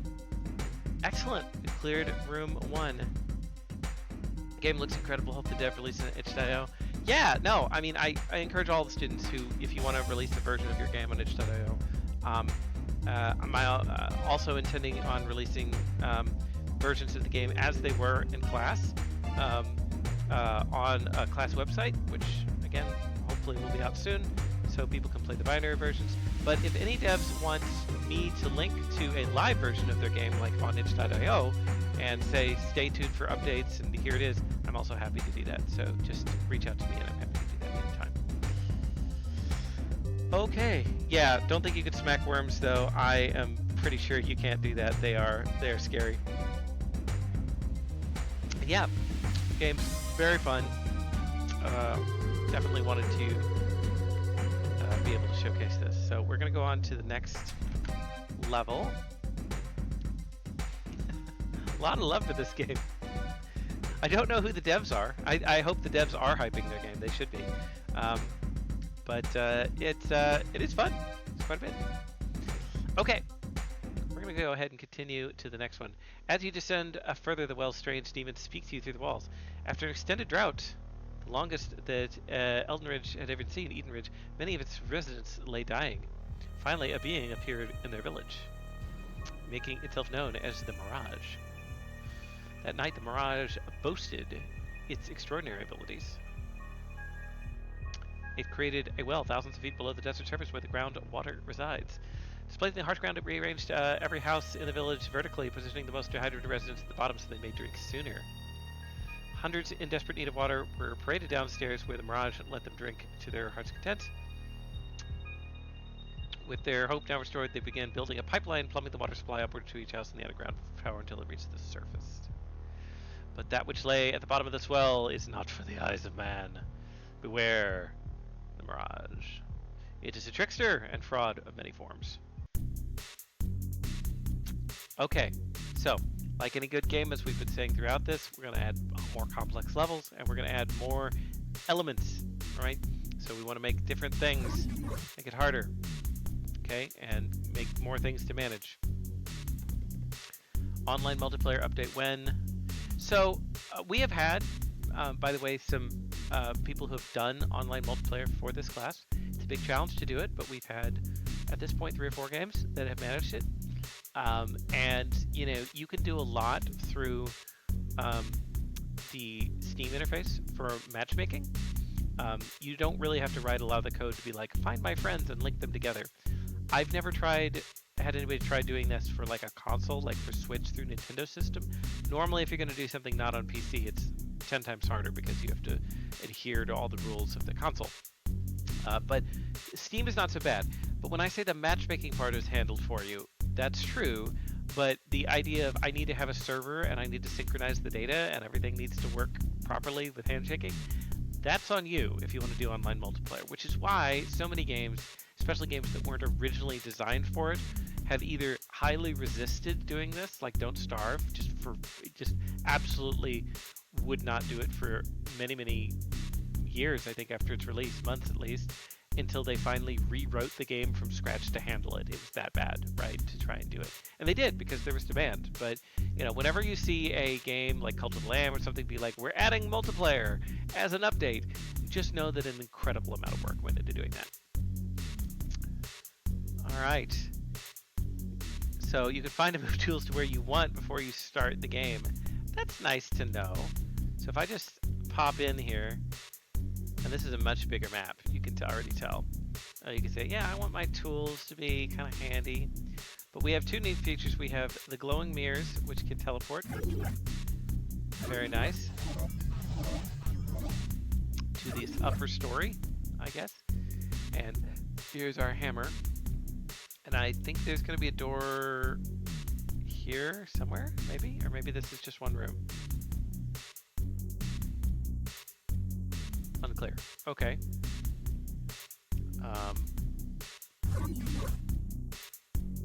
Pro tip, this guy sounds like a dev. No, I know the devs are here. But that being said, you should hype your game. Okay, another hammer kind of in this area. Kind of a stupid place. Actually, it's a very stupid place because I can't. There we go. I'm move myself over here so that you guys can see a little better. This bottom left corner room. Very hard to get in there. Hard to see, actually. You have to kind of go. There's verticality. That's what I'm seeing. They're going under like a bunk bed that has been, or a regular bed that's kind of been leaned against a dresser. So that's extra tricky. And then we have another mirror. Ah, that's how we're going to get to that other room. It's another mirror. Okay. I'll leave this in here. That's fine. And then in this room we have a cat, which we could pick up, of course. We could pick up temporarily, and then he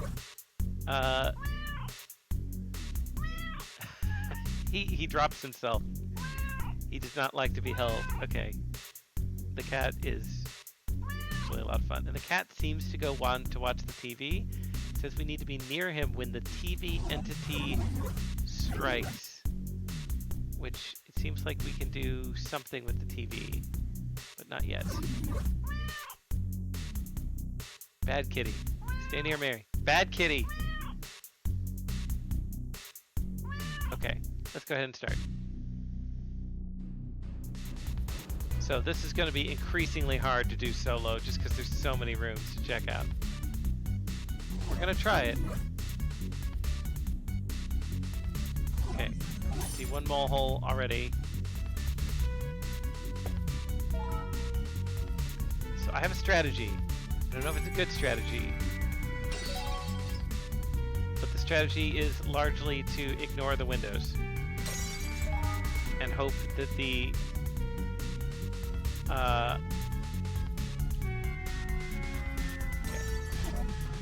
okay, that's terrifying.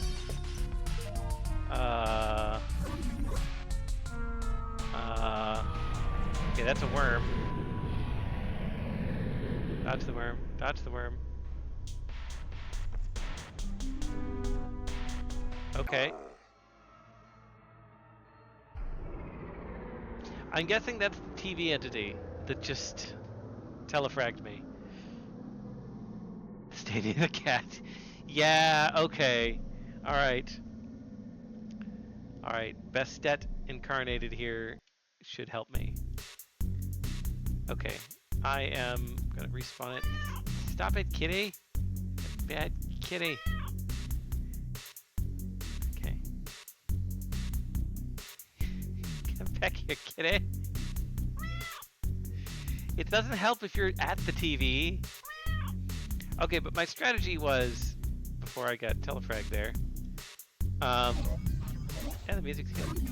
Before I got teleported there, the plan was to just juke the worms, because if I get caught in an area without the moles, without the hammer, I'm just like dead. So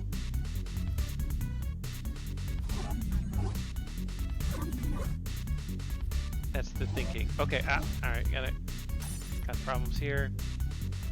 Because I could bonk the moles. I mean, if it's convenient, like I will deal with the windows. But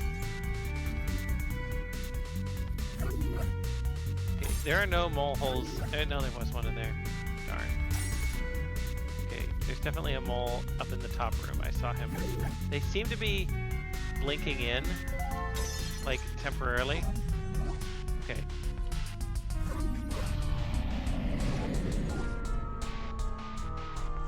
Okay, cat. Must get near cat. Okay, so interacting with the TV seems to stop the spawning of Samara or Sadako or whatever her name is. It's different, right? In the American and the Japanese versions. Okay, my plan of dodging the worms is not a good plan. There are too many worms. Bonk. Bonk you, bonk you. Close this. Maybe I can at least turn one of these off.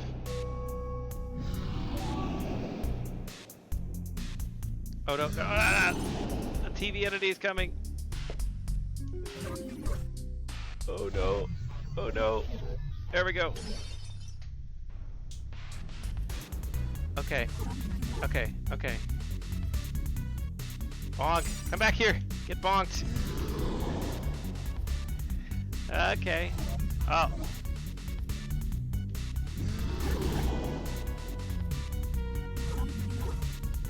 I can't. Whoa. Okay. That worked. Ignore the worms. Bonk the moles. Yeah. So music is good. The OST is on YouTube. That's excellent to know. Thanks for sharing that. And yeah, so nice features to add. Definitely added a layer of complexity here, and then making it so that you don't the touch on the music to make it slow down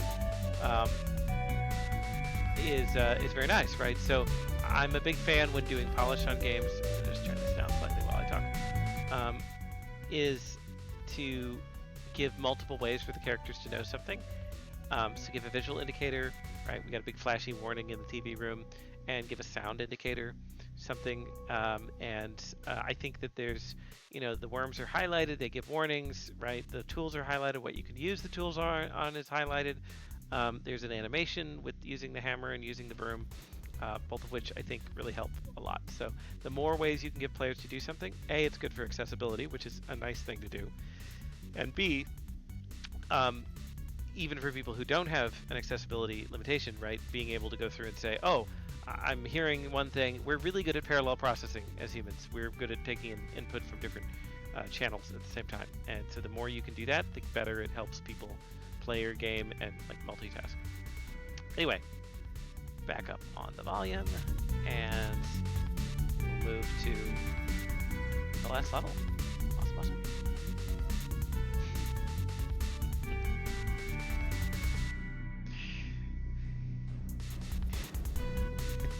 Okay, now you're laying it on thick. Wow, these people deserve a really good grade, says the Chucky. Alright, as you descend further, the well's strange demons speak to you through the walls. Decades spent drinking from this strange water makes us change. We now inhabit the well to hell. Our homes became unlivable. But the mirage has bigger plans than this. Water is now plumbed to the surface. Further served its malice.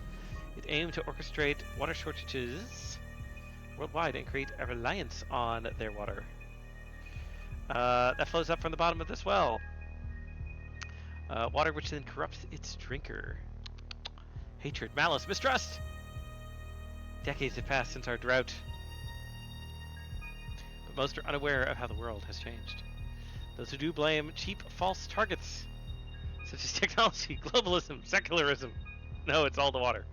It's successfully manipulated the world to do the devil's bidding. Hate your fellow man and those who you do no wrong. All a convenient reviews orchestrated by Oasis Corp, founder and CEO, The Mirage. Just another little small thing. I noticed they slowed the text when they did the name of the monster, right? The Mirage. Just it's nice. It's nice to do that sort of thing. Uh, hey there, Lalmasar. Welcome, my friend. And welcome for agreeing with the Shuggy. The cool pixel art. Wow, it is wow. So wow. Okay, excellent. So, here we are. Last level. Oracles will spawn on flaming circles and call out other monsters. Okay, cool particle effects. I like it. Very nice. Also, good job invisibilizing the wall here, because otherwise we wouldn't be able to see half the stuff in the room. And oops, I started. Did not mean to start. Uh, I don't even know where the tools are. I'm gonna die so fast. Also, this is good music. I like it. Cat is in the TV room.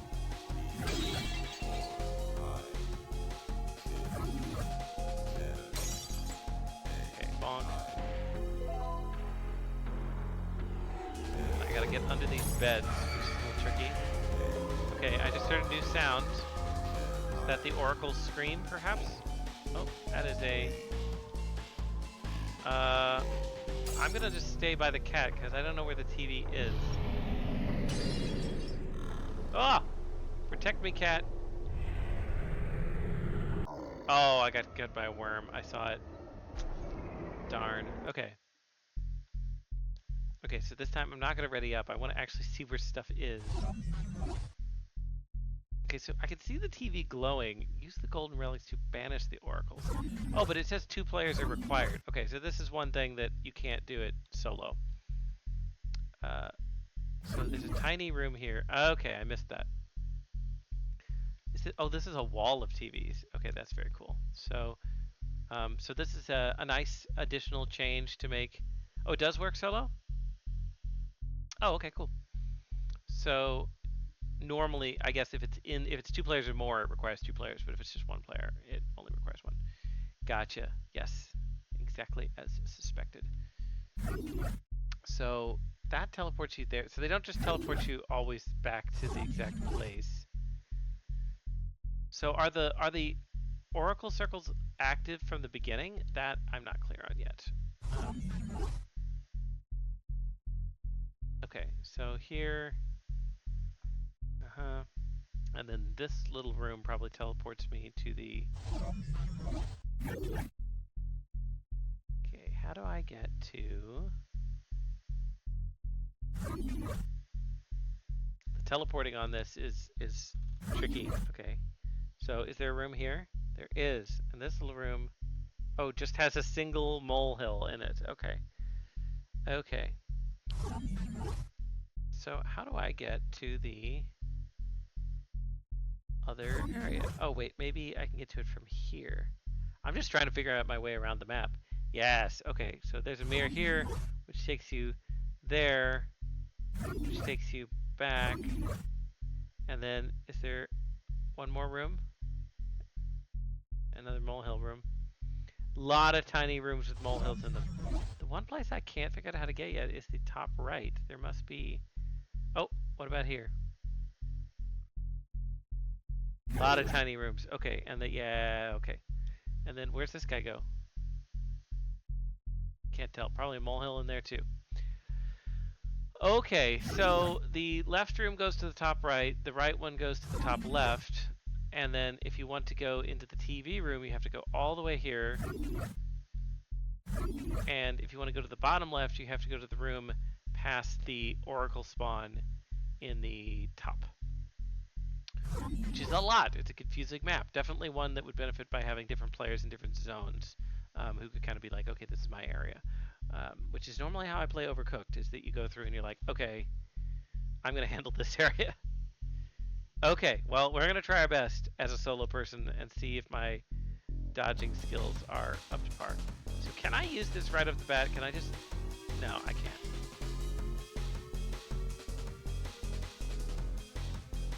Okay, alright, molehill.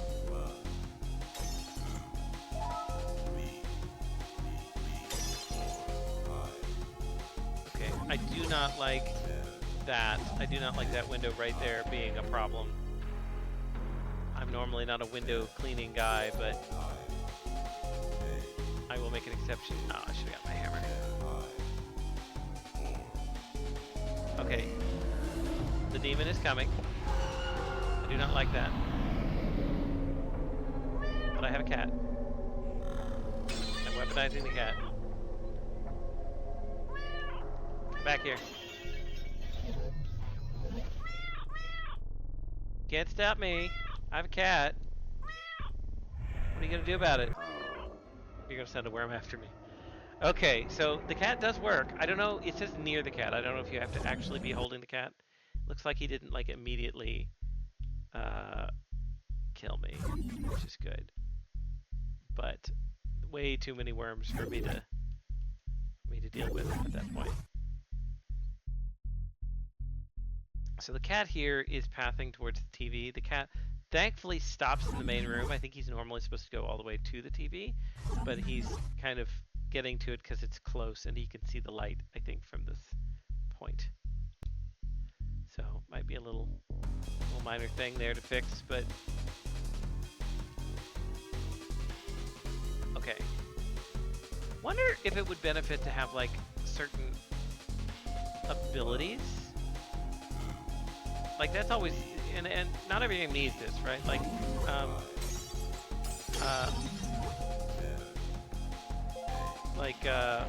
you know, Overcooked doesn't have this. Like every character's the same. They're just cosmetic differences, right? But I could conceive that it would be interesting to have like, kind of like if people have played the like Pandemic, the game. There's some interesting ways where you know each character could have like a unique.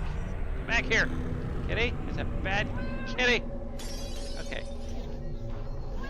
Like you could have somebody who can like dash, or somebody who can run, or do something. Did he stab me? I had the cat though. Ah, okay. I don't know exactly how big the circle is on the cat, so it could have been very, very limited. And I did not start out with a mole bat, so I'm now in trouble. Since I already have the sweeper, I will go ahead and use the sweeper for now. Yeah, so like if I were playing this with a group, I would be absolutely, we have a guy whose job it is to be in the TV room or near the TV room and just like be on TV duty. Like now, I'm here. Aha, caught him that time. Okay, that's an oracle that looks like it's active, which is obviously not a great thing. Bonk you.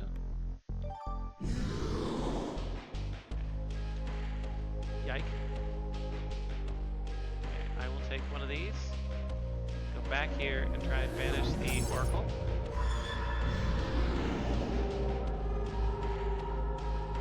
Success. Ah! Ah! Oh, I'm so close. He chills in the living room. Thought the TV would be behind. That's intentional. Yeah, I think he did teleport. Like I was right next to a teleporter last time, and I almost had the jukes there. Not quite. But yeah, you could add like maybe you could add an item that would be like a can of tuna or something, and the cat is then attracted to the can of tuna and will stay there for a while, but then eventually he eats it. There's just so many creative ways you can go in a game like this. You think, okay, that thing's about to activate, which is not ideal.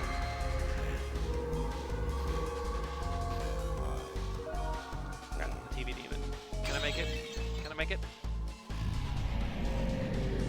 I don't think I can make it before he teleports to me. Oh, I made it. Okay. Haven't seen an oracle yet. Been able to disable them pretty quickly. Oh! I should have known that. I forgot that teleported you right there. I teleported right into a mole. But yeah, I'm just thinking just additional interesting tweaks, right? You have maybe you've got a guy that's like can beat on the moles without a hammer, or maybe he's just like he's not one-shotted by the moles, like he's extra tough or something. These could be like optional rules too. You don't have to do them, but this could be an interesting way to add some changes. I hear you. I heard him that time. Okay, there's a lot of moles in the main room here, which is not ideal. Also, a worm coming! Bonk, bonk you, bonk you. Take this out.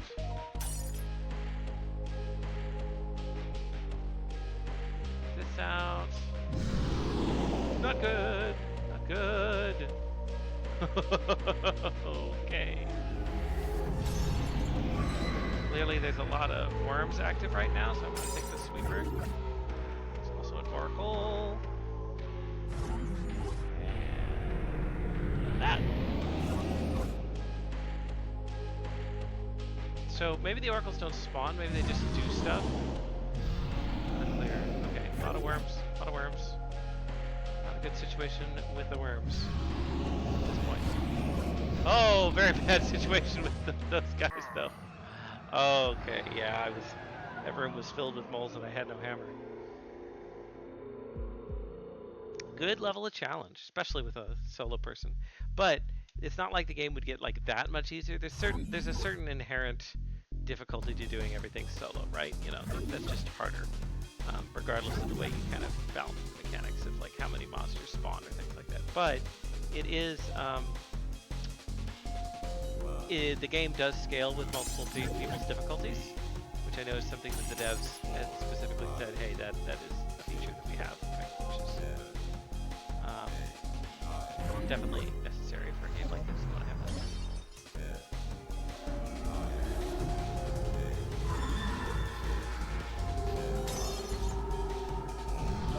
that. Okay. So I'm not sure what the shrieking noise is, if that's the TV demon coming or if that's the oracle activating. Wow, bonk. Yeah, so like that could be the oracle, or it could be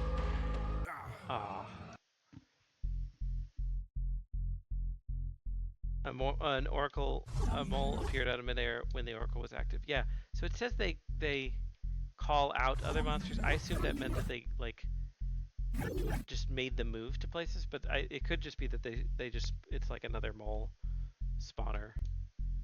Maybe the devs can clarify kind of how that works. But either way, it is not a good thing. We do not like the oracles being active, I would assume. Okay, window there.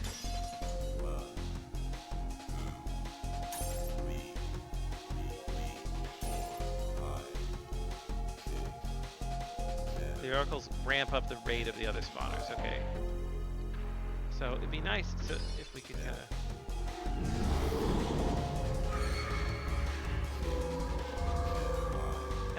Okay, TV demon, TV demon, TV demon. Don't have time for the oracle right now. Oh no, oh no, I can't stop it, I can't stop it. I didn't have the right tool.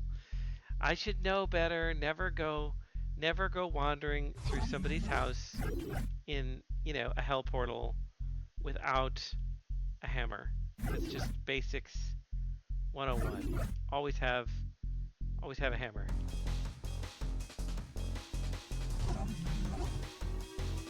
So I also know that the moles are probably spawning from these little teeny rooms on the edges, which there's not really much I can do about that because I can't control them at the speed that would be required to deal with that problem.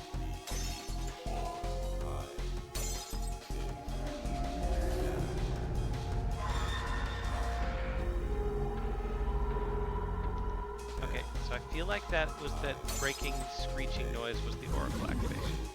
It is true that the oracle is active. And I'm going to be stuck without a hammer again.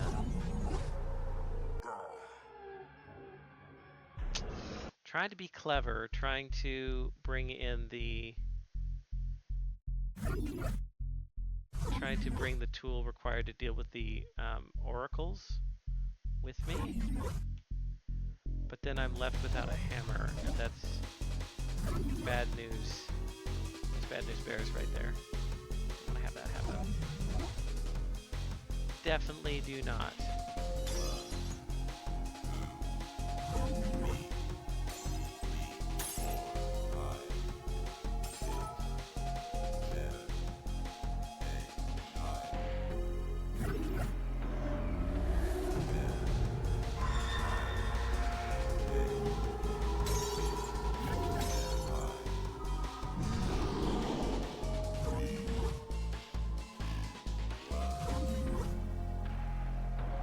Okay. So,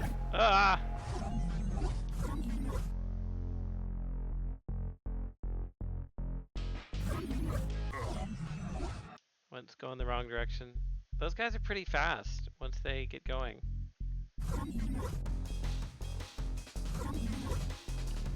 Okay, so bonk this one out. For sure. Get back here. The moles might be harder than Elder Ring. Well, I mean, you got 1 health, right? And because I'm playing solo, one of the other things you can do is you can be revived, right? Which is not an option in this scenario.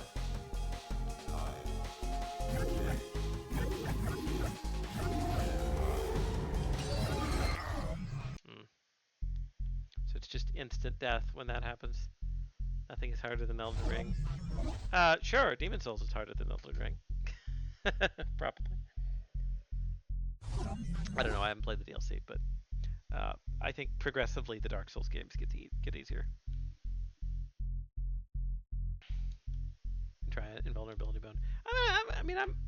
I think I've got another chance on this. Give it another college try here.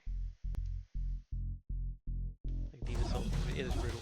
Yeah, no, I mean, the Souls games are of course known for being #hard, but I'm gonna go out on a limb here, which I love the older Souls games. Don't get me wrong. But I'm going to go out and say that some of the reason they are hard is because they lack certain quality of life features that are just, like, frustrating.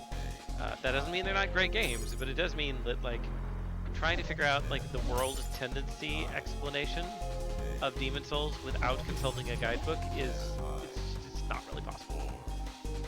And being that half the content is, like, locked under that and not knowing it, I just think that's,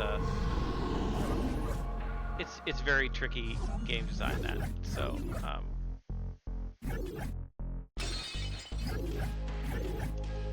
bad moles. Bad moles. Oh, there's an oracle right there. Ah.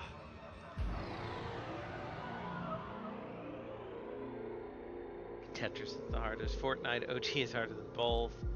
FromSoft made a lot of mistakes in Demon's Souls. Yeah, no, I mean, from a gaming history perspective, absolutely. I think everybody should play, if you like Souls games, it's not just a drag for you, right? You should play Demon's Souls because you can immediately be like, yes, we made a good game, as an unknown-ish studio, and there are problems, right?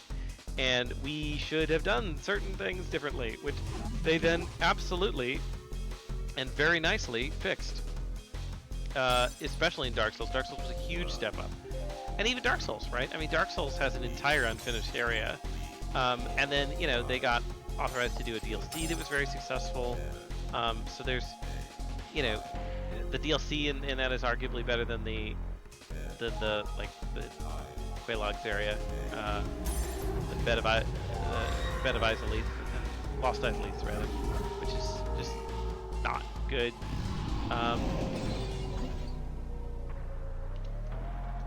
And yeah, but that's cool, right? They learned their lesson, I think, in a great way. So if you're interested in the history of that, it's worth thinking about. Oh, caught there. That one felt a little bad. Got caught on a table. But, you know, that's part of the chaos. Another prototype realized no point requirement to pass with levels, camping around the cat with a hammer. It's a valid strategy. When is Well to Hell DLC coming out? After we get Game of the Year, so we could do it again. Is this Silk Song? Yes, this is pre-release of Silk Song. I'll just say that a lot so that the algorithm routes people here about Silk Song. I mean, to be honest, Hollow Knight is one of my favorite games ever. It's a really well done game, and especially when you know how small the team is, right? But it would stand on its own without that. So that's absolutely worth thinking about. But so like, I know we all want, for those of you who played Hollow Knight and want to see its sequel, Silk Song. I certainly would like to see it, but I also am like understanding of their needs.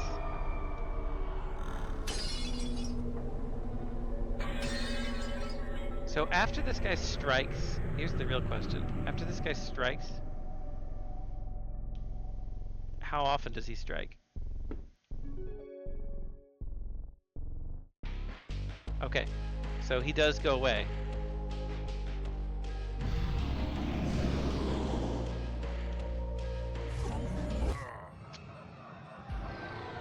Misjudged. Got stuck in a corner. Silk Song or GTA 6 first? Well, I know which one I would prefer. It's absolutely Silk Song.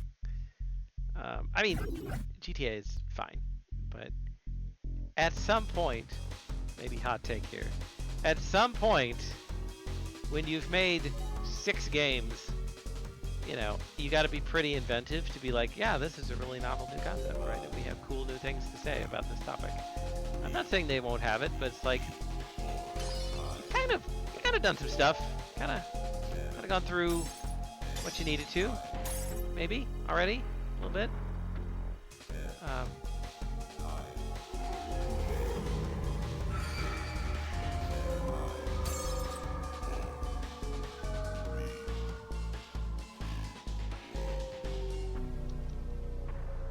I would say the same thing about a lot of sports games that are released every year on Clockwork. I mean, I know there's new players, but a lot of that you can deal with DLCs, to be honest.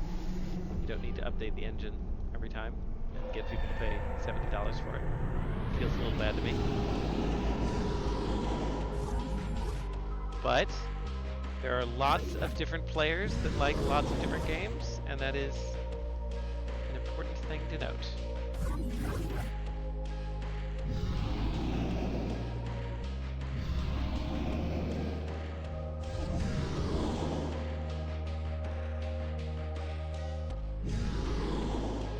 Alright, we're attempting the cat protection juke only strategy. I like that you could see the worms kind of in the background coming through, flying through the air or the earth, I guess. There's another benefit to not dealing with the TV demon, is that he gives you the slowing effect, which lets you dodge the worms. And we in fact got to our minimum score through moderate cheese tactics, but we made it. Very nice. Epilepsy DLC, Mario Galaxy 3. Okay, I have opinions on Mario Galaxy. Microtransactions. Okay, now guys, I was on your side. Don't make me cry. Mario Galaxy 3. Mario Galaxy 1 was fantastic. It was one of the best 3D Mario games ever. And Mario Galaxy 2 sucked. That is my hot take on that particular topic. And if you look at some of the interviews from the director of Mario Galaxy 2, he was like, yes, we intentionally dumbed it down and got rid of the good writing because Mario should be for children. And that was their design goal with that, and they succeeded, and it feels very bad to me. So if they do bring Mario Galaxy 3 back, I hope they do a nice job with it. All right, guys. Well, that is well to hell on that note, and this was a really fun game. Love the couch co-op. Love these chaotic type games. Lot of room for expansion. If you guys are serious about releasing it, I think there's more levels you could do. You could do level packs. You could certainly do some new mechanics. Not that many more. Maybe add the thing I said about different types of players. Maybe not. But it feels good. It feels balanced. It feels tested. And I liked it. It was great. For sure. So play it if you guys make it available. Have people couch co-op your game. Don't hit menu, hit continue. Oh no! Rip.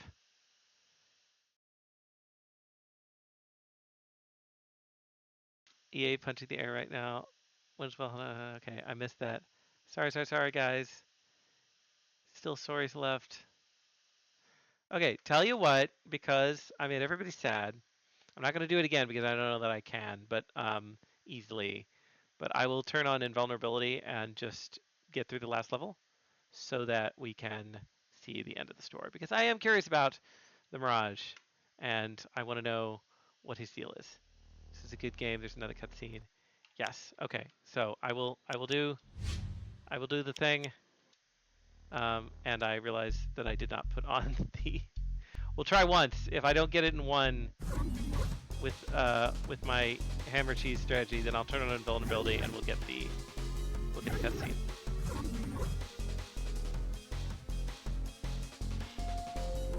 Turn on all the cheats for mayhem. I mean, you're kind of seeing mayhem. I basically had nothing but worms and TV demons after me the whole time. And now an oracle that broke through somewhere.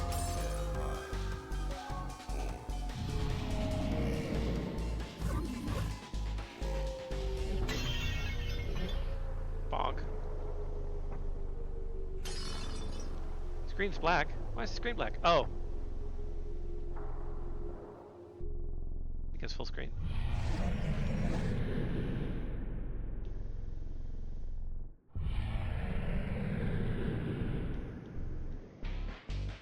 Okay. Should be able to see now. Oh! Okay. Cheats on. And I'm just going to talk while craziness happens. Okay, and then I can respond to chat, which is great. Oh. So this is me standing invulnerable.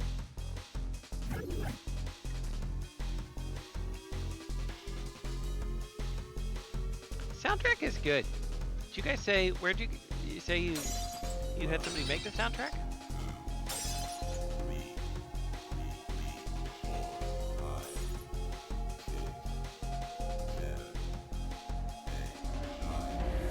Well, it's very good, and I think the counting down on this particular track really works with the slow mechanic. Have I not even been attacked yet? There it is, okay.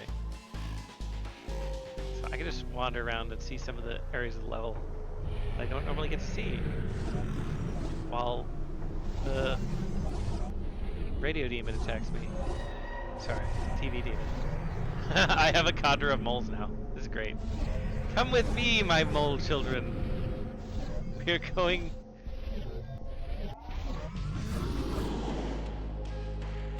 Okay, this is kind of funny. I must collect all the moles. Yeah, shout out to Ripley. Really good. Hidden paintings of your cat. Well, I saw one painting that was like had a spotlight on it, level 2. This just looks like Doc's. Ah, there's a cat. Hey, cat. All right, come with me, mole children.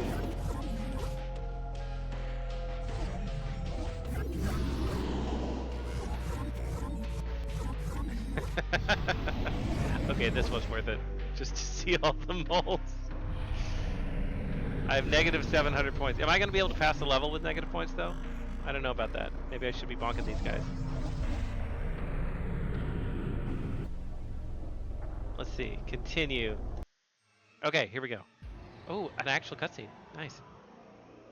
As you arrive at the bottom of the wells, strange demons speak to you through the walls. Mirage first comes to our world after being cast out of our hell, because even hell refused to house a demon of such cheap tactics. Who's this, Crowley? Forced to wander the desert in an impossible condition for re-entry. Subjugate the world. Eden Ridge was ground zero for its sick game. Today marked the final step in its subjugation. Now it need only return to hell through the portal at the well's bottom. But the vengeful souls which inhabit the well would tear the Mirage apart. He gets taken out by the mole army. It is canon. Fortunate that it had such loyal employees to escort it. Oh, no! We did it. We helped the Mirage. With credits and everything. We haven't had a lot of credits on these games. You guys should put in credit screens like this. Um, we've had a few, but this is great. Developer, composer, pixel artist. Awesome, guys. Awesome job. Sorry to share code. You will find that I think sharing code is generally a good idea, um, because that's how normal people do it. All right. Don't know how it went negative. Think it's a glitch. There you go. Thank you to the player. Oh, I feel thanked. I feel thanked for sure. Okay, guys. So love that. Thanks for letting me share that. And we'll go once more um, back to our normal lighting. Voila. Spooky time over. You're here to support your friend, but you got to take this game next fall. I assume you mean this class.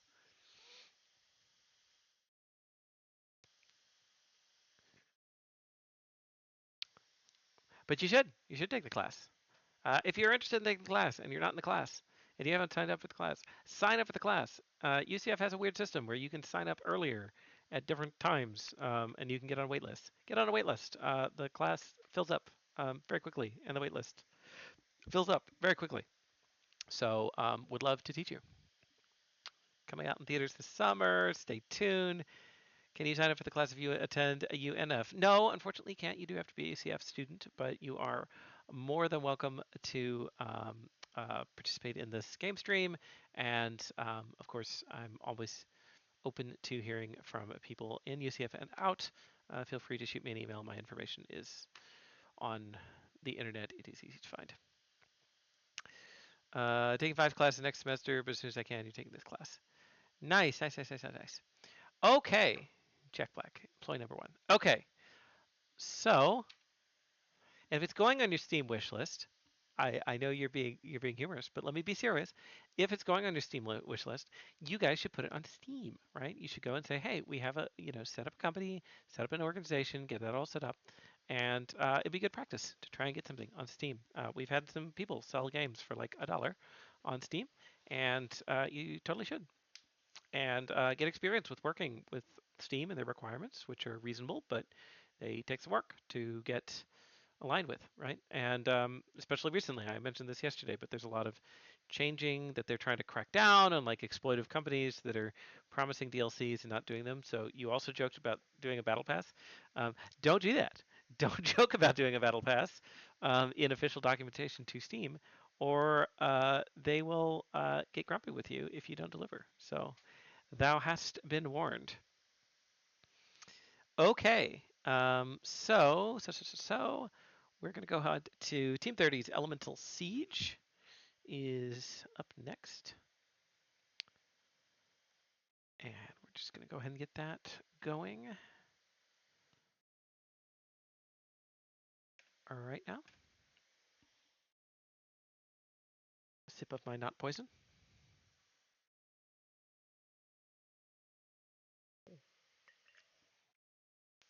Excellent. Okay. Quick read me. Ah, yes. This one. This is a tower defense with 5 levels. Awesome, awesome, awesome. Love me a tower defense. So I know this question's come up before, and I still don't have the exact answer of like when was the first tower defense. because it's an older genre, but it still checks out, and became popular on mobile. But I can certainly say that there was a critical point in which tower defenses had a popularity surge, um, along with everything else, because it's a moment in gaming history that is, uh, frankly, super, super important, which is um, Warcraft 3. Warcraft 3 did so many things for games. Warcraft 3 was an RTS by Blizzard. It was the continuation of the, came after Warcraft 2, if you can believe it, and is a very good RTS. It real-time strategy, a genre that hardly exists anymore, but it was very good RTS and had a competitive scene. StarCraft also had a competitive scene, slightly more well-known, but Warcraft 3 did several things that just made it spawned genres that didn't exist, because it shipped with a mod making tool effectively that lets you build um, games using their engine, which was unusual, not unheard of, but unusual. And it was a very good tool, and it let people make things like tower defenses, which again, I don't think it was the originator of that genre, but certainly popularized. There were a lot of tower defenses on BattleNet at the time. And also, of course, most famously spawned the MMO genre. So MMORPGs, World of Warcraft came out of that, most successful MMO of all time for a really, really long time. May still be. I don't know, but it depends on your metric of players or dollars. But very, very successful MMO. And um, and also the MOBA genre, right? So 5v5 battle arenas, um, from which the reason Dota 2 is called Dota 2 is because Dota was Warcraft 3. It was a mod for Warcraft 3. And then of course we got League of Legends that spawned off of that, which and then Blizzard made Heroes of the Storm, which is arguably the best one in my opinion, but the least successful because they came so late to the party. They got first mover disadvantage for not kind of finishing up their, for not jumping on that bandwagon uh, early enough. But if you're wondering, like, wow, there's an archer, named Ash, and she shoots frozen arrows, but she really looks like an elf. It's like that's because she's Sylvanas Windrunner from Warcraft 3 that they had to rename and reskin and change the theming on so that they wouldn't get copyright struck. So, a lot of history to Warcraft 3 worth thinking about. Anyway, introduction to tower defense games was Bloons. Bloons, yeah, very popular mobile game, huge, uh, and I think started as a Flash game, like many things in that era. Flash is dead now, but a lot of some of the Flash games survive. Also, another piece of gaming history: Escape the Rooms. Has anybody done an Escape the Room, like a live one? They started um, kind of because there were people making Flash games of Escape the Room, and then people said, "What if we did this in real life?" So it's actually kind of the reverse of what you'd think. It um, wasn't the other way around. But they were arguably based on the point-and-click adventure games of like the Myst era. But then you had people who made like Submachine, who was a Flash game. That was a Flash game. There were like a bajillion of, and then they became popular, and then we did them in real life. Plants vs Zombies, also very good. Okay, well that's enough on a history bent. So let's go to a black screen. There we go. Elemental Siege. So, after I just got done saying, hey, we don't have enough credits, here's credits and team credits. Voila. So, very, very lovely to see that in here. We've got some controls. WAS to move, spacebar to move up, shift to move down, mouse to interact with the UI, and confirm R to rotate. I think I can work that out. Let's play. Okay, so we have definitely kind of a totally different field game here where we've got a sandbox where we're going to be building some stuff. So we have um, two glowy purple things that look vaguely menacing. I'm going to assume those are enemy spawners. Yes, and they are attacking immediately. And I don't know how to do anything. Uh, so we're just going to lose because,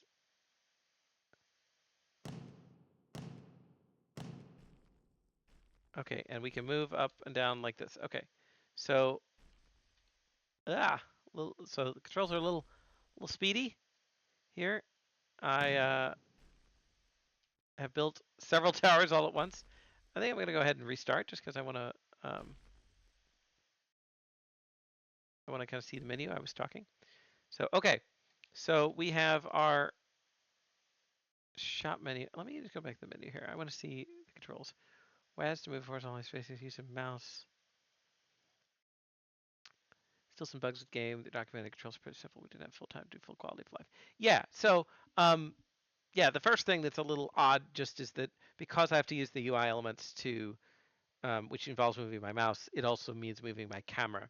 So generally, I would do those as two separate things, right? Either have a way to lock the camera and move the mouse so you can interact with the UI, or uh, navigate the menu using the keyboard. But we can work through that now that we know what we're doing. So we're going to go down to shop, and we're going to say we have quicksand, tectonic, and bulwark tower. The bulwark tower seems to, I don't know what the tectonic one does. We're going to try it. It sounds cool. It drills and does maybe AoE. Damage worsens as elevation increases. We also have different, like it says elevation and wetness. It seems like we have different types of things here. We go back to our shop and get some bulwark towers, and they seem to be aimable. Yeah, so definitely an AoE type tower. And these uh, bulwark towers do seem to be. Put another one here, maybe? Oh, we don't have the money for it. Okay. Oh, we can also rotate with right click. It looks like, which that feels good. But I can't get to these ones in the back. So live and learn. And damage worsens its elevation. It increases. So we don't want the. Uh, we definitely don't want these higher. But it looks like we're on a flat map anyway, so the elevation probably shouldn't matter. So we're gonna tower placement, live and learn, die and learn. Unexpected problem with key bindings. Yeah, yeah. So definitely want to. Okay, but this is all working well. So they're pathing in. The projectiles are kind of swiping down. I'm doing better now. I think I'll place one more. Okay, and then this, the only issue I've got here is that they come around back and then they're out of range. So I can take them out with kind of a back protector here, as it were. So that works. Okay. So there's kind of two types of tower games. There's kind of the free build ones where you can kind of just build everywhere, and part of that tends to be what's called mazing, where you want to block enemies by placing towers in rows, so they have to walk around them. And then the ones where you either place towers on normal areas or um, and like preset areas, or you do them on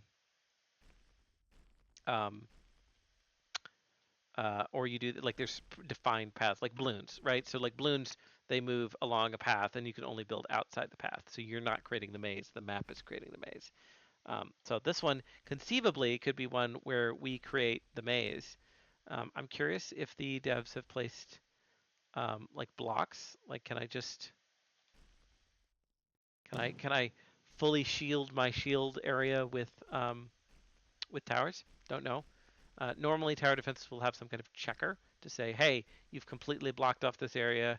That's dirty pool. You can't do that." Um, and curious if we have that. So I'm going to make kind of like a phalanx here of towers, and you can actually see that they're having to path around them, which is good um, to kind of get to the back, and then this guy could take them out. So what would be neat now is if I could get enough money for a tectonic tower. So I'm not sure what the different enemies are. We've got like these missile things. They did a lot of damage earlier. And then we've got these kind of hovery bishop looking guys. And then these big slow guys, which I presume have more health. So different enemy types, classic feature of tower defense games. You also see some tower defense games where you can upgrade the towers by clicking on them, or you can do things like changing. Um, maybe this is a boss. He's so slow. He looks like a boss to me. Um, you can do towers that have.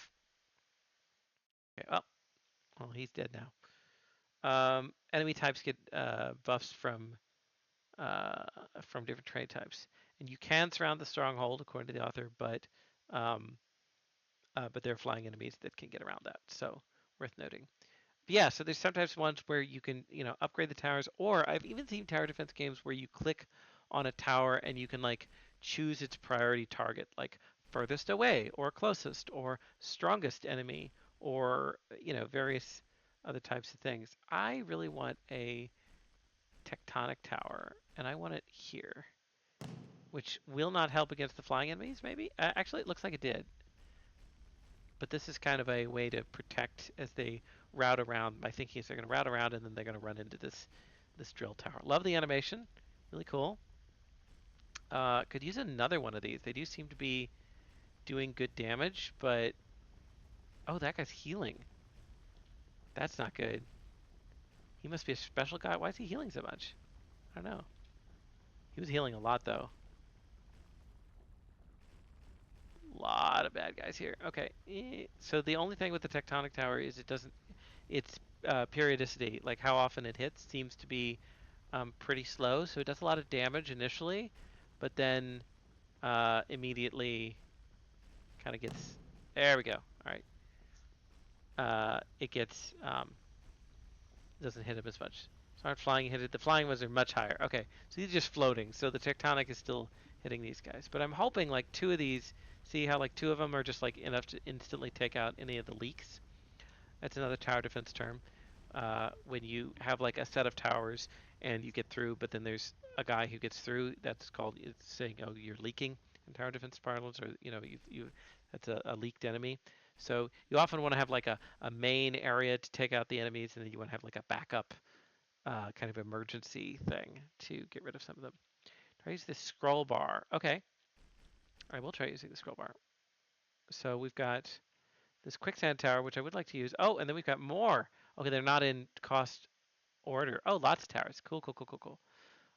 So this quicksand, fireball, flamethrower, wildfire, tidal, frozen, fountain, whirlwind, hurricane, wind caller, and then banishment. Okay, so we've got four elements plus um, uh, uh, four elements plus what I would say is like an ultra tower that's 1,000.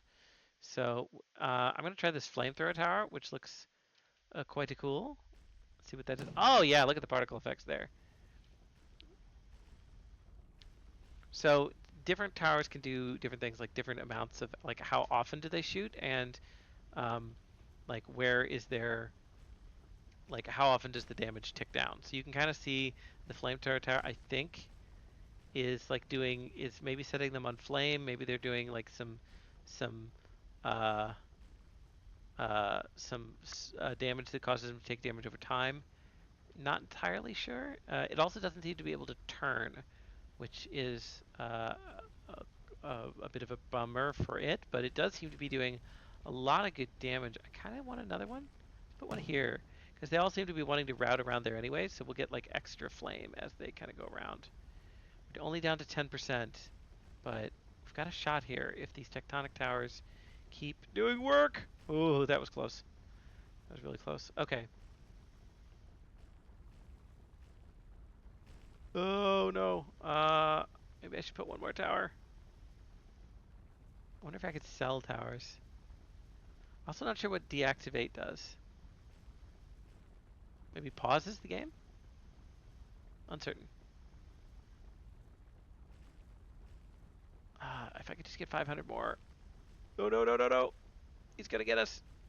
Oh, that was so close.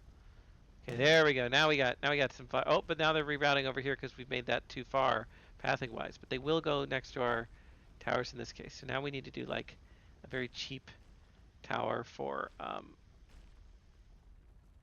couple of cheap towers to make the right side less attractive. So we're gonna try out the tidal towers just because they're new.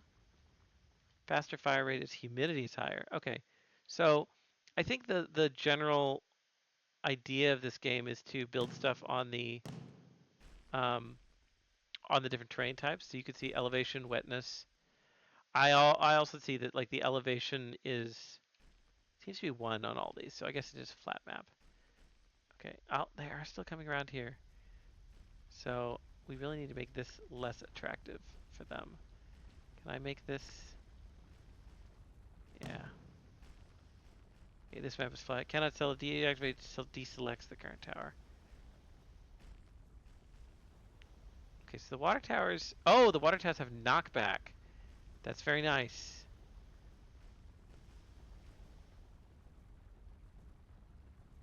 So it doesn't seem to always hit, but it does knock them back a little bit, looks like. And that's generally good. We like knockback. So I'm going to hope these water towers can do some. Maybe they also don't work on the floating enemies. But I did see them do knockback at one point. I'm trying to get these guys to route around to the right side. But this does seem to be working a little bit. Let me try the tidal tower. Oh no, I already tried the tidal tower. I meant the air-based one, which is I can almost afford a hurricane. Oh, the wind towers are more expensive.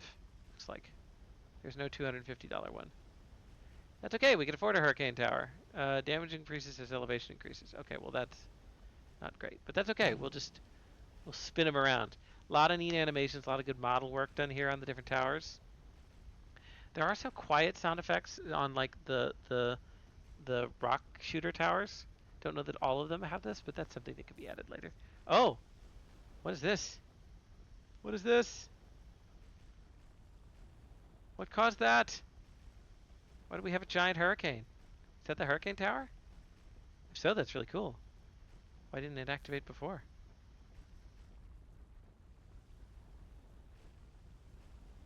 That's the hurricane tower. So it does AoE damage over this whole area. Well, that's nice. I definitely want another one of these. That sounds awesome.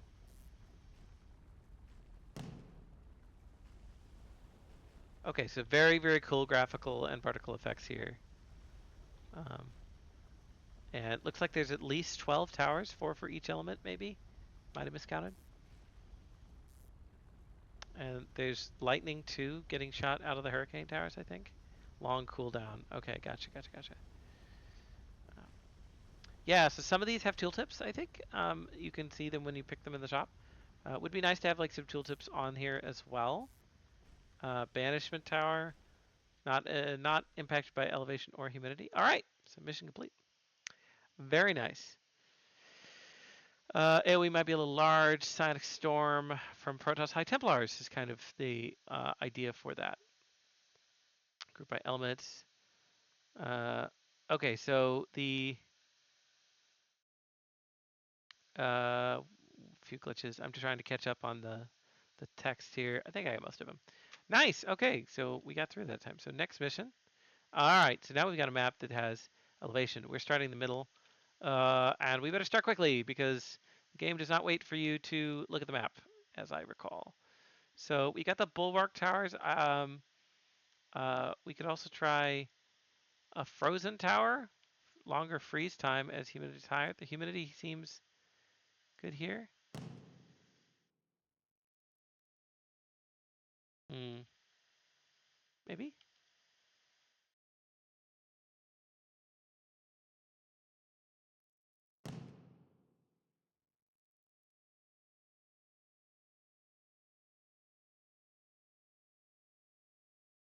Stronghold phase. Okay, let's try that one. I'm not sure the freeze tower worked quite the way I was hoping to. We could try a quicksand tower. Rage worsens as elevation increases. Well, the elevation here is quite low, so let's try that. And then maybe just a nice old standard fireball tower. We haven't tried one of those out yet. Humidity is lower. Fire rate is better. Okay. I put it over here at the 0.7 humidity, which seems pretty good.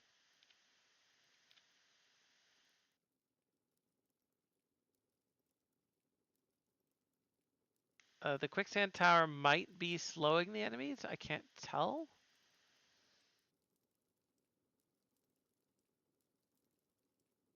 But the fireball ones are good. It's just we have to put them over here where it's drier, so we're not getting as much cutting use out of them. So we have these 3 elevation areas, so we could maybe put some stuff there later on that's going to be good at elevation. which I think is the, yeah, so the tectonics ought to be good for now, right? We ought to be able to say, let's build tectonic here. It's good low to the ground, as one might expect. And then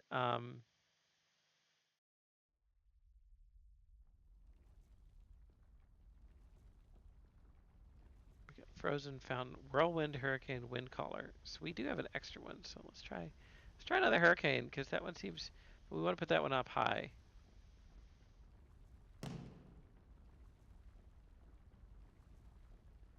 Okay.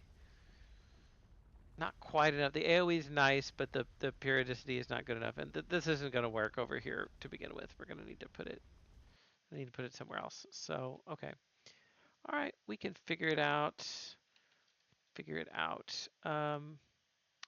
I mean, you only have 1,000 to start, so actually, I do want to see how the banishment tower works. Let's just go ahead and try that one out. Like it's the only tower we can buy, but uh,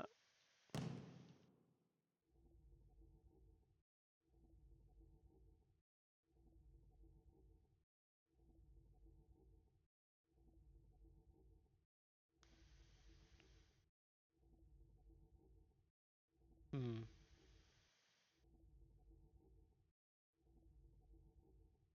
Well, I can't see that this one necessarily does anything, but try more fireball towers, bulwark towers are early game. Okay, we can try this. Um, I'm just trying to try out all the different ones, but bulwark towers do seem like the way to go to begin with because they help me defend.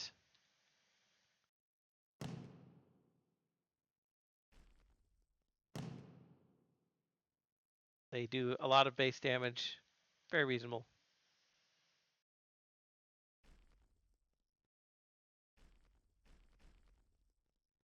All right, this is getting us good.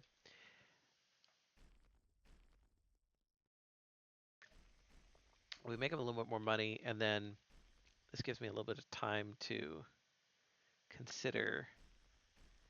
I like the tectonic. Quicksand I couldn't see much use of. The fireball was good. The flamethrower I liked. Have not built a wildfire tower. That sounds awesome. Don't know the range on it. So I could put one here. Oh no, the wetness is higher there. We definitely don't want that. So one wetness doesn't seem that bad.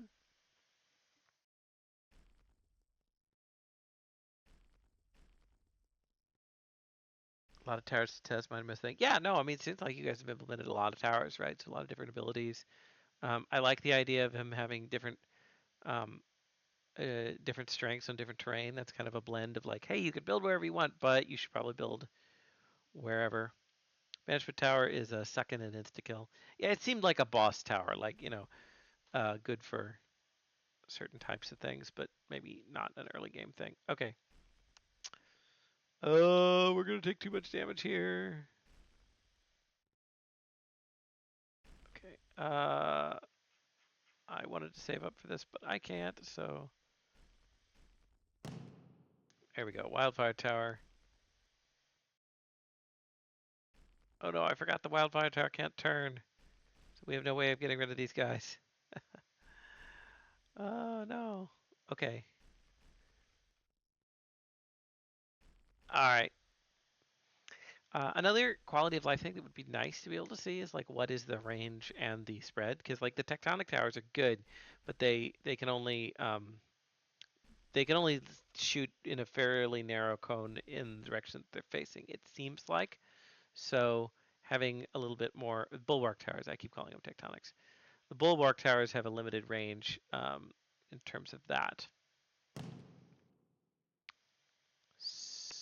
And it would just be nice to visualize that, although I'm kind of getting it as I play. Um, Banish them to another dimension. Yeah, for sure. Okay, fireball towers. I do like the fireball towers. I know you keep telling me to use those. I'm going to let chat backdoor a little bit here. Backseat a bit. Um,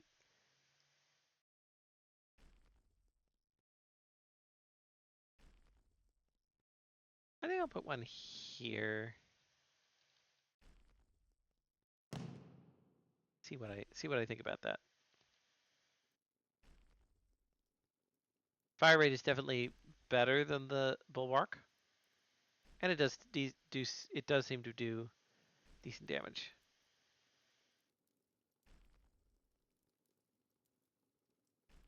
I really do think putting a flame right here, where they're like in choke points, generally a good idea. I think I will. I think I'll try that. So we're gonna go to a flamethrower. So that's a wildfire. I don't know what that one does yet. Also don't have the money for it. So we'll just go to flamethrower. And I'm just going to be very rude and do this.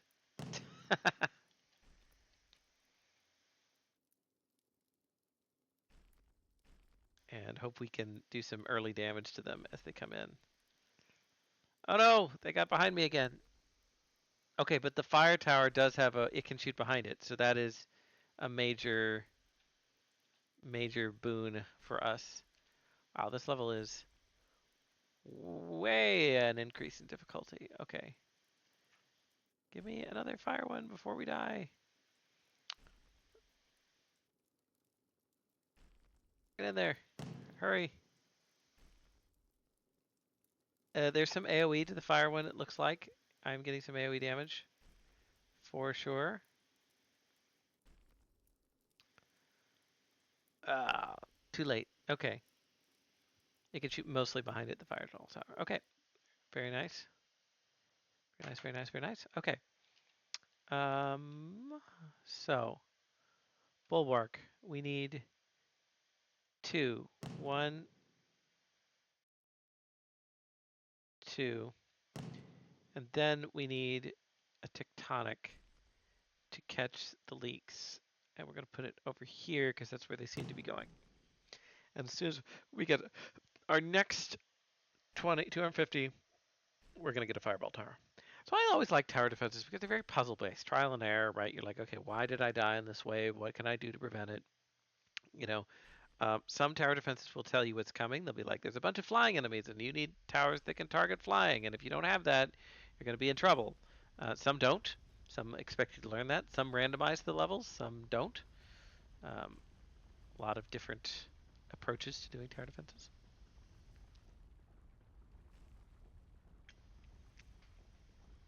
Okay.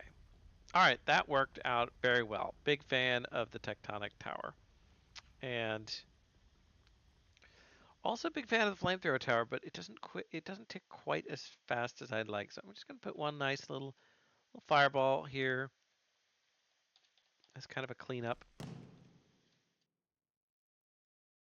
And that will hopefully catch any big leaks. And it has enough range to hit these guys as they come in, which is good. They have a lot of health though. I think it's the bishops healing themselves that's really kicking my butt a bit. Because I don't have a lot of burst damage outside the tectonic towers. Okay, this is going pretty well. We've taken a little bit of damage, not too much. Oh, this is a problem though. This is a problem. Okay, let's get another fireball tower out here.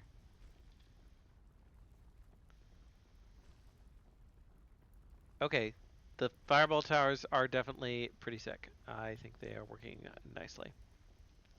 And again, love all the custom graphics. You know, building 12 towers with 12 attacks, right? A lot of animations and modeling and all that takes time, right, to put all that in. Okay, so how's my strategy going here now? Would like to get a flamethrower, the tidal and frozen. I haven't tried the fountain, and I haven't tried the whirlwind or the wind caller.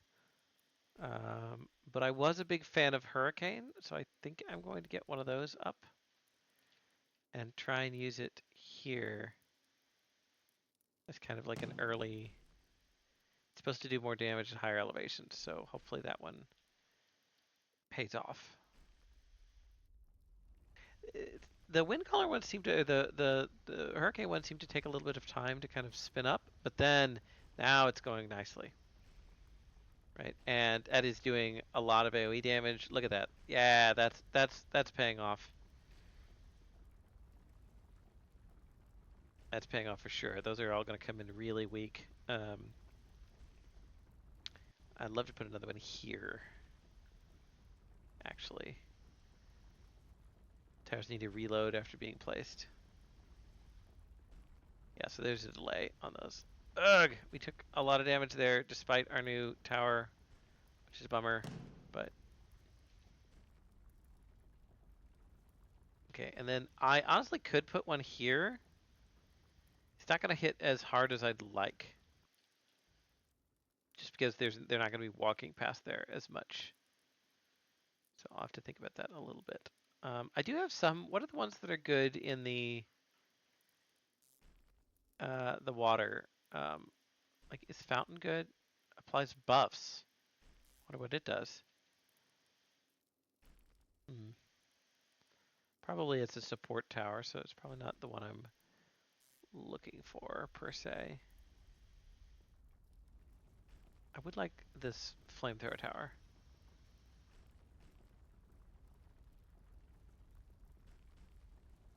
Okay, so this is helping, but we are still in the problem. Oh, we're gonna probably die here. There we go. Oh, okay. That's nice though. Oh, that's a great tower. Like the AoE ones for sure. Might save us. Don't know if it's enough to save us this round. The fast shooting is definitely helping us. Oh, so much damage. No, they're coming in too fast. All right. Fountains buff nearby towers over time. It takes level 2 to start working. We got to wave 4 this time. That's further than we've gotten before. I'm gonna just try something different. I'm gonna really try a.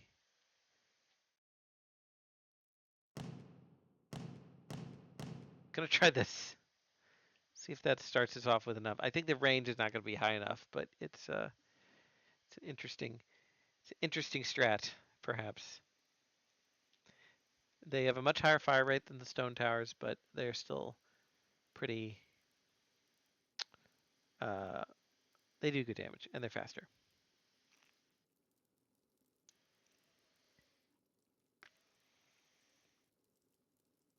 Okay, this is working for now. It will not work forever.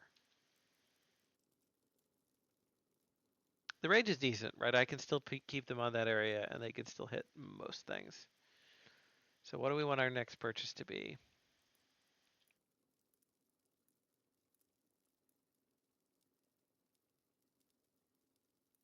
Hmm.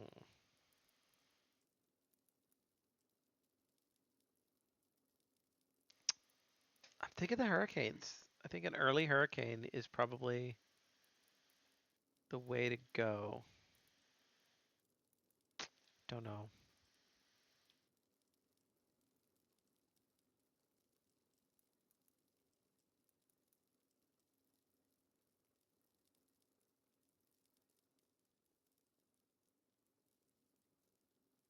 Hmm.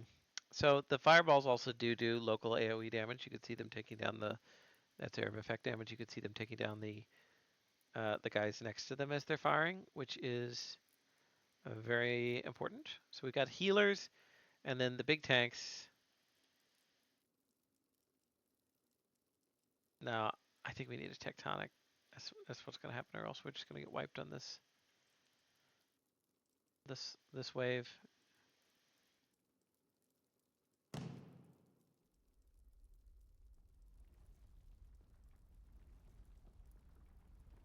Bunch of big boys over here.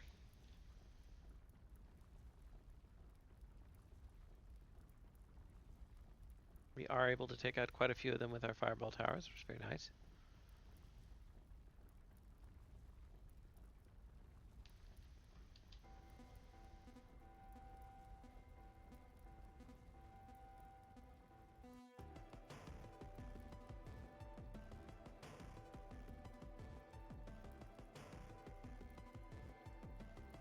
Enemies will adapt over time. Oh, tell me about that. So they get resistant to certain abilities? Or they change their behavior?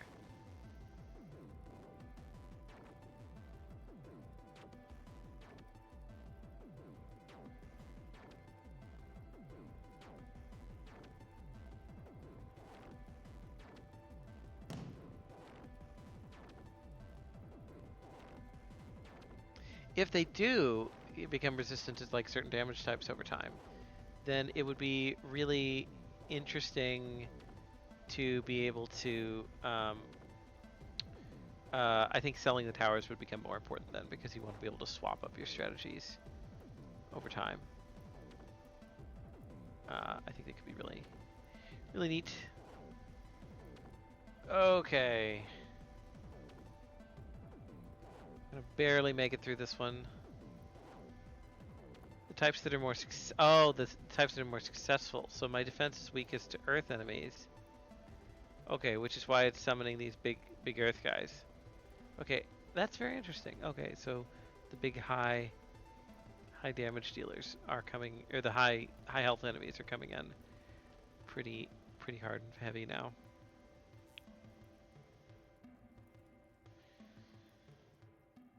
So, oh, we almost have enough for a $1,000 tower. Wondering if there's one we should get, or at least a 750. Maybe one we haven't tried yet. Like we haven't tried whirlwind or wind caller.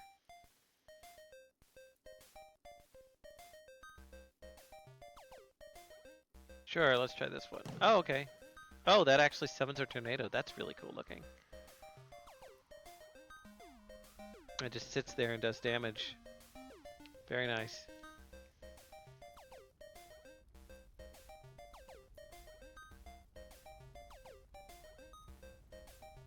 So that was a wind caller. I don't know what a whirlwind one does. This is not good though. This is in fact very bad. Tectonic. Help me. Help save me. Barely saved. Okay.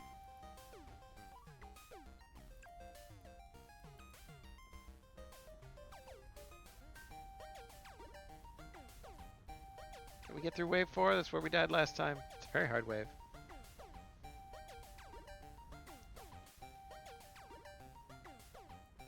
Trying to see the rain. I thought I saw the wind caller come way over here. Yeah, okay, so it has almost global range. That's very interesting. Okay, I'm a big fan of wind caller. And so I can just place them up top here and call that a day. A lot of diversity, a lot of learning to do here, a lot of figuring out new abilities for sure. I also kind of just want to protect the core with some like cheap bulwarks, which might be helpful.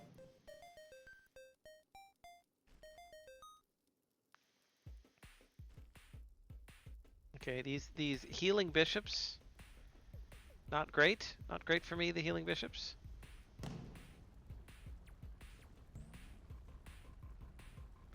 So I'm not sure where the tectonics prioritize their targets. They seem to not always pick the closest one. They pick ones that are further behind. Ah, we lost. Yeah, I do see that they found a new weakness, which is the healing guys. Interesting. Making progress. I just want to go to... Oh, oops. Okay. Got back to level 1.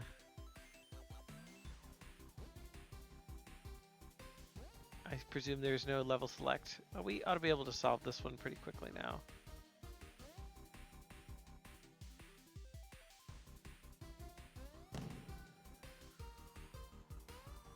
Tectonics focus on high health ones. With bulwarks, tectonics just do AoE. Very nice. Okay.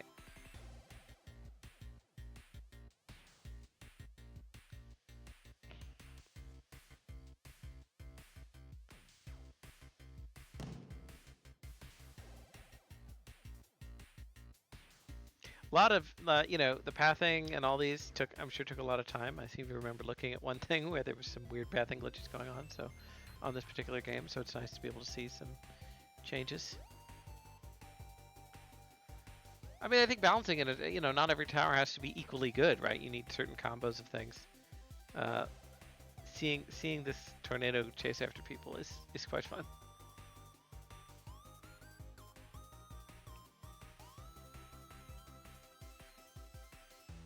And the adaptive AI changing the mix-up, kind of like a manager. Very fun.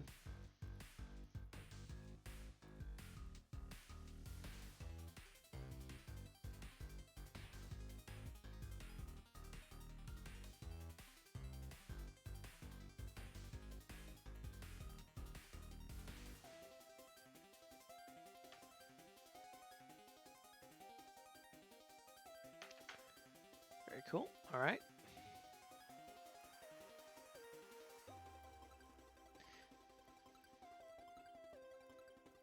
So, okay, which towers have I not used? I've used Bulwark, Tectonic, Quicksand doesn't seems to have a problem. Firewall, Flamethrower, love it. Wildfire, love it. Tidal Tower has the pushback. Frozen couldn't get to work. Fountain I haven't used because it's a buffing tower and it's expensive. I haven't figured out quite when to use it. Whirlwind and Windcaller you said are similar. I guess I could try getting a Whirlwind out. And then there's Hurricane Tower. Also, I am losing, so that's not great.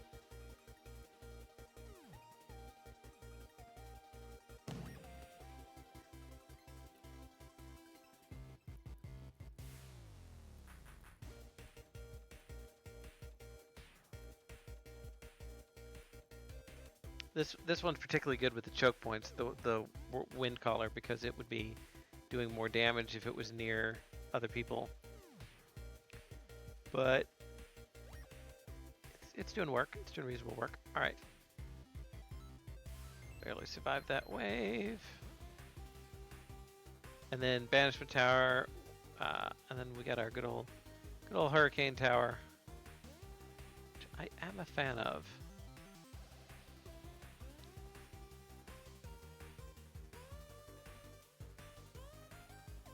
Cool.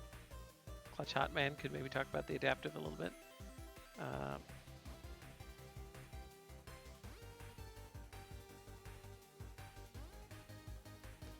right, we get a fan going here. I ought to do a little AoE damage.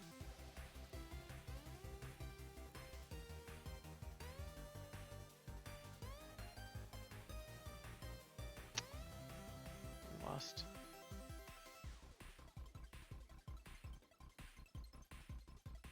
For some reason, the delay on the hurricane tower is like it's particularly long, but it's all good. Fireball.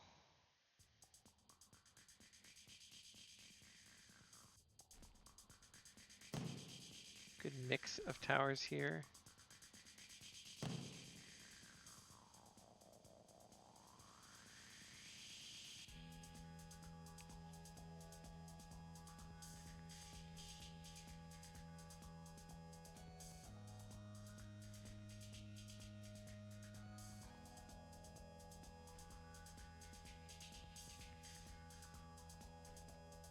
On cooldown so it's on cooldown immediately after beginning. That makes sense.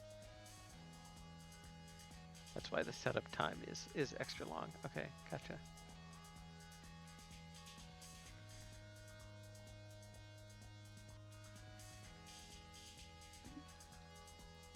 Almost within range for these guys.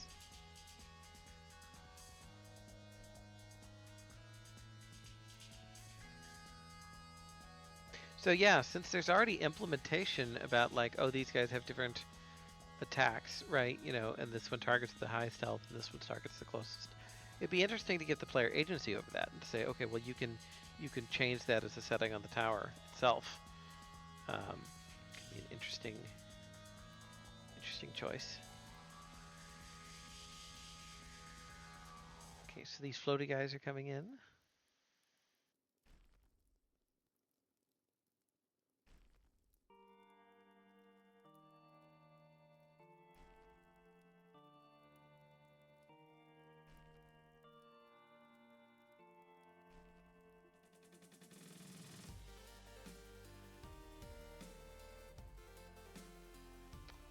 I'm waiting to get a wildfire tower because I think that one would be good.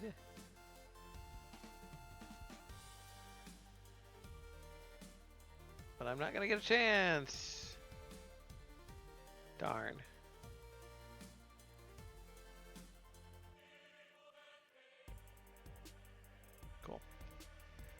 All right, guys. I think we're gonna go ahead and move on to the last of the games that we have, and I will be very interested to play some of the later levels as well, where I'm sure the terrain gets more diverse, for sure. Uh, Same thing for you guys. No, no, it's great. No, I really like all the different towers. Same thing for you guys. If you think about it, it's absolutely not required, but if you do think about it and have the time to throw in a level select, that would be, even if it's just like in a config file or something, that would be super awesome. You're welcome to send that. If not, I will get through it and go through all the levels. So thanks so much. This has been Elemental Siege, everybody. Cool. All right, and with that, we're going to move on to our last game. And that one is called, I will check my own notes, Reverie. Team 8. So we have, this is kind of an RPG type game with kind of an interesting premise about sort of college life, which is an interesting thing, I think. So looking forward to playing this one. And we have regular WAS controls, and we have um, a interact with Z. So hopefully we will get this on here soon. We also have battle moves, and let's see.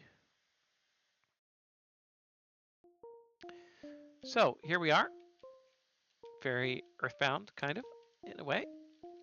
Go ahead and reset this one. And there's a time-based system, so we're in the morning. I think this game has sort of a Persona style. You can do different things at different points of day.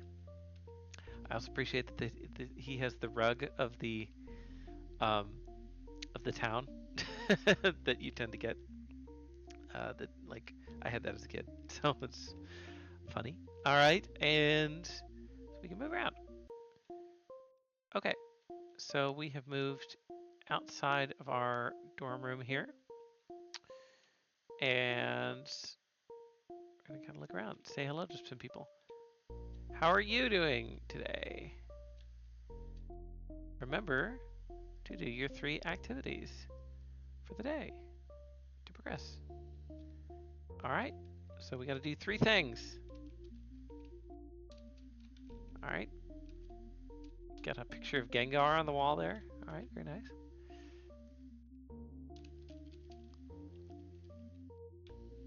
Can't seem to go through. Okay, that's our door. So that pops us out here. And then here we are. Okay, so we're in like a dorm block. Looks like we can only go into our own. Some trash. That's the first thing we do, of course, in RPG is go and root around in the trash. Maybe there's stuff there. Guide Pierre. You need to participate in activities before confronting your foes. Activities? Yes, do some training, relax, or listen to music to de-stress. University can be pretty pressuring. Okay. Where do I do activities? In the Southwest Lecture Halls, there are some buildings to do activities in. Great. Nice, cheery RPG music for sure. So I'm heading generally to the Southwest. Here's some people. Hello. Ice cream shop. Yes, my activity is ice cream. Don't look at me, bro. I just work here. Go do the activity in the store and let me watch Playtime Warriors on my phone. Okay. No, it's not just for kids. All right. So we got an ice cream shop. We got a fitness store. We have a bakery with a dude with glasses outside. Let's talk to him. Hey, you're not supposed to be here. Why? Because you're not even on my list. Why does the bakery need a bouncer? You ask. I don't know. Why do you ask so many questions? Come back with your 21. I don't need your fake ID. Bye. Bye. That's some bakery there. All right. Who are these delightful children from down the lane?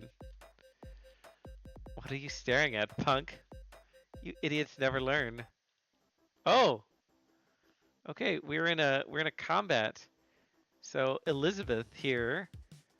We have 2 meters here. We have health, I'm assuming, and then water. Might be sanity. So we can got kind of an Undertale interface here. We can attack, reason, item, or run.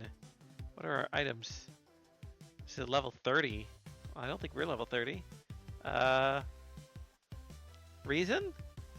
Okay. Very Undertale-esque, so I'm trying to get it on the center ball here. Which I failed. Okay. It was timed. Elizabeth attacks. Oh, we've taken damage. Reason. I don't know the controls. What's the controls? In the mini games, it says down, up, down, left, right to move around in space. Okay, I thought I hit space. Okay, let's run. We're about to die. We can't run. Okay. Well, we'll reason again.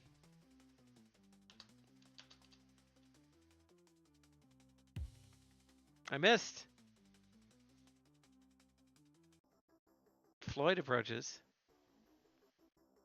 Who is Floyd? Oh, he's tiny. Look at him in the background. He's standing on the desk. That's great.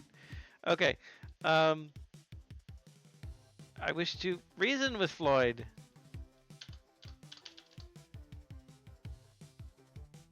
I missed. Okay, well, we seem to have no ability to reason with people, so I guess we'll just attack him. I'll shove. I missed.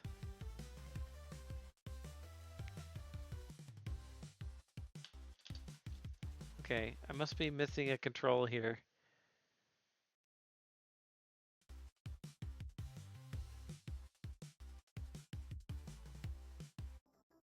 Elizabeth approaches. She's back.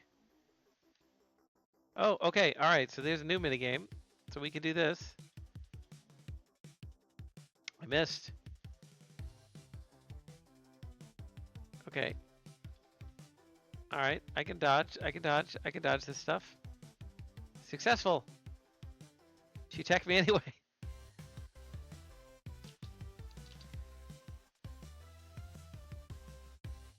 I missed.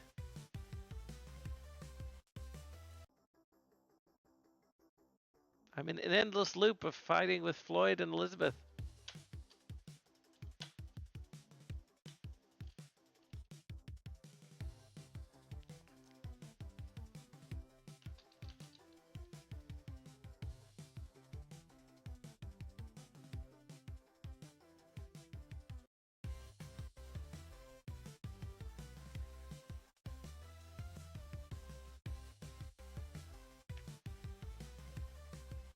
Okay.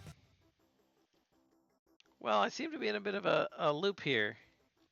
If I get this attack, I can actually do something.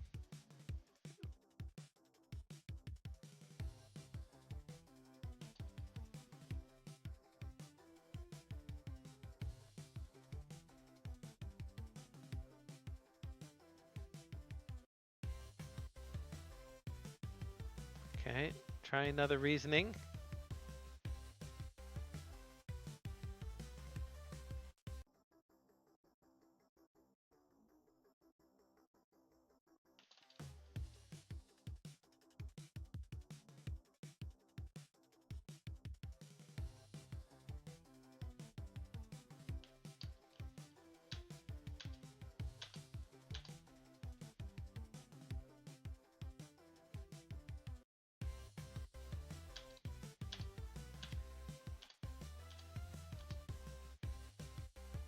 Oh, I got it that time. All right, well, we seem to be in a bit of a loop here, so I'm going to go ahead and just break out of that, see what's going on here.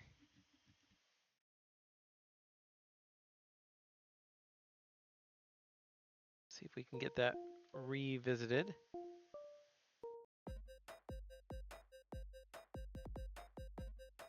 See what other activities we can do.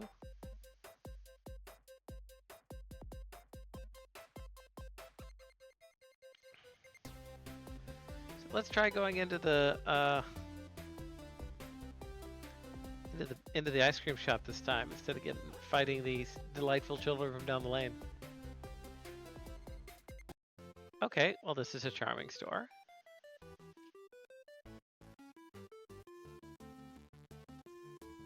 Hello.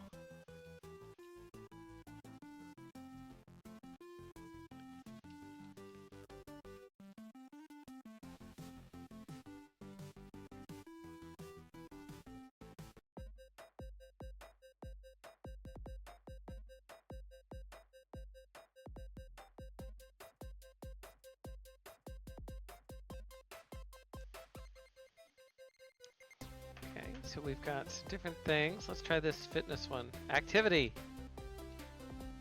Yes, all right. Getting there. How about this one? A music store.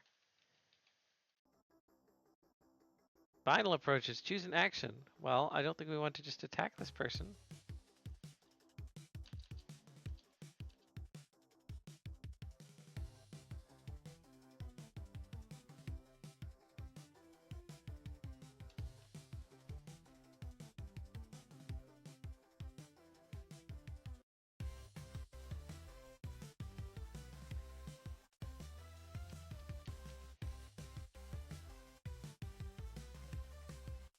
I do like these little mini games. They're very reminiscent of Undertale, right? Different things to actually do your to kind of play the game. We did see a little bit of a change in the health bar there.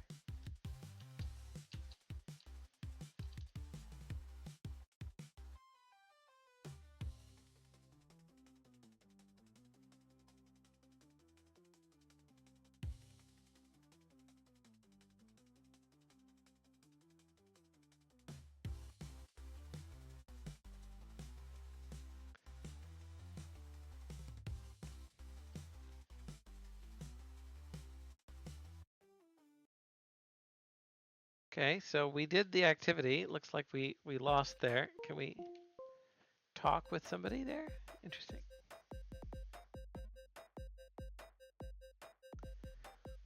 Here's, I'm guessing, the lecture halls. Oh yes, there appears to be a sheep. Why is there a sheep in the computer lab? I don't know. It's a professor.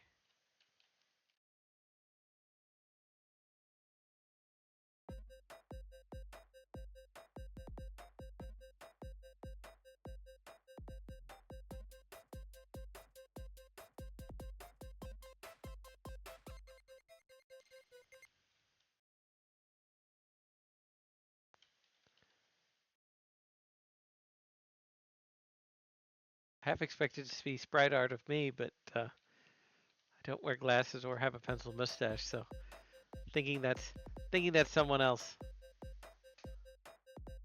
Okay. Here's a library area. Hello.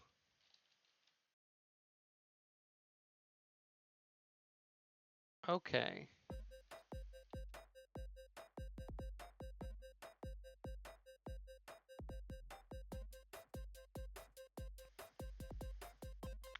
I think we're gonna go and try and see if we can do another activity and progress.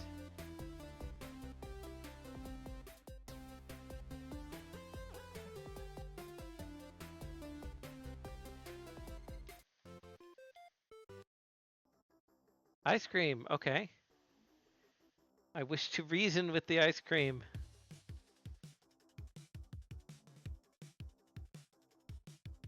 Well, that seemed to work very well. It lost a lot of its health.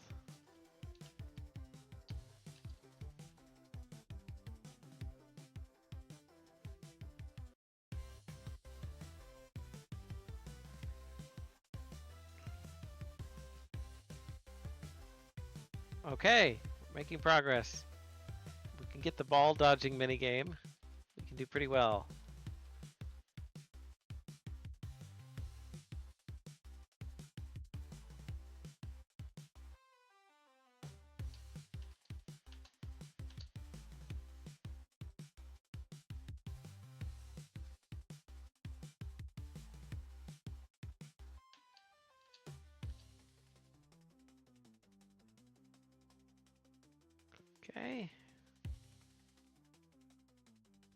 Got hit by one there. If we can dodge another one, we should be successful. Excellent. We finished our activity. The ice cream shop. Excellent. It's nighttime on our first day here.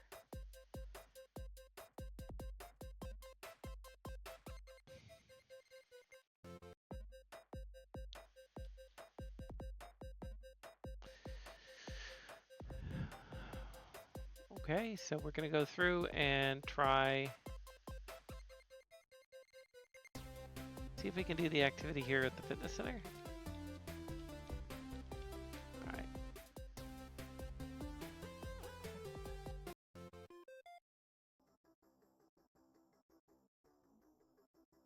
We will again eat ice cream. This is the university life, right? We're stressed out, so we're just going to go and eat ice cream twice a day. This is not a good health plan.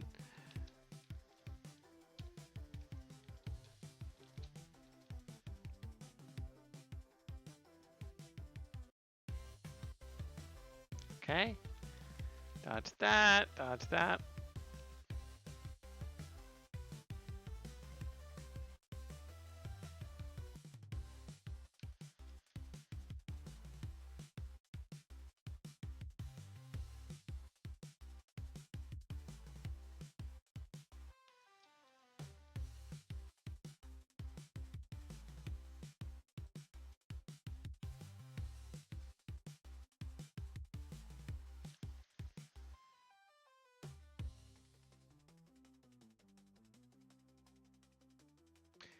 Okay, the ice cream thankfully does very little damage to us, so hopefully we can just finish it off right here. Okay, we're at the next morning. All right, so it looks like that's what we're going to be exploring here is these kind of different mini games, which are kind of neat. And yeah.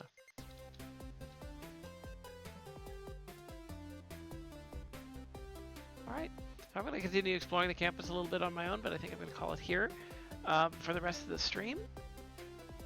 So with that,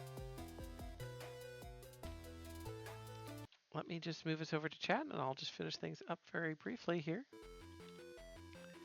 But anyway, I want to thank everybody for joining the stream. We had a lot of really interesting games this time around, and a lot of different genres of games. A lot of 2D games we did this time around. We had some great puzzlers.